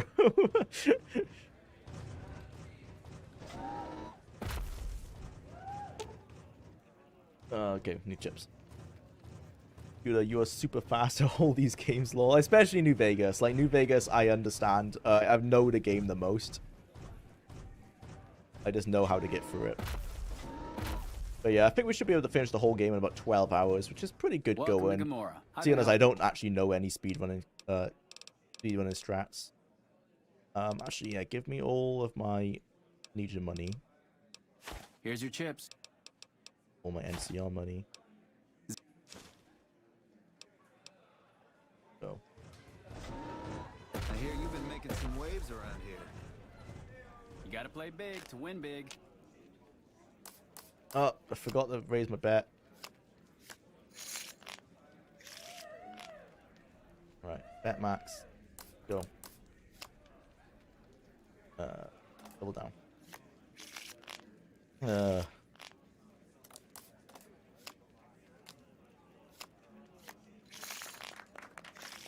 of just spam W really and hope for the best. That's the luck 10 strategy. The only time you want to stay is when you already have 20. Otherwise, your double down it won't ever make you go over 21. Like here, you want to stay. Yeah. And that's how you gamble in this game. It only works with luck 10. Otherwise, that's a hard one. Like, it might be worth doubling down. I'm gonna stay. Still worked out. It's just so much running and people talking. Yeah, pretty much, like, when you have got to the point where you've seen, like, all these games how to offer, there's not a lot of, like, exploration left, which is what actually is the strongest points of these games. And that's why I like to leave bigger gaps in between my playthroughs. I do find myself playing them like this otherwise, just running between the quests. Hey, rather than, you know, thinking in the atmosphere and everything. You look like... Oh, didn't do my bet max again. Wow, one cap. Let's go. I suck at this game. It's not that hard. I will be fair, for this speedrun, I am playing on very easy, which makes it a lot easier. I normally find hard difficulties. It's a good balance for New Vegas, and I don't play with hardcore, which is personal preference. Like, hardcore, it is nice for 1 or 2 runs, but I don't think it adds a whole lot. It's unique from, like, in Fallout 4, the game actually really benefits from the survival mode because it removes fast travel, but hardcore doesn't remove fast travel in Fallout New Vegas, so that it doesn't have that benefit.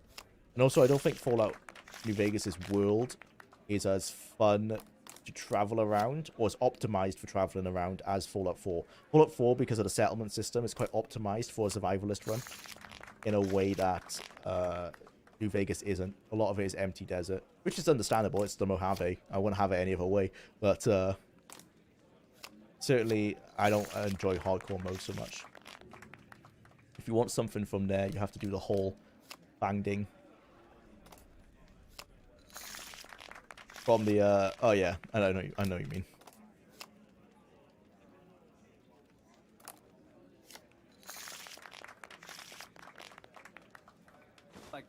Looks like someone is on the lucky type. Come play.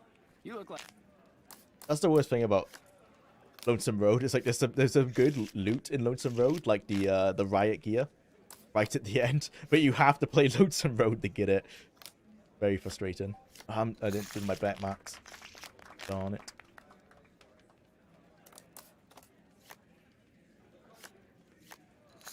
Wow, nice cards. What's your luck stat? 10. I only ever gamble at 10. I don't even bother to use my brain. All I have to think about, if it's not 20, I double down.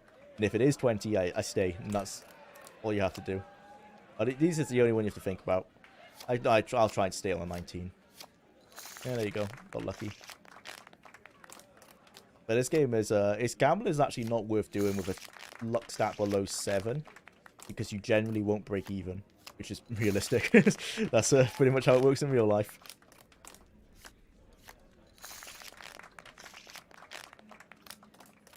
If you're not playing a luck build like I am here, the strategy is normally to drink alcohol and wear luck-based clothing. The easiest one to find is the sexy nightwear. You could buy from Mick and Ralph's. You keep on spending. Come play the odds.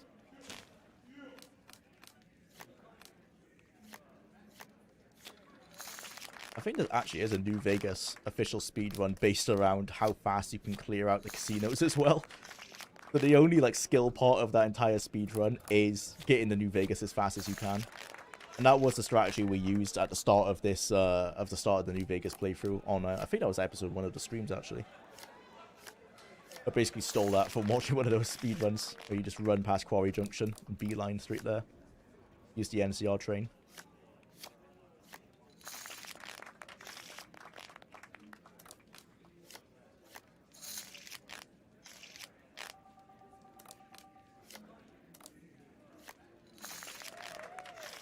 Drink alcohol in the casino? Surely not. I would advise it in real life. It actually would be a very bad idea in real life, as much as they want to give you as many free drinks as they can.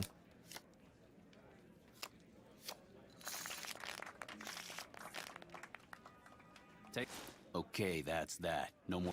Have some. Take a seat. Thank Play you. to win. Welcome to Gomorrah. Again. Here's your chips.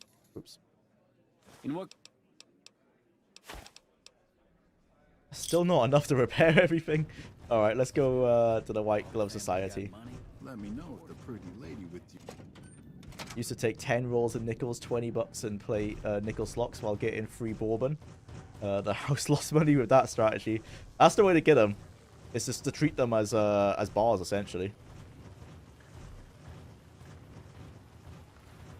The wisest thing to do. Unfortunately, the casinos in Cardiff do not give out free drinks, or at least not the ones I've ever been to.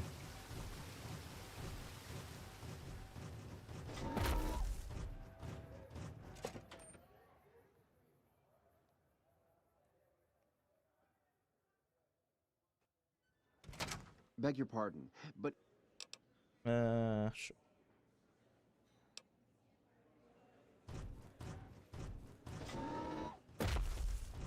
If the NCR ain't got to worry about Repair costs are unreasonably high. Oh yeah, for sure. Power armor is going to cost about 14k to Humbly repair. at your service. That's...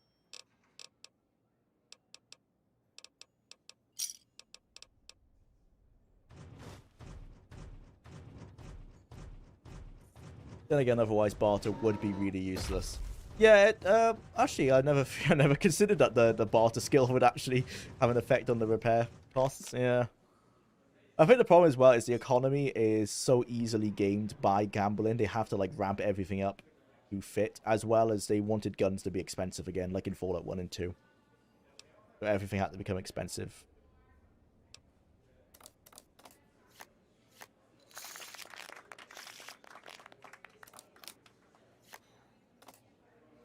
All the fun that comes with game balancing, but I think they've balanced it fairly reasonably.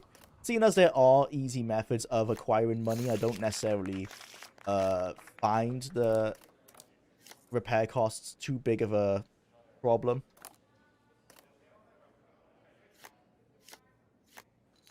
It just means you have to go gamble, or you have to go like clear out a raider camp or something just to get some guns or some chips, and then you'll be golden.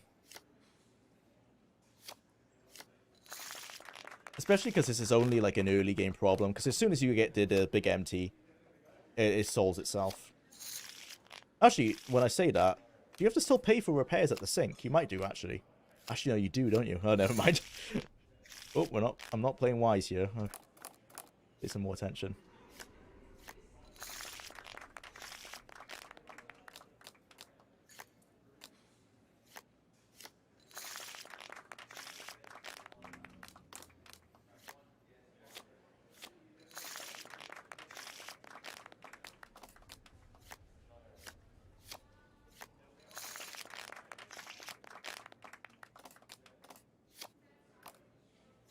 Why are you playing Caravan?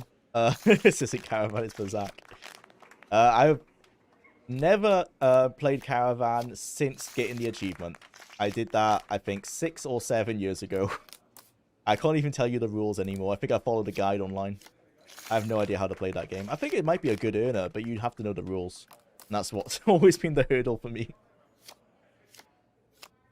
But I did actually really like Berserk and KOTOR. I never found Berserk hard to learn, but Caravan really went way over my head. Hey. I think probably because Pazak is essentially just 21 with extra cards, so it is just blackjack, really. Don't have to think about it too much. Humbly at your service.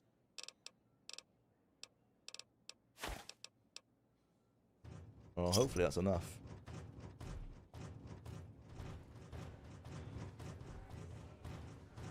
Pazak is great and super simple. There's like 3 rules total. Yeah.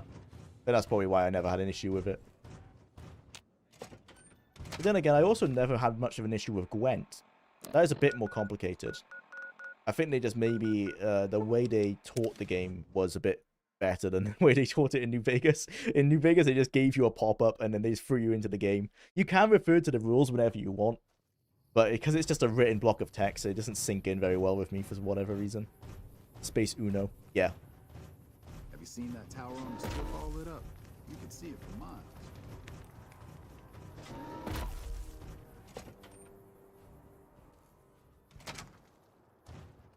Back again? Yes, we have. Oh, we don't have enough. Oh, well. Let's do that. Oh, why have we got combat armor? You know, we sell that. We should be carrying that anyway. Where's the, Oh, can't sell it here. Just drop it. Matter. I don't know where we picked that up. Oh, it's worth quite a lot. Ah, we don't need the caps anyway. But we're golden now. Alright, let's go. Yay. All that detour just to kill some NCR guys.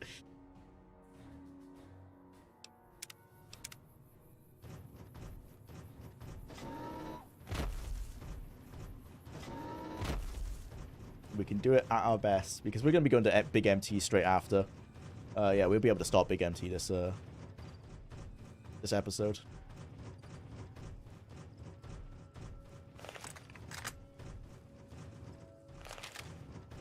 And it's the rare DLC where you can bring in all your equipment. Thankfully.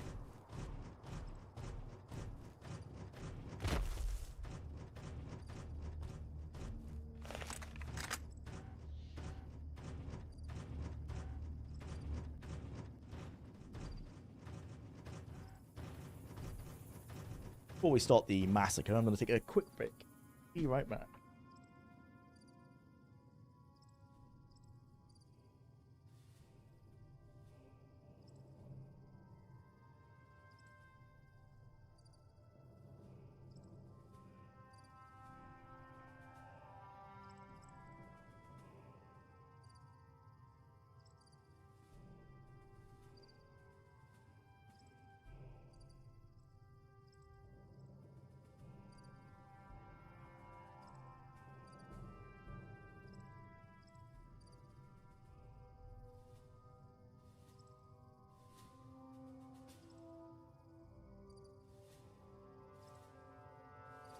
With a low rep at the NCR, you can finish the game early by siding with Elijah. Oh, in Sierra Madre. I didn't even know that. Well, I'm definitely going to try that out. Shows how much I play against the NCR. I'm such an NCR simp. Even though I know, like, objectively, taxes probably aren't the best for the Wasteland. Mess with any of the equipment. It's just, I have so much love for them from Fallout 1 and Fallout 2.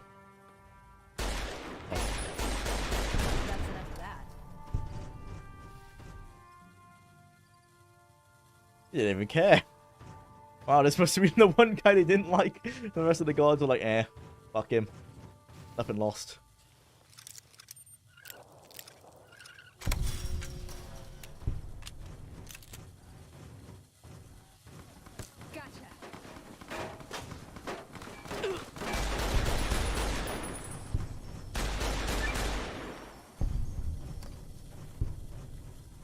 Oh, we don't even have to come inside here. Oh, my bad.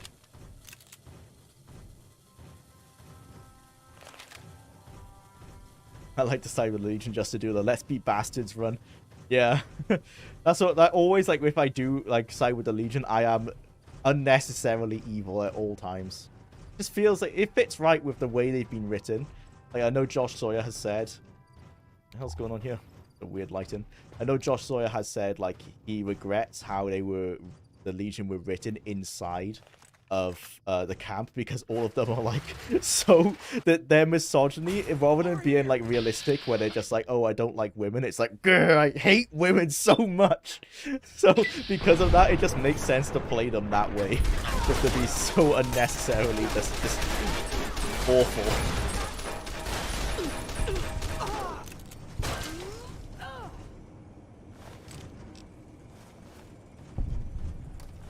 Just fits. The same way when I'm role-playing as, like,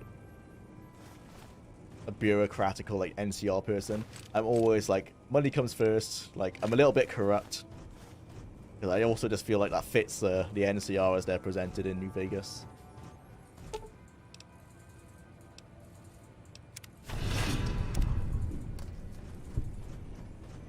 Yay, we did it.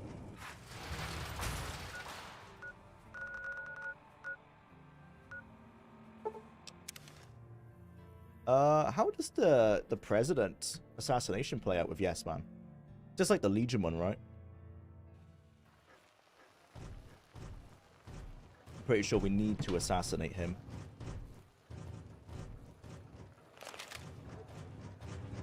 Oh, we have to save him, do we? How am I gonna save him? That's a good question. I might catch the guy red-handed as he pots the bomb on the helicopter, and then all we have to worry about is the sniper, right? Yeah, might do that. Because you can catch the guy red-handed before he pops the bomb on. And then I'll just go take out the sniper. I think that's all the problems then, because the guy who pots the bomb on the helicopter is this, on the vertibird, I should say, is the same one in the crowd. Yeah, so I think that'll cover it. Oh, I don't want to dismiss them. You can just stay here.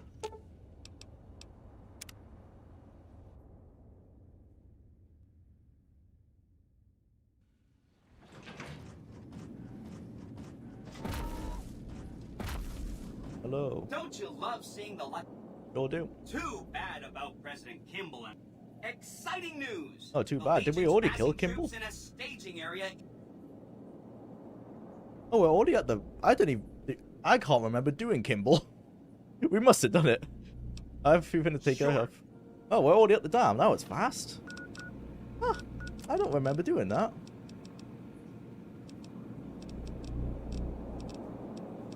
Change of management. Don't tread on the bear. And then we did... Yeah, this is all Honor's Heart. And then we came back. What? So the game was glitched and it just skipped. It just skipped Kimball. Okay. Interesting. I've never had that happen. I don't know why that's happened. Yeah, it has just skipped that mission. That's a shame. Are you ready to head for the dam? No, I'm not. Well, I can do a side quest.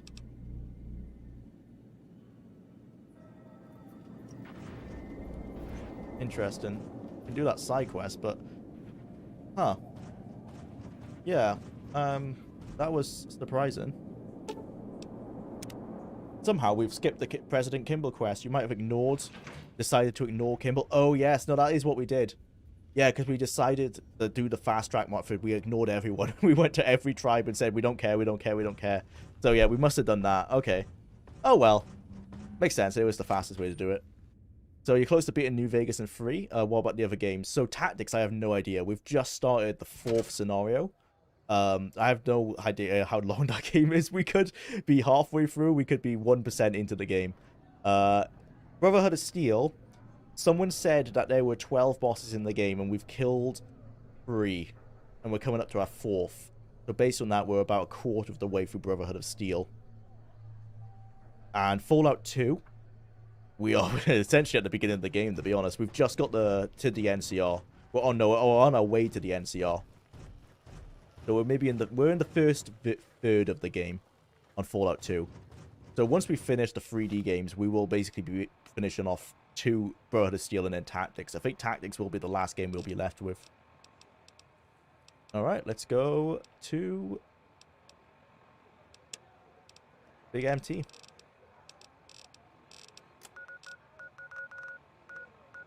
We've not even been to Nipton. That's the great thing about like the way you can play New Vegas. You can just avoid large swaths of the game.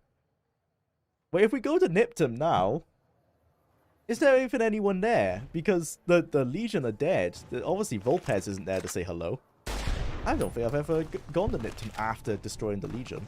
Oop, well, there they are.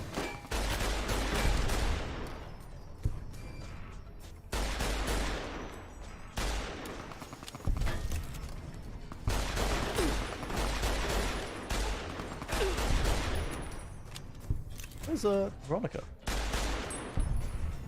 Oh, she's still in the bloody lucky 38. Oh, we don't need her anyway. She can't come to the big mountain.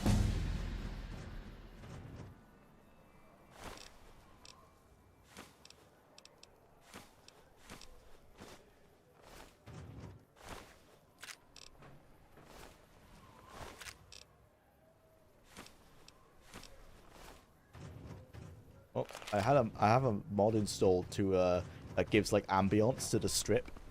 So it is like you can hear people like cheering and like talking and everything, but the problem is I think that it's still playing. I can still hear it in my ears. Like there's turn the audio up a little bit as well. It's quite quiet. I can still hear like people chattering around in the empty desert. Sometimes the issue with mods. Oh, these are the people with for the caps, right? RIP.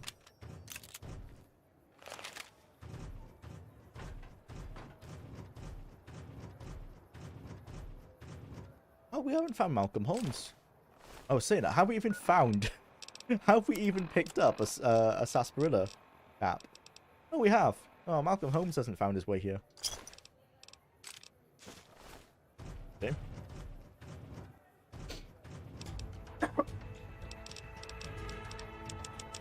Yay, we did science. Right, let's start doing melee. Oh, unarmed. Or which... Let's start doing unarmed ready for the Sierra Madre.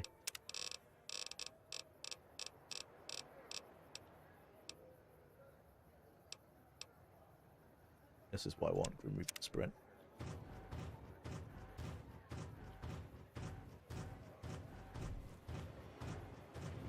Will you make NCR your enemy for Elijah's engine? If so, the final mission will be a bit harder. Are they my... I think they are my enemy, right? Hated. Oh, I need to be... do I need to be vilified, is it? Yeah, I can do that. I'll just go and kill all the people in the NC on the strip. Do barter for repair. I don't need it. Smell that air. Woo! I won. Oh, yeah, he's still here.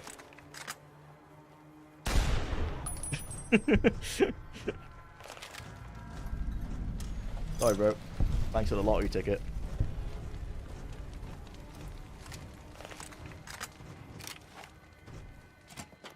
Always gotta do this one, too. What's up, bro? Dude, your legs don't work. Like.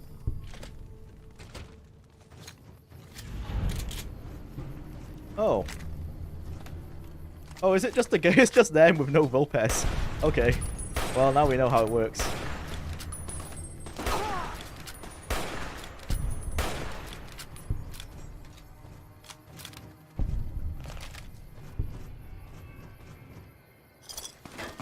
Oh. Is that Vulpes? Surely not. But we already killed him. Oh no, it's not. Gabon. Are we in here to Gabon? It's like the... someone who replaces him, maybe. If Vulpes is dead. Oops, I didn't mean to pick up that. Yeah, never heard of Gabon before.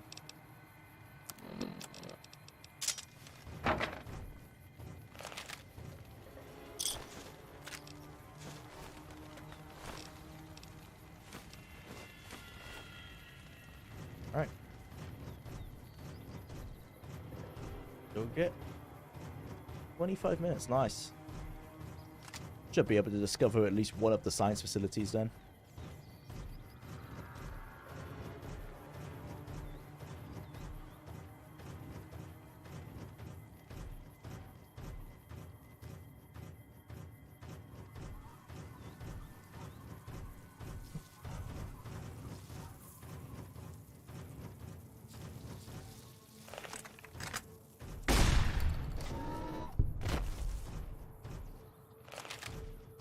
is a Vulpes substitute.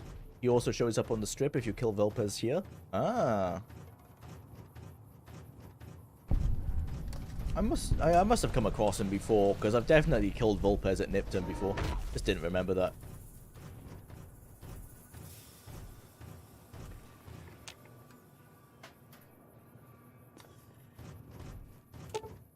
Oh, wait, what? Oh, right, midnight.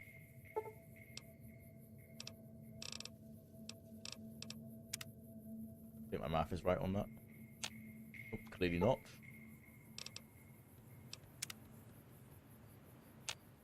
Hello there. It's good to see That's a how I was friendly saying. face.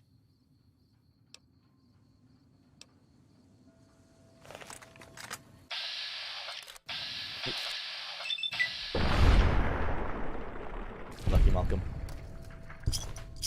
Thanks for the caps.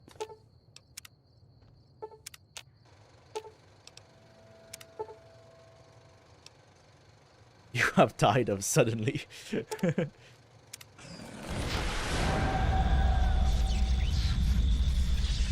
If Vulpes mysteriously dies. If it was based on Oblivion's version of Radiant AI, he probably could mysteriously die. Like his dogs would probably get too hungry and end up eating them by accident. That apparently was a bug in Fallout New Vegas originally. In the years before the Great War, Big Mountain we gotta had watch been this. the home to the brightest minds of the 21st century. I never understood how killing Malcolm is a neutral action. If anything, you should gain karma. No, it should be a karma loss action for sure. Of the era. Whoa. They sought to create Didn't realize that could get bugs. Fueled by technology for the benefit of all mankind. I honestly did not like this DLC one bit. It grew on me. The first time I played it, I didn't like it. But the second time and the third, fourth, I think this might be my fifth time starting it. It's definitely grown on me. I can appreciate how it's the best DLC in terms of exploration, in terms of like, well, in terms of exploration in general. I think it has better explorable areas than original New Vegas. In terms of like finding and looking around for like certain pieces of loot, you know, and discovering unique items and stuff. Was the Dome. A huge stone facility that held the labs of every science known to man. It was a think tank where no problem could not be solved, where no question could not be answered. The Great War brought a new energy to Big Mountain and its scientists. Why is this so many awkward pauses? Although sheltered from the front lines, the scientists waged their own war, fighting their battles at the atomic level. Never had this bug before. Equations and calculations marched endlessly across chalkboards and computer terminals toward one I thought solution, it was my FPS, but it's tied. winning the 60. war.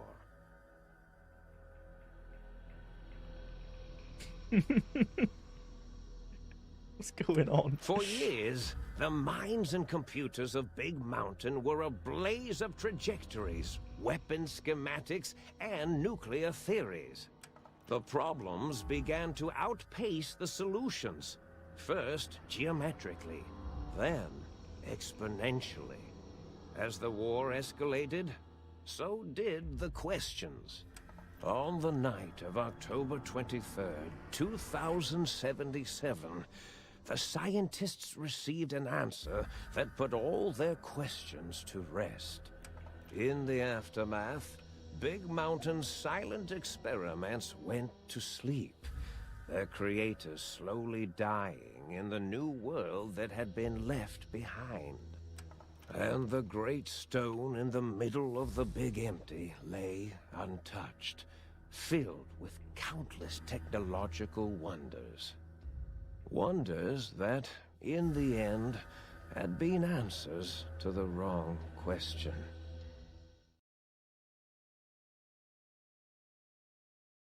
Yeah, so as I was saying, in terms of exploration, I feel like this is the best DLC, and it's slightly better than New Vegas in terms of you can find more secrets. I feel like in Big MT, like more like lore entries and all that kind of stuff. At least more intriguing lore entries, in my opinion.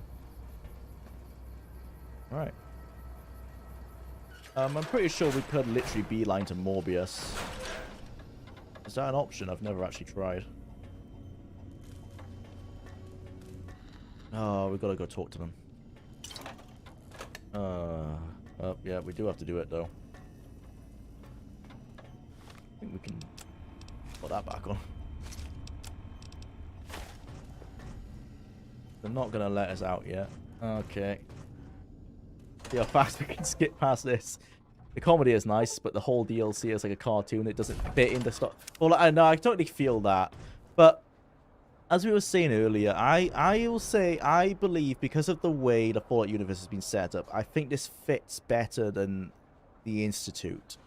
Because the technology, it's advanced in a way that is akin to Mad Scientist from a 1950s cartoon. But I can see what you mean, that cartooniness is very contradictory with the seriousness of the Wasteland. But it's nice, it adds some levity. Because this is an area of the world that we know wasn't affected by the nukes, and it is just ran by these mad scientists. It's kind of nice to have a bit of the world that doesn't feel so dreary. I thought I heard...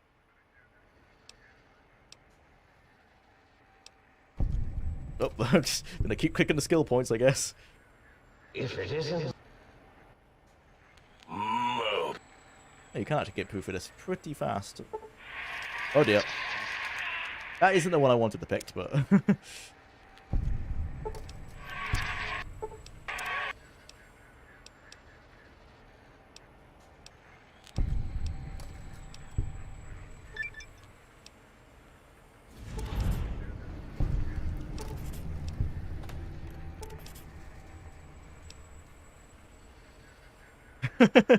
This was one of the biggest complaints that people had with this DLC is how much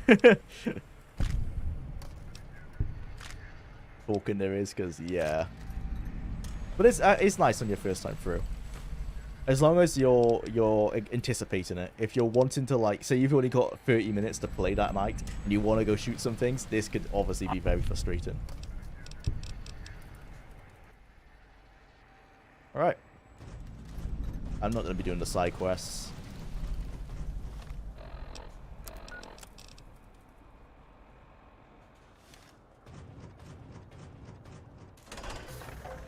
There's no need for us to do the sync side quest, even though I kind of do want to get do the auto-dock one, but there's no need to do it.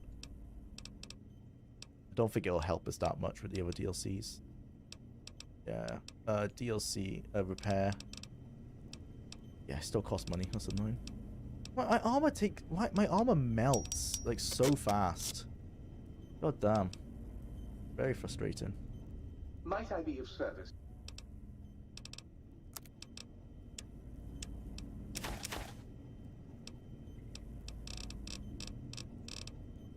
Have any ammo we can sell that we don't use?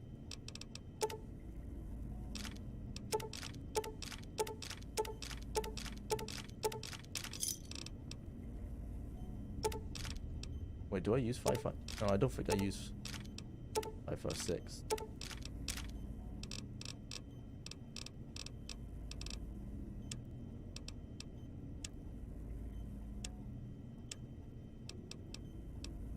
I want the Cyberdog gun. Oh, we need the song emitter actually, I think, for some puzzles, so let's keep that one. Do they stop you from selling it? They don't. Okay, well, you definitely need that.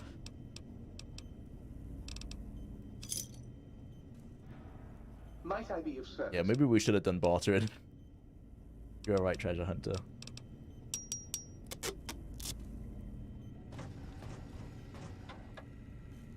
Right.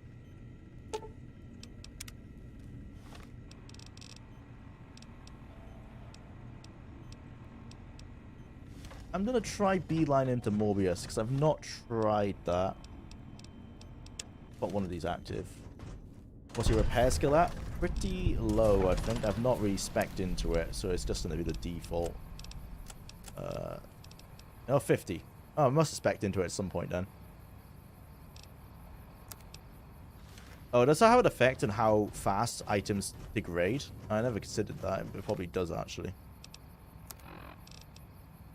In addition, repair allows you to create items. It allows you to maintain any weapons and apparel.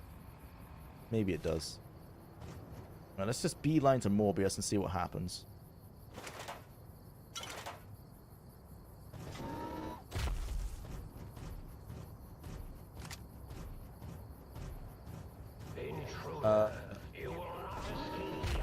Jwlar, did you cure Rex? I have not. I have a brain ready to do it. But because we're pretty much speedrunning the main quests and the DLC main quests, we haven't got around to a speed offset. I don't know what that's for. That must be a mod. Morbius is up here. Set a marker. We do have a brain. Which brain do we have? Looper's brain. We have a brain for it, but no, we haven't got around to doing it. Probably won't. You know, we're only doing the main quest, really.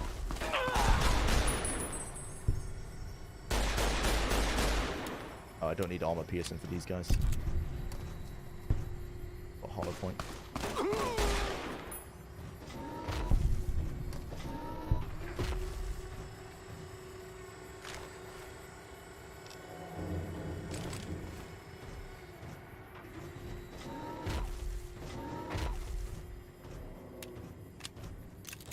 If you're playing the Energy's weapons build, it's worth playing Big MT a bit earlier, kind of like how I did with Mothership Zeta in Fallout 3, because you can get Elijah's layer, L-A-E-R, really good. It does degrade very fast, but you can normally find the necessary laser weapons to repair it, especially if you get Jury Rigging.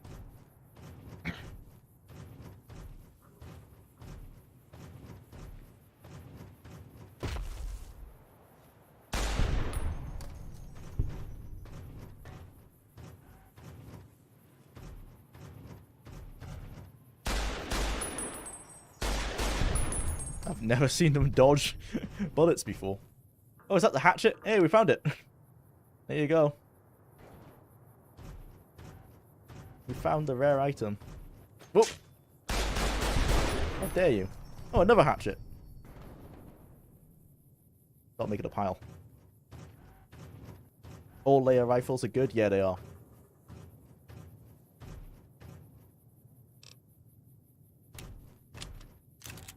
Will you create Roxy? I'm sure she'll get dumb husband now.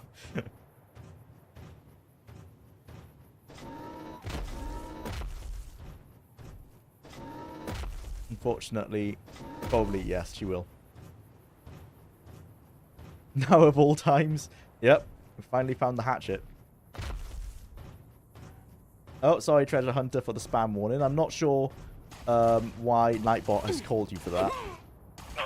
It's probably because you've used caps. It's yeah, I need to change how it's been set up. It does not like people using caps. So I just left it on default. My bad. I think if you use more than like 5 or 6 caps in a comment, it'll give you a warning.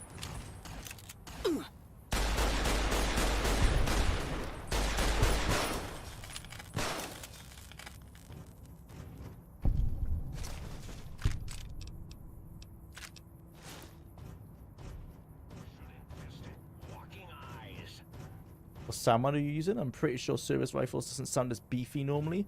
I don't think I have any sound mods installed, so it might just be something to do with one of the unofficial patches. You can check out, there's a mod list in the description. There might be one in there. I honestly can't remember. I have so many mods installed on this that I tried to uninstall before starting this playthrough. I just found that I couldn't without the game getting very pissed off. Okay, that's how they got around it. Alright, never mind. Can't do that then.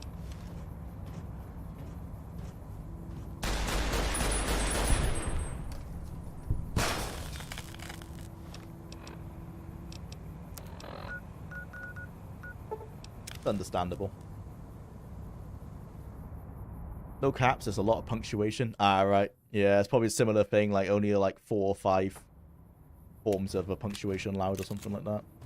Ignorance is bliss. You don't make dumb husband, you create happy man. Someone tell the toaster to stand down.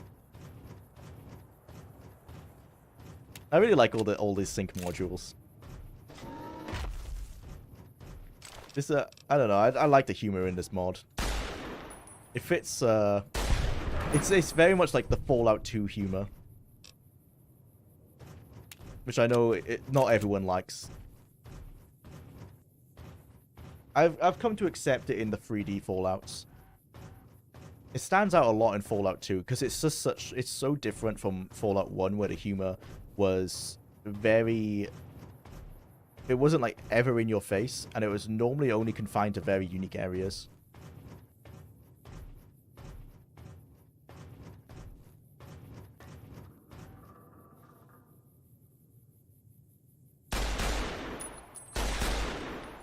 Where are you running?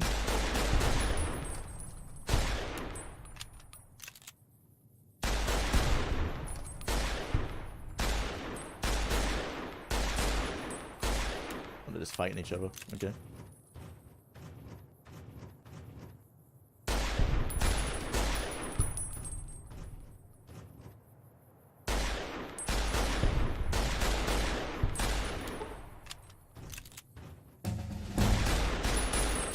We're farming these guys because they're worth so much XP. Alright, let's get into let's do barter actually. Ours is abysmally low. Ooh, I do want some I want some hand-to-hand though. Then I'm unarmed. Oh, we could also just do energy weapons, couldn't we, for Sierra Madre? Because you get the laser rifle. Ooh. Our energy weapons are a bit higher. Let's just do that. Oh, but you run out of ammo. Oh man, I'm torn.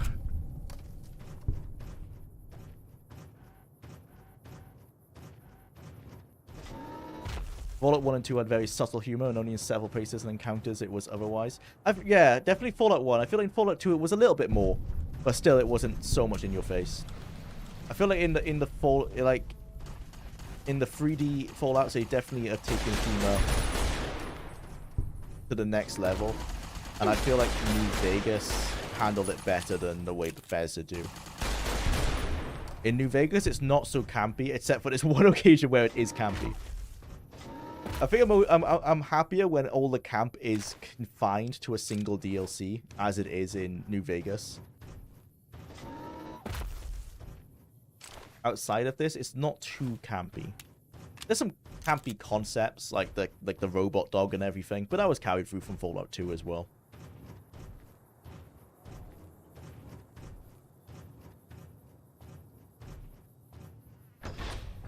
Fallout 1 humor, haha, you died of exposure, FEV, Deathclaw. Fallout 2 humor, have you ever heard the tale of brave Sir Robin? Yeah, that's pretty much the difference.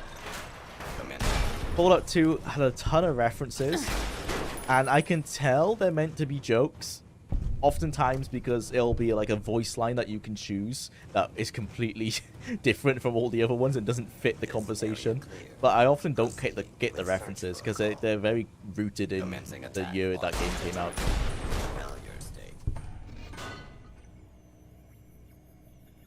Oh. I need to find... Yeah, I thought we had to come at the top. The quest. Climb up to the satellite dish and retrieve the antenna. Okay, that is what we did. We did the two. Right, it was above us.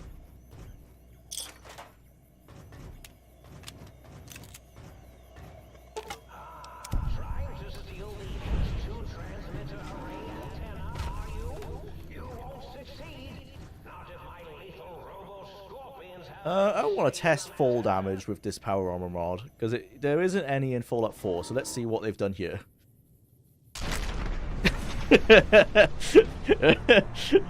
Well, it's not exactly like Fallout 4.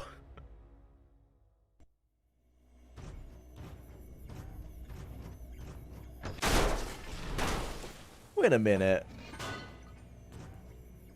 That's ingenious. I was like, why these lasers here. It's because this asset is from Fallout 3, and I guess they didn't want to update it.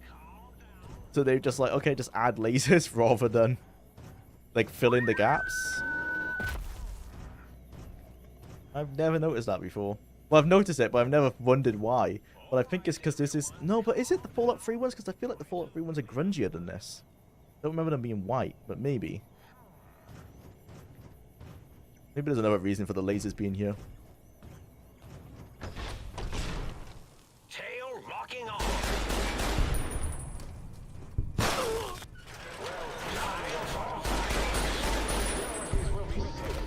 Blow up.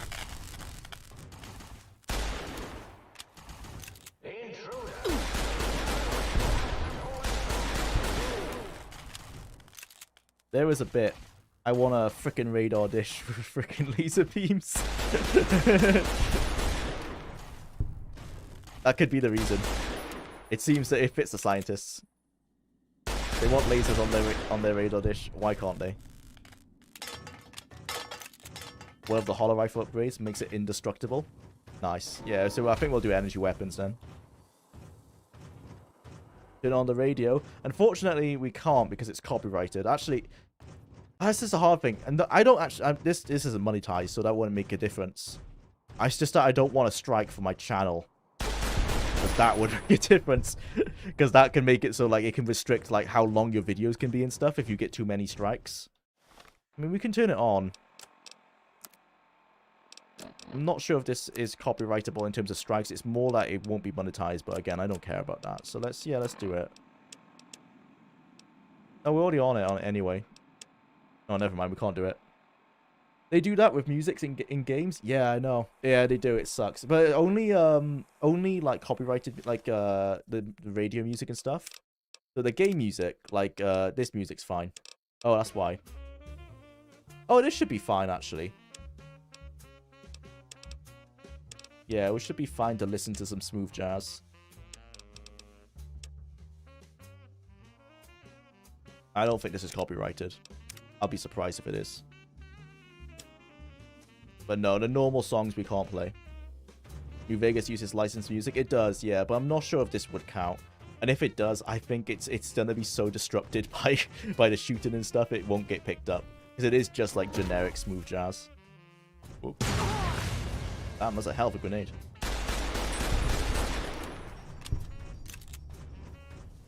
Oh, we need a shovel, don't we?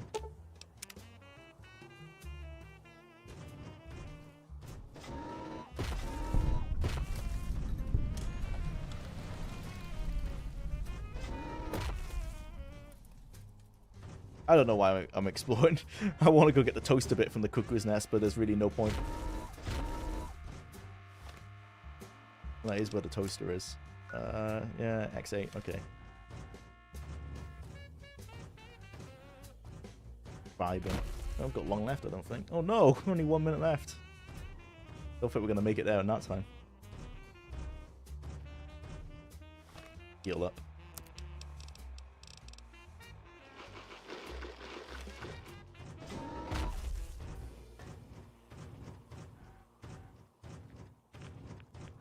I think I mentioned this before, but I normally always play with mods that remove the color filters in this game, because people used to always like say about like the piss filter in this game, but I don't think it's too bad. I know there's a blue filter on at the moment, but even in New Vegas, I feel like the yellow filter isn't as strong as people said.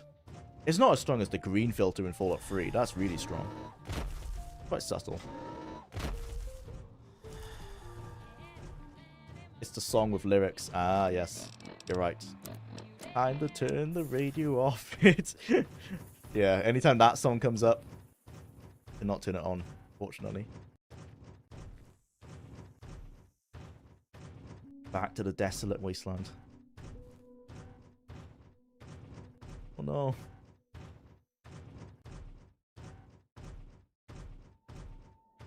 That's all I can do for today, unfortunately. I've got to go for a meal with the family. Be nice.